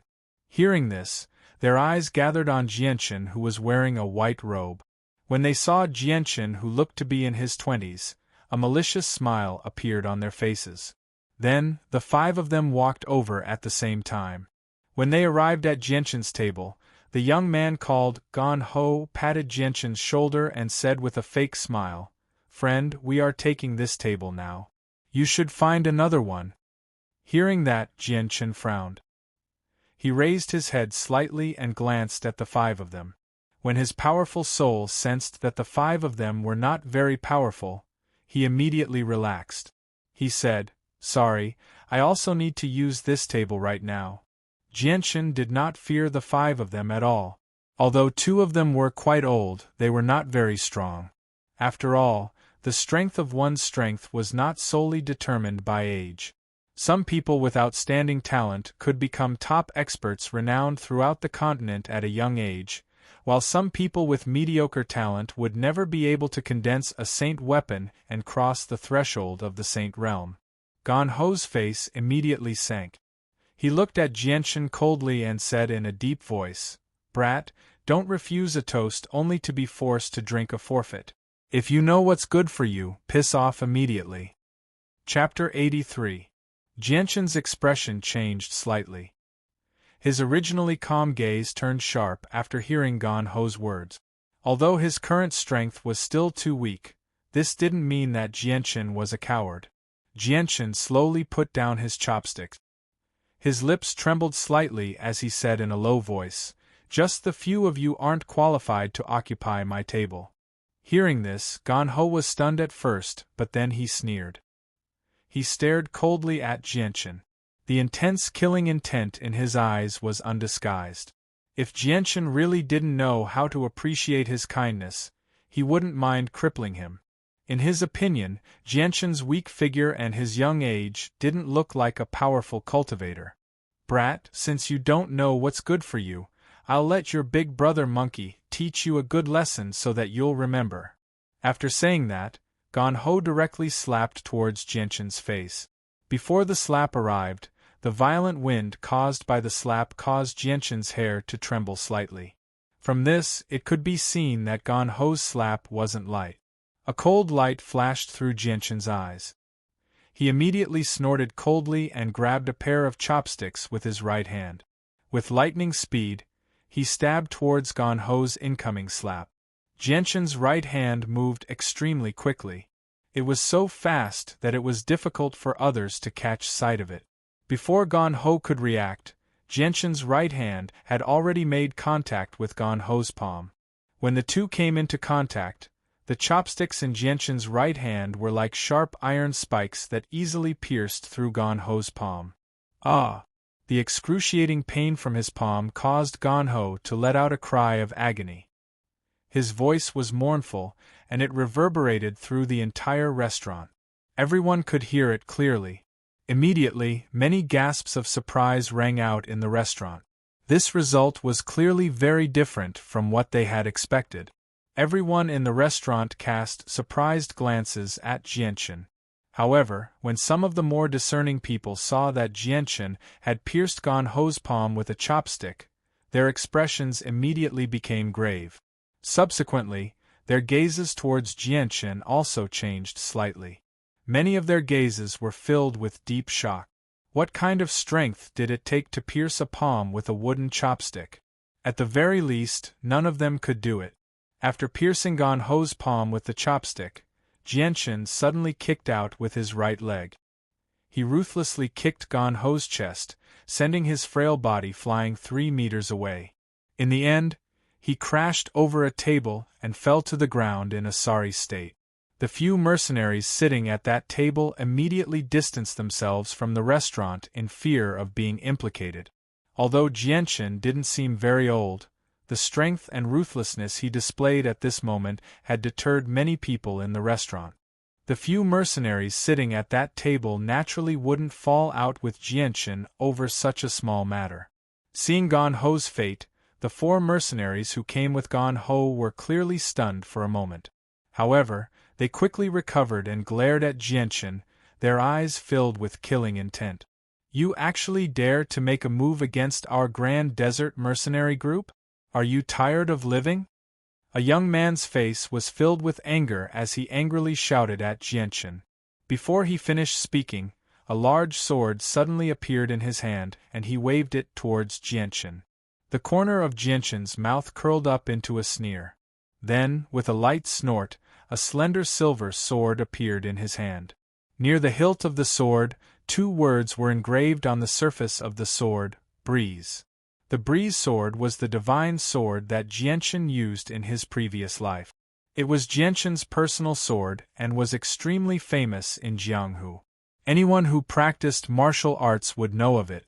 In this life, Jianchen had reincarnated into this world and was still using the Breeze sword. Moreover, the shape of the Breeze sword was exactly the same as the one he used in his previous life. From this, it could be seen just how deep Jianchen's feelings towards swords were. As soon as the Breeze sword appeared, under Jianchen's control, it transformed into a silver bolt of lightning and pierced towards the young man at an unbelievable speed. When the young man's sword was halfway there, the Breeze sword was like a ghost as it suddenly appeared in front of his throat. The tip of the sword had already pierced through the outer layer of skin on the young man's throat, revealing a dark red stain. Feeling a slight pain in his throat, the young man's face changed greatly. In an instant, his face became as white as a sheet of paper without a trace of blood. Drops of cold sweat began to form on his forehead and covered his entire forehead in a blink of an eye. The large sword in his hand was also stopped in midair under his control. His body was still in the same position as before, not daring to move in the slightest. At this moment, the young man's appearance was as if he had been imprisoned by a mysterious force. Looking at the silver sword that had appeared in front of the young man's throat, the originally noisy restaurant suddenly fell into a strange silence. Everyone's eyes were wide open as they stared at the Breeze sword in Jianchen's hand. Their eyes were filled with disbelief and disbelief. As for how the sword had appeared in front of the young man's throat, only 2 or 3 people in the restaurant could vaguely catch a glimpse of it. Most of them didn't even see the silver sword. All they saw was a flash of white light that was extremely fast. Time seemed to have stopped at this moment. A moment later, the sound of people sucking in a breath of cold air could be heard in the quiet restaurant. At this moment, everyone in the restaurant looked at Jianchen with deep shock in their eyes. The young man whose throat was held by Jianchen did not dare to move. It was as if he was afraid that if he moved, the sword would pierce through his throat. "Little brother, please be merciful. We are from the Desert Mercenary Group. This matter is our fault. We hope that you can let our companion go." At this time, a middle-aged man opened his mouth to speak. His tone was extremely gentle, and even the expression on his face was one of sincerity. Hearing this, Jianchen glanced at the middle-aged man. After hesitating for a moment, he slowly put down the Breeze sword in his hand and coldly said, "Scram." Hearing this, the young man whose throat was held by Jianchen had a flash of anger in his eyes. But since he had just escaped death, he didn't dare to say anything. When the Breeze sword disappeared from his hand, Jianchen's cold gaze swept over the few people. Immediately, he took out a gold coin from his dimensional storage and threw it on the table. His voice was calm as he said, "Waiter, the bill." Following this, Jianchen directly walked out of the restaurant. After what had happened, Jianchen didn't have the heart to continue staying here. Moreover, after eating and drinking, his stomach was already full. Then, before Jianchen had even taken a few steps, the middle-aged man who had spoken to Jianchen had a murderous look in his eyes. Immediately, he looked at the other 3 people and nodded. Then, as if they had already discussed this beforehand, the 4 of them each took out a weapon and attacked Jianchen from different directions. Feeling the movement behind him, Jianchen's eyes turned cold. A strong murderous look flashed in his eyes as his body slightly swayed. Just as the weapons were about to hit him, Jianchen's body had already moved 2 meters forward at an extremely fast speed, dodging the attack range of the weapons behind him. At the same time, the light wind sword appeared in his right hand. Jianshan abruptly turned around and faced the four people. Taking a step forward, he closed the distance between himself and the four people. His right hand suddenly shook and the light wind sword was thrust towards the middle-aged man closest to him. Following a flash of white light, the light wind sword had already closed in on the middle-aged man's body and was heading towards his throat. This middle-aged man's strength was clearly not weak. At the very least, he was much stronger than the young man from before. Seeing Jianshan's light wind sword coming towards him, the middle-aged man's face immediately became serious. Immediately, he used the fastest speed he could muster to pull back his sword and block in front of his throat. Ding! Just as the middle-aged man finished his action, the tip of the light wind sword had already pierced through the middle-aged man's palm-sized sword. Following a metallic sound, a shallow mark appeared on the surface of the sword. With his sword blocked, Jianshan's face revealed a trace of ridicule.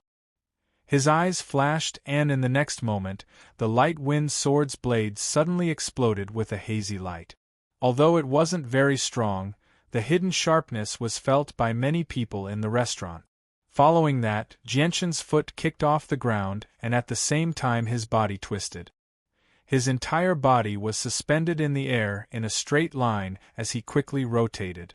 The light wind sword also rotated under the influence of Jianshan's spinning speed. At the tip of the sword, a powerful sword chi was released. SSSSSS. Following an extremely unpleasant sound, the light wind sword rotated at an extremely fast speed. The powerful piercing force from the light wind sword drilled a 2-finger-wide hole into the middle-aged man's sword. Then, the light wind sword continued to penetrate the middle-aged man's sword like a hot knife through butter. Finally, under the middle-aged man's shocked gaze, the light wind sword pierced through his throat. Lightly landing on the ground, Jianshan's movements were calm and unrestrained. Immediately after, he pulled out the light wind sword from the middle-aged man's throat.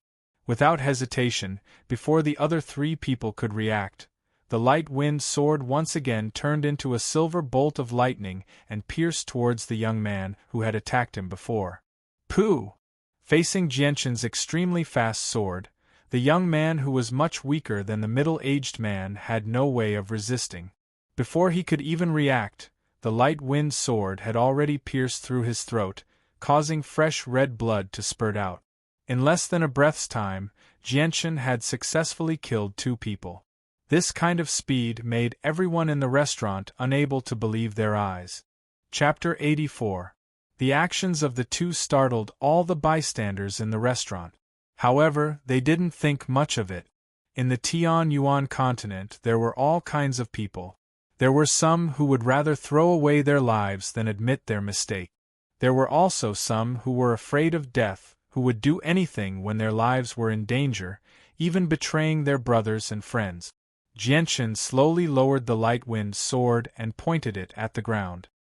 His eyes were cold as he looked at the 2 begging mercenaries. His eyebrows slightly wrinkled as he looked at them with a look of disdain. Towards people who were afraid of death, Jianshan hated them the most. Seeing Jianshan lower his sword, the 2 begging mercenaries thought that Jianshan was really going to let them go. Their faces couldn't help but reveal a trace of joy. But before they could be happy for long, a cold and indifferent sentence caused their happy faces to freeze. I already gave you a chance before, but unfortunately, you didn't cherish it. Now, begging for mercy is already too much. A deep and cold voice came out from Jianshan's mouth. As soon as he finished speaking, Jianshan's right hand suddenly turned into a blur and swept out. Under the control of his arm, the light wind sword in his right hand turned into a silver bolt of lightning and pierced towards the 2 mercenaries. Before the 2 mercenaries could even react, the sharp edge of the light wind sword had already cut through their necks, leaving behind a thin line of blood. In the next moment, a large amount of blood flowed out from the small wound and dyed their necks red. If the 2 mercenaries had resisted, then it would have been impossible for Jianshan to kill them without a bit of effort. If they were lucky, then they might have been able to escape from Jianshan's hands. Unfortunately, they had already been frightened by Jianshan's lightning-fast killing of 2 of their companions. The fear in their hearts had caused them to lose all will to resist, which was why they were so easily killed by Jianshan. After effortlessly killing the 2 mercenaries, Jianshan's body flickered as he once again appeared in front of the last mercenary. The light wind sword in his hand turned into a silver ray of light as it sliced through the mercenary's neck. In just a few breaths of time, the 5 mercenaries of the Great Desert Mercenary Group had all died at the hands of Jianshan. After killing the 5 mercenaries, Jianshan's expression didn't change in the slightest.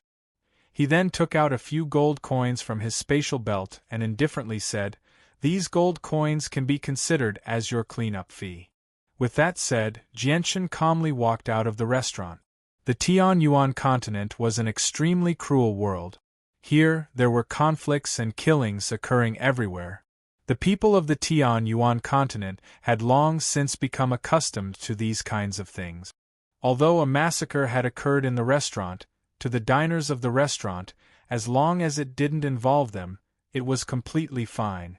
The bloody scene didn't affect their appetite at all. Watching Jianshan leave, the entire restaurant fell into a strange silence. At this moment, everyone forgot to eat as they stared blankly at the direction in which Jianshan had left and at the 5 dead mercenaries. From their eyes, one could see the shock and disbelief in their eyes. After a long while, the sound of a cold breath being sucked in could be heard from the quiet restaurant. Following that, a voice filled with amazement could be heard. What a fast sword! Not only was it so fast that people couldn't react to it, but it also had such precise control. This is the first time I've seen such a thing in all my years in the Tianyuan continent. The one who spoke was a middle-aged man wearing a blue robe. At the same time, he was also one of the few people in the restaurant who could vaguely see the sword's shadow. This person doesn't look old, but his strength isn't weak. Moreover, his attacks are very ruthless, directly killing with one strike. It seems like he isn't someone from a big family, or he has a very powerful master behind him. I wonder what his name is. With his strength, it would be great if he could join our mercenary group. At that time, our mercenary group's strength would increase by quite a lot, a young man softly murmured. With that, a person who seemed to be around the same age as the young man beside him said, "All right, stop dreaming. He seems much younger than you, yet he possesses such strength. A person like him definitely doesn't have a simple identity. A small mercenary group like ours can't attract an expert like him. Moreover, he killed 5 members of the Grand Desert Mercenary Group here, so they definitely won't let this matter go. If he really does join us, he might even cause us a lot of trouble. After all, a small mercenary group like ours is not the opponent of the Grand Desert Mercenary Group that has over 1,000 people." After leaving the restaurant, Jianshan directly went to the mercenary trade union. He found a mission to escort a caravan and accepted it. Fortunately, the mission Jianshan accepted wasn't far, so with his mercenary rank, he was still able to accept the mission. Wake City was a third-grade city. Although it was only a third-grade city, its tall and thick walls were comparable to a first-grade city's. This was because in a mountain range not far from Wake City lived a large number of magic beasts. These magic beasts would often attack the city on a large scale, so even though Wake City was only a third-grade city, its walls were extremely sturdy. This was also to prevent magic beast attacks. At noon, the fiery red sun in the sky emitted a dazzling light. The intense light made it difficult for people to raise their heads to look at the sky. Many mercenaries who walked on the road half closed their eyes to reduce the sun's irritation to their eyes. Outside of Wake City, a caravan of 200 to 300 people was slowly advancing on the main road towards the city gates that weren't very tall. "This damned weather, why is it so hot? How can we live like this?" In the caravan, a half-naked man couldn't help but curse. As he spoke, he took out a water bottle and fiercely gulped down a few mouthfuls of water. Not far from the burly man, a young man dressed in simple and coarse clothes was sitting on a white horse with his eyes closed. Looking at his serene appearance, it was as if he had fallen asleep. The youth's appearance was very ordinary. He was the kind of person that could be easily found in a crowd. From his appearance, he seemed to be in his 20s. Although the sun was high in the sky, the youth still covered his entire body tightly. Although his clothes weren't too thick, it wasn't something that an ordinary person could bear. The most surprising thing was that there wasn't a single drop of sweat on the youth's forehead. Compared to the half-naked mercenaries and merchants in the caravan, this youth's appearance was clearly different. Although many mercenaries and merchants kept looking at the youth with strange gazes, none of them went up to talk to him. This youth was Jianchen. Chapter 85.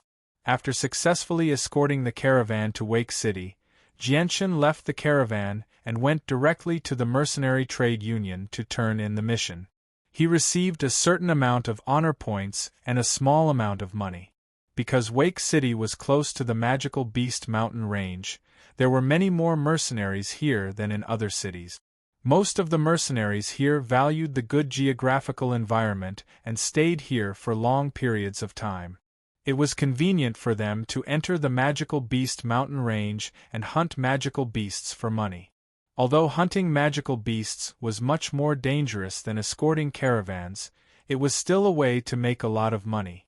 Even though there were people who died at the hands of magical beasts every day, the high value of monster cores and the huge demand for them made many mercenaries put their lives on the line and risk their lives to hunt magical beasts. After all, monster cores were far too precious on the Tianyuan continent. Almost everyone needed them, and the demand for them was extremely high.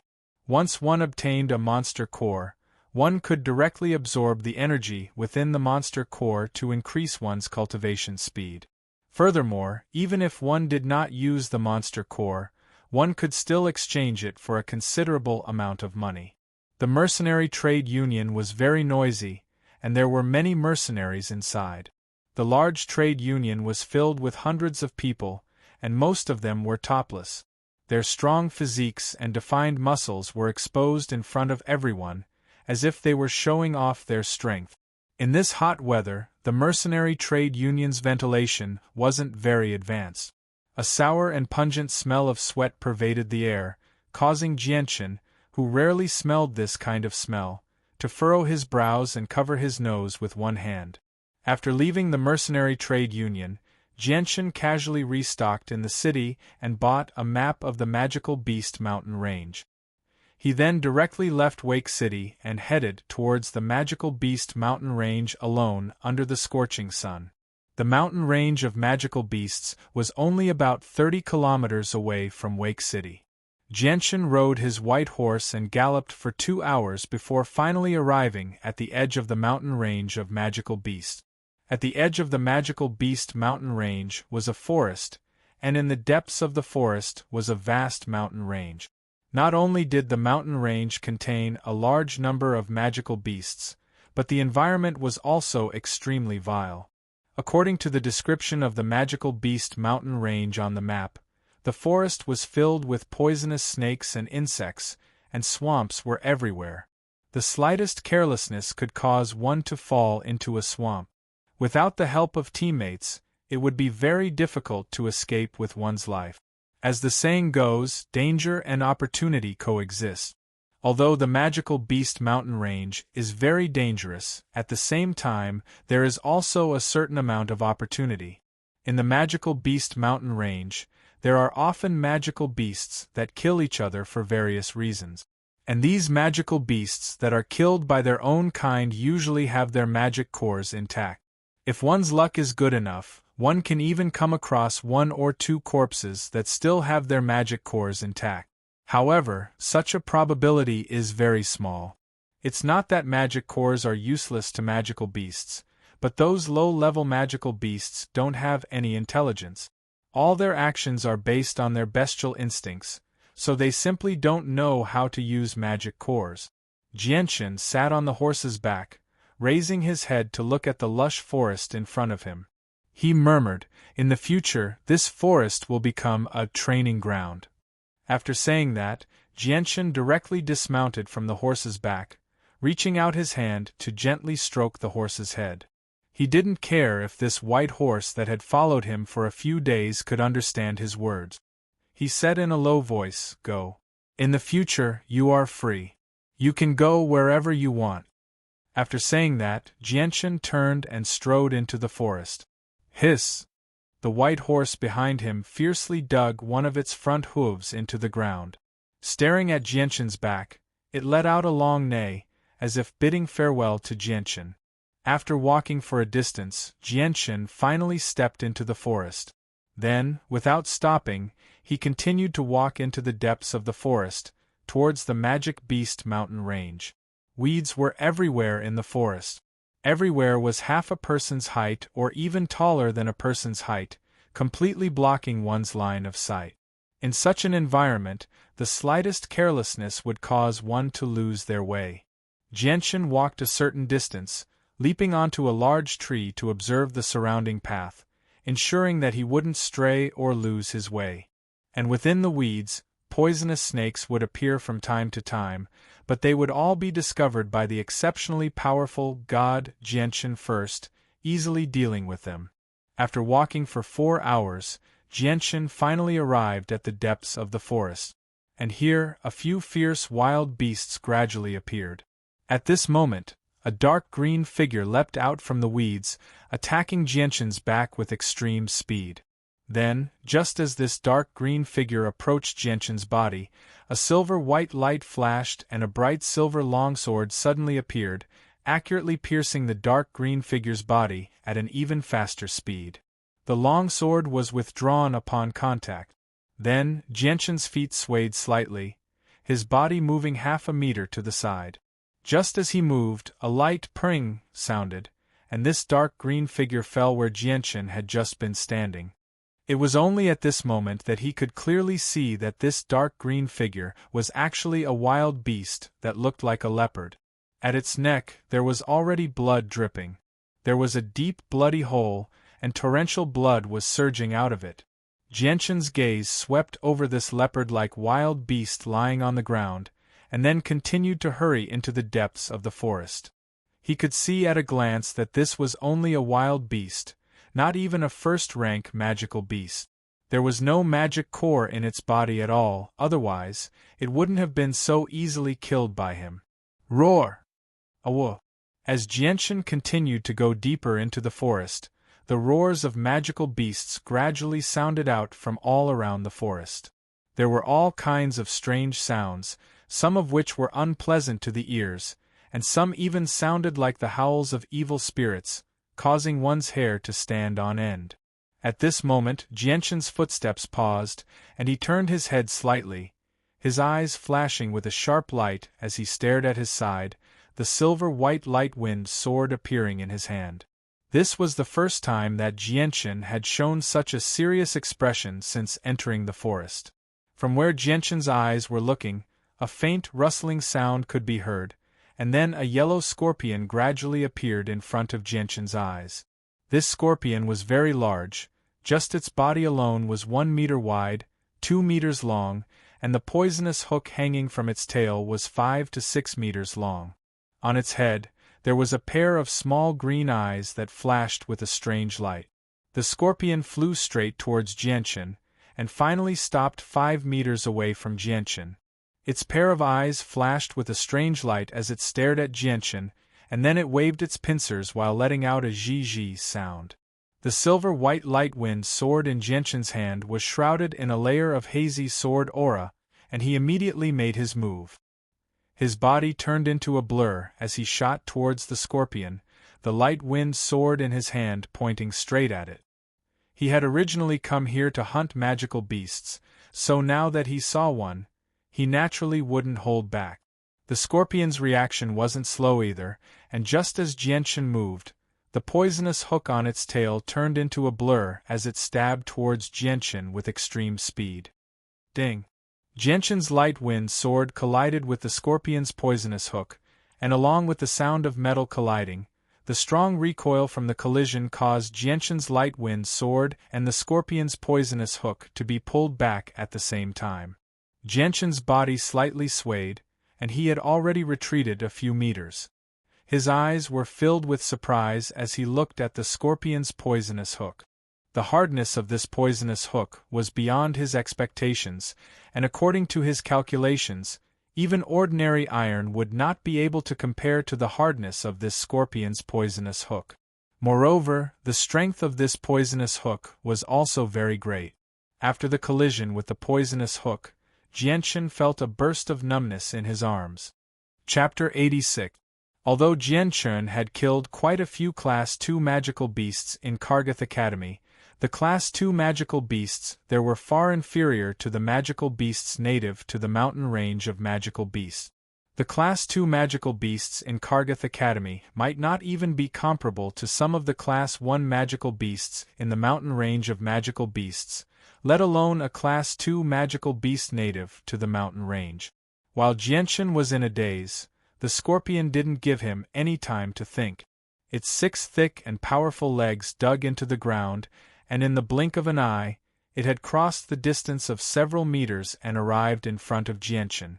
It opened its huge pincers that glowed with a poisonous green light, aiming for Jianshan's head.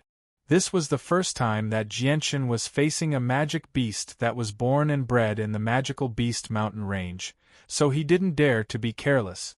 Although he had never met a magic beast that was born and bred in the magical beast mountain range, he understood this principle very well. Jianshan's face became a little serious. He tilted his head slightly, dodging the scorpion's pincers by a hair's breadth. He then stomped on the ground, leaving behind a deep footprint. His body was already shooting towards the scorpion's head, which was much smaller than its body. The light wind sword in his hand was covered in a layer of hazy white light, and the tip of the sword was about to reach the scorpion's small eyes. The eyes, throat, and heart were the 3 weak points of any creature. Jianshan was very clear on this point.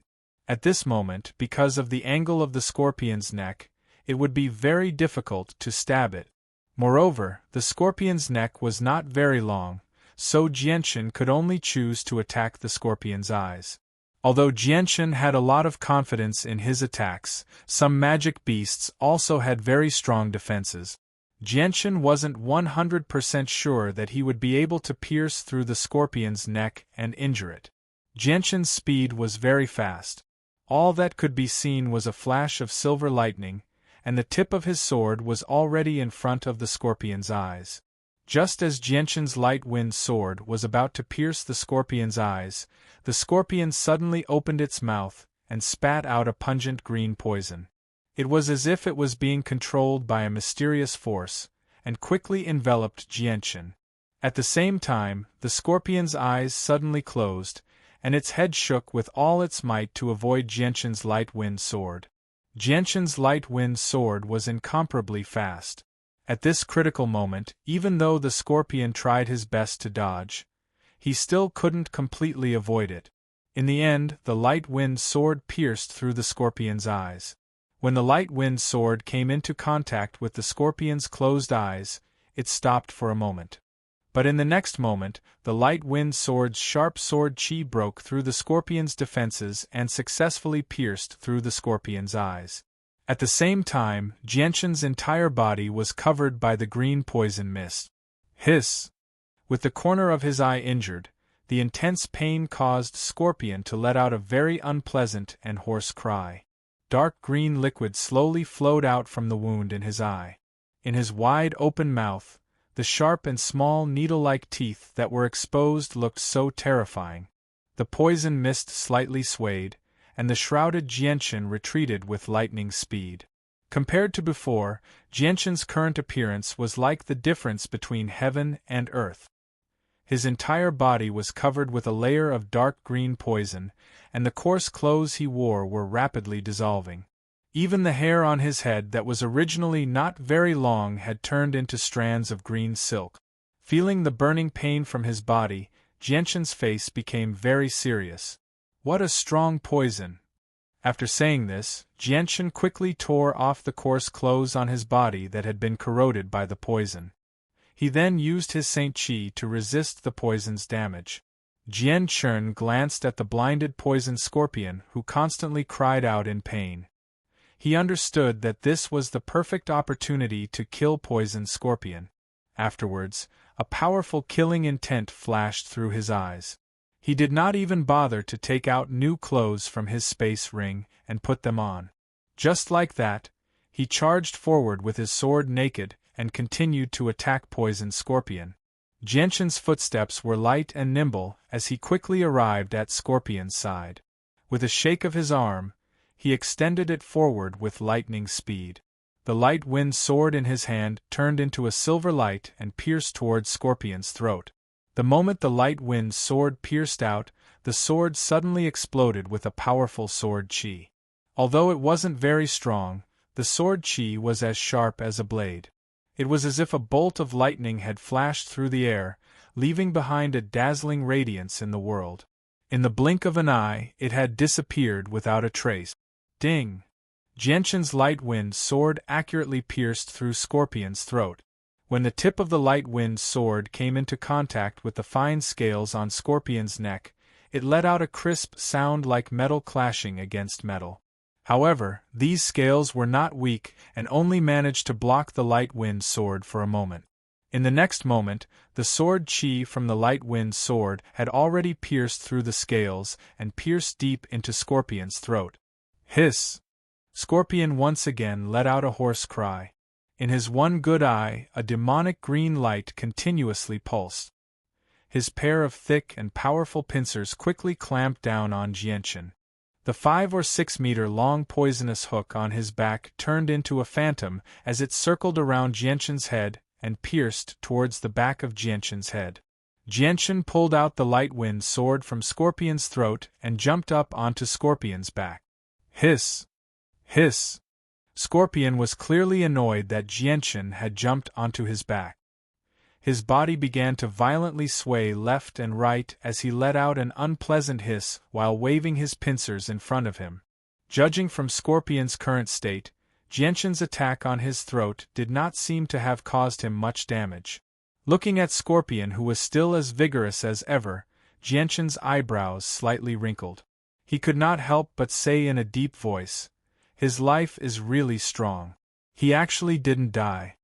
Because Scorpion's body was too large and Jianchen was limited by his own strength, he could not think of any other way to deal with Scorpion other than attacking its eyes and throat.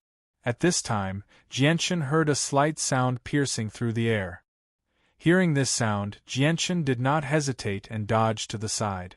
Just as Jianchen dodged, a poisonous hook that flickered with a jade-green light had already pierced through his scalp. In the end, it stabbed into the Scorpion's own back. With a light sound, Scorpion's back was covered with a layer of armor that was not weak. In front of the sharp poison hook, it was easily pierced through.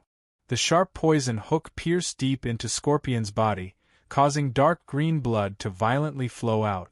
Seeing this scene, Jianchen's expression became sluggish. However, he did not know whether to laugh or cry. He really did not think that Scorpion would be so stupid as to actually injure itself. The Scorpion tried to pull out the poisonous hook, but because the barbs on the poisonous hook had pierced deeply into its flesh, it pulled out some of its flesh. The Scorpion was in so much pain that it kept screaming in pain. Its whole body was trembling, and the intense pain made it give up on the idea of pulling the poisonous hook out of its body. Every time a person or creature was seriously injured, there would be a buffer period. During this period of time, their strength and reaction speed would be the most clumsy. Jianchen saw this and took advantage of the opportunity to flip in the air and jump down from Scorpion's back. The light wind sword in his hand turned into a silver light as it pierced towards Scorpion's other eye.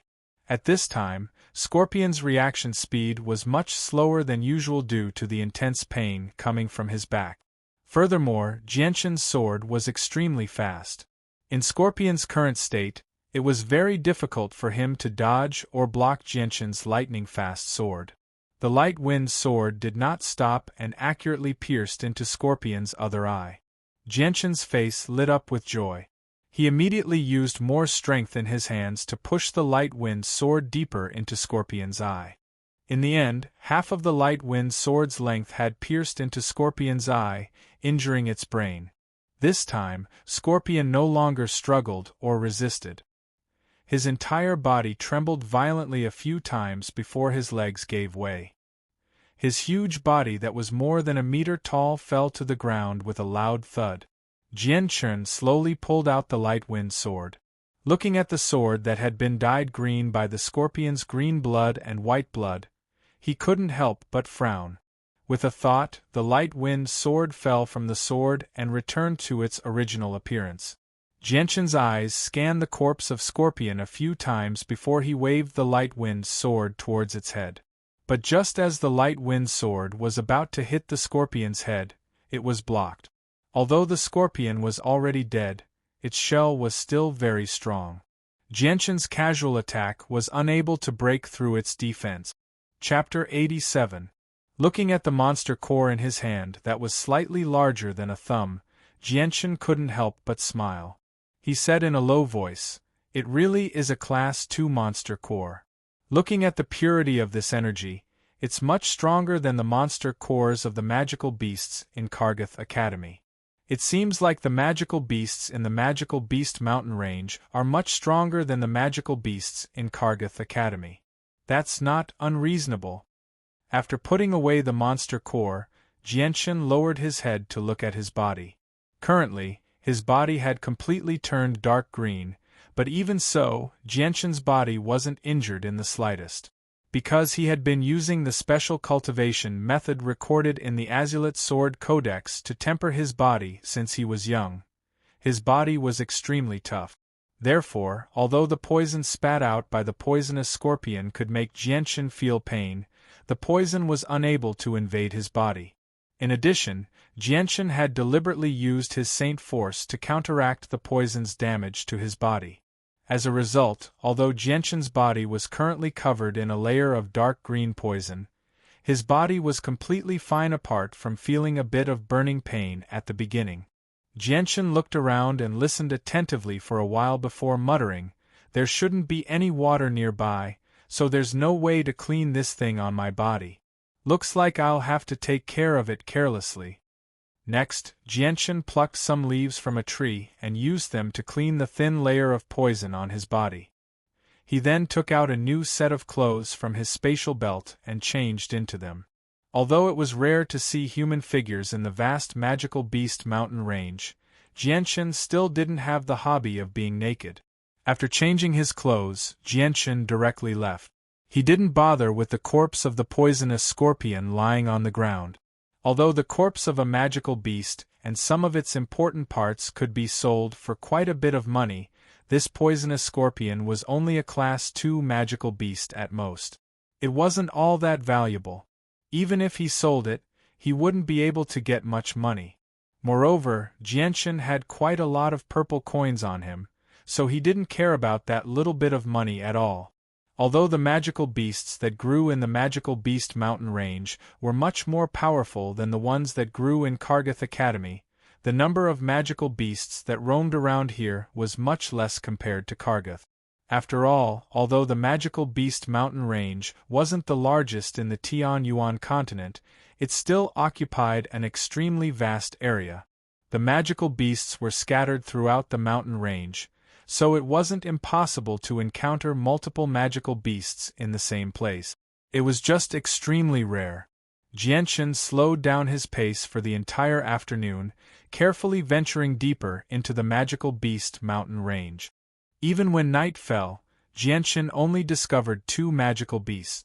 Aside from the Scorpion that he first encountered, which was a Class 2 magical beast, the other 2 were both Class 1 magical beasts. At night, a bright moon hung high in the sky, sprinkling down bright moonlight. However, the Magical Beast Mountain Range was still pitch black. It was so dark that one couldn't even see one's own fingers. The dense foliage blocked the sky, preventing the weak moonlight from shining in. In a place where the terrain was relatively flat, a bonfire burned fiercely, constantly flickering in the pitch-black night. Jianshan sat cross-legged in front of the bonfire, holding a branch in his hand. A large piece of meat was skewered on the branch, and under the constant roasting of the flames, the color of the meat was constantly changing into a golden yellow. Drops of fat were squeezed out of the meat, dripping into the bonfire below with a sizzling sound. After filling his stomach, Jianshan took out some medicinal powder with a special smell from his interspatial ring and sprinkled it all around. This medicinal powder was something that every mercenary who entered the magic beast forest had to prepare. When they rested at night, they sprinkled it all around to effectively prevent the majority of poisonous insects and snakes from harming them. Of course, this medicinal powder was only effective against ordinary wild beasts. It had no effect on magic beasts at all. After sprinkling the powder, Jianshan directly jumped onto a large tree and sat cross-legged on a relatively flat branch. He then took out another type of white powder with a faint fragrance from his space belt and casually sprinkled some on his body. This white powder could effectively isolate the scent on his body and prevent it from leaking out at night and attracting wild beasts. After all, whether it was wild beasts or magical beasts in the Magical Beast Mountain Range, their sense of smell was especially sensitive. Although this powder couldn't completely block out the scent emitted from Jianshan's body, it could at least hide from the smell of ordinary wild beasts. This was because there were many wild beasts in the Magical Beast Mountain Range besides magical beasts. The reason why they were called wild beasts was because they didn't have magic cores in their bodies, and their strength didn't reach the first rank. It was the same principle as humans who didn't condense a holy weapon in their bodies to become saints. Although wild beasts weren't very strong, and those who had the courage to enter the Magical Beast Mountain Range could easily hunt them down, no one would want to be disturbed by wild beasts when they were cultivating or sleeping at night. Therefore, almost every mercenary who entered the Magical Beast Mountain Range or wanted to spend the night in the wilderness would prepare some of this powder. After the safety preparations were completed, Jianshan directly took out a large amount of magic cores from his space belt. Holding a few pieces in each hand, he slowly closed his eyes and began to absorb the energy within the magic cores to cultivate. The energy within the magic cores leaked out at an extremely terrifying speed and finally rushed into Jianshan's body through his pores and nostrils. Such a rapid absorption of the energy within the magic cores naturally put some burden on Jianshan's body, causing his pores to swell painfully. He felt as if there wasn't a single part of his body that didn't hurt. However, this kind of pain was nothing to Jianshan, who had an extremely strong willpower. The energy within the magic cores carried a wild element, and under Jianshan's crazy absorption of the energy within the magic cores, the wild element within the energy quickly gathered in his body.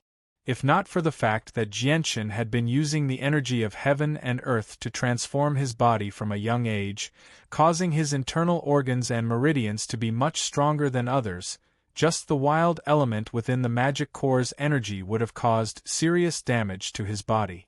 As the huge amount of energy within the magic cores was constantly absorbed by Jianshan, the wild element within the energy also gathered in Jianshan's body more and more. However, when the wild element reached a certain level, a suction force suddenly appeared from Jianshan's dantian, pulling the wild element towards his dantian. In the end, it was absorbed by the two spots of light, one purple and one green.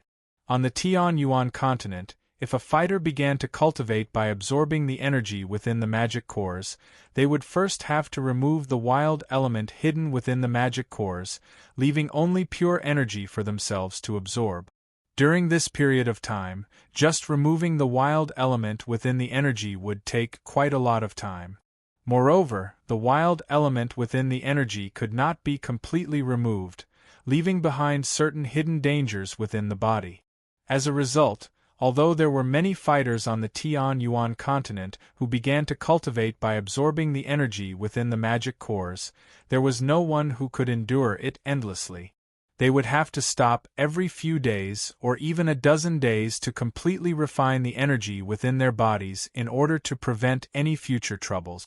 It could be said that Jianshan did not have to worry about absorbing the energy within the magic cores at all. Perhaps it was because of the 2 spots of light in his dantian, but as soon as the energy within the magic cores entered his body, the wild element hidden within the energy that was intimately connected to the energy would be automatically separated, allowing Jianshan to absorb the energy without any worries. This gave Jianshan an extremely huge advantage in terms of cultivation compared to others. As the energy within the magic cores was constantly absorbed by Jianshan, Jianshan could clearly feel the ball of Saint Force in his dantian grow at a visible rate. Although it seemed very slow, Jianshan knew very well that this speed was already fast enough compared to others. If he cultivated at this speed, it would not take long for him to break through the Saint Realm and reach the Great Saint Realm. The next day, when the sun shone through the dense foliage, Jianshan slowly opened his eyes as he cultivated on a large tree. Afterward, he leapt down from the tree and landed firmly on the ground. Jianshan moved his body and sensed the Saint Force in his body with his mind. Afterward, he could not help but smile with satisfaction. He could clearly feel that the Saint Force in his body was much stronger than when he had just condensed his Saint weapon. According to his estimation, his strength had probably reached the level of an intermediate saint. Although he was only an intermediate saint, it had only been less than a month since Jianshan had condensed his Saint weapon and broken through to the Saint realm. If others knew that Jianshan had used less than a month to reach the level of an intermediate saint, they would definitely find it hard to believe. After casually eating something to fill his stomach, Jianshan set off on his journey once more. Time quickly passed, and in the blink of an eye, a month had passed. At the base of the mountain range of magical beasts, a youth dressed in coarse clothing was currently locked in a stalemate with a pitch-black, 1-meter-tall, 3-meter-long, leopard-type magical beast. The young man held a slender, silver-white sword in his hand. His tall figure stood there, but he gave off a sense of steadiness like a mountain. His face was covered in mud and dust, so it was impossible to see his appearance from the surface.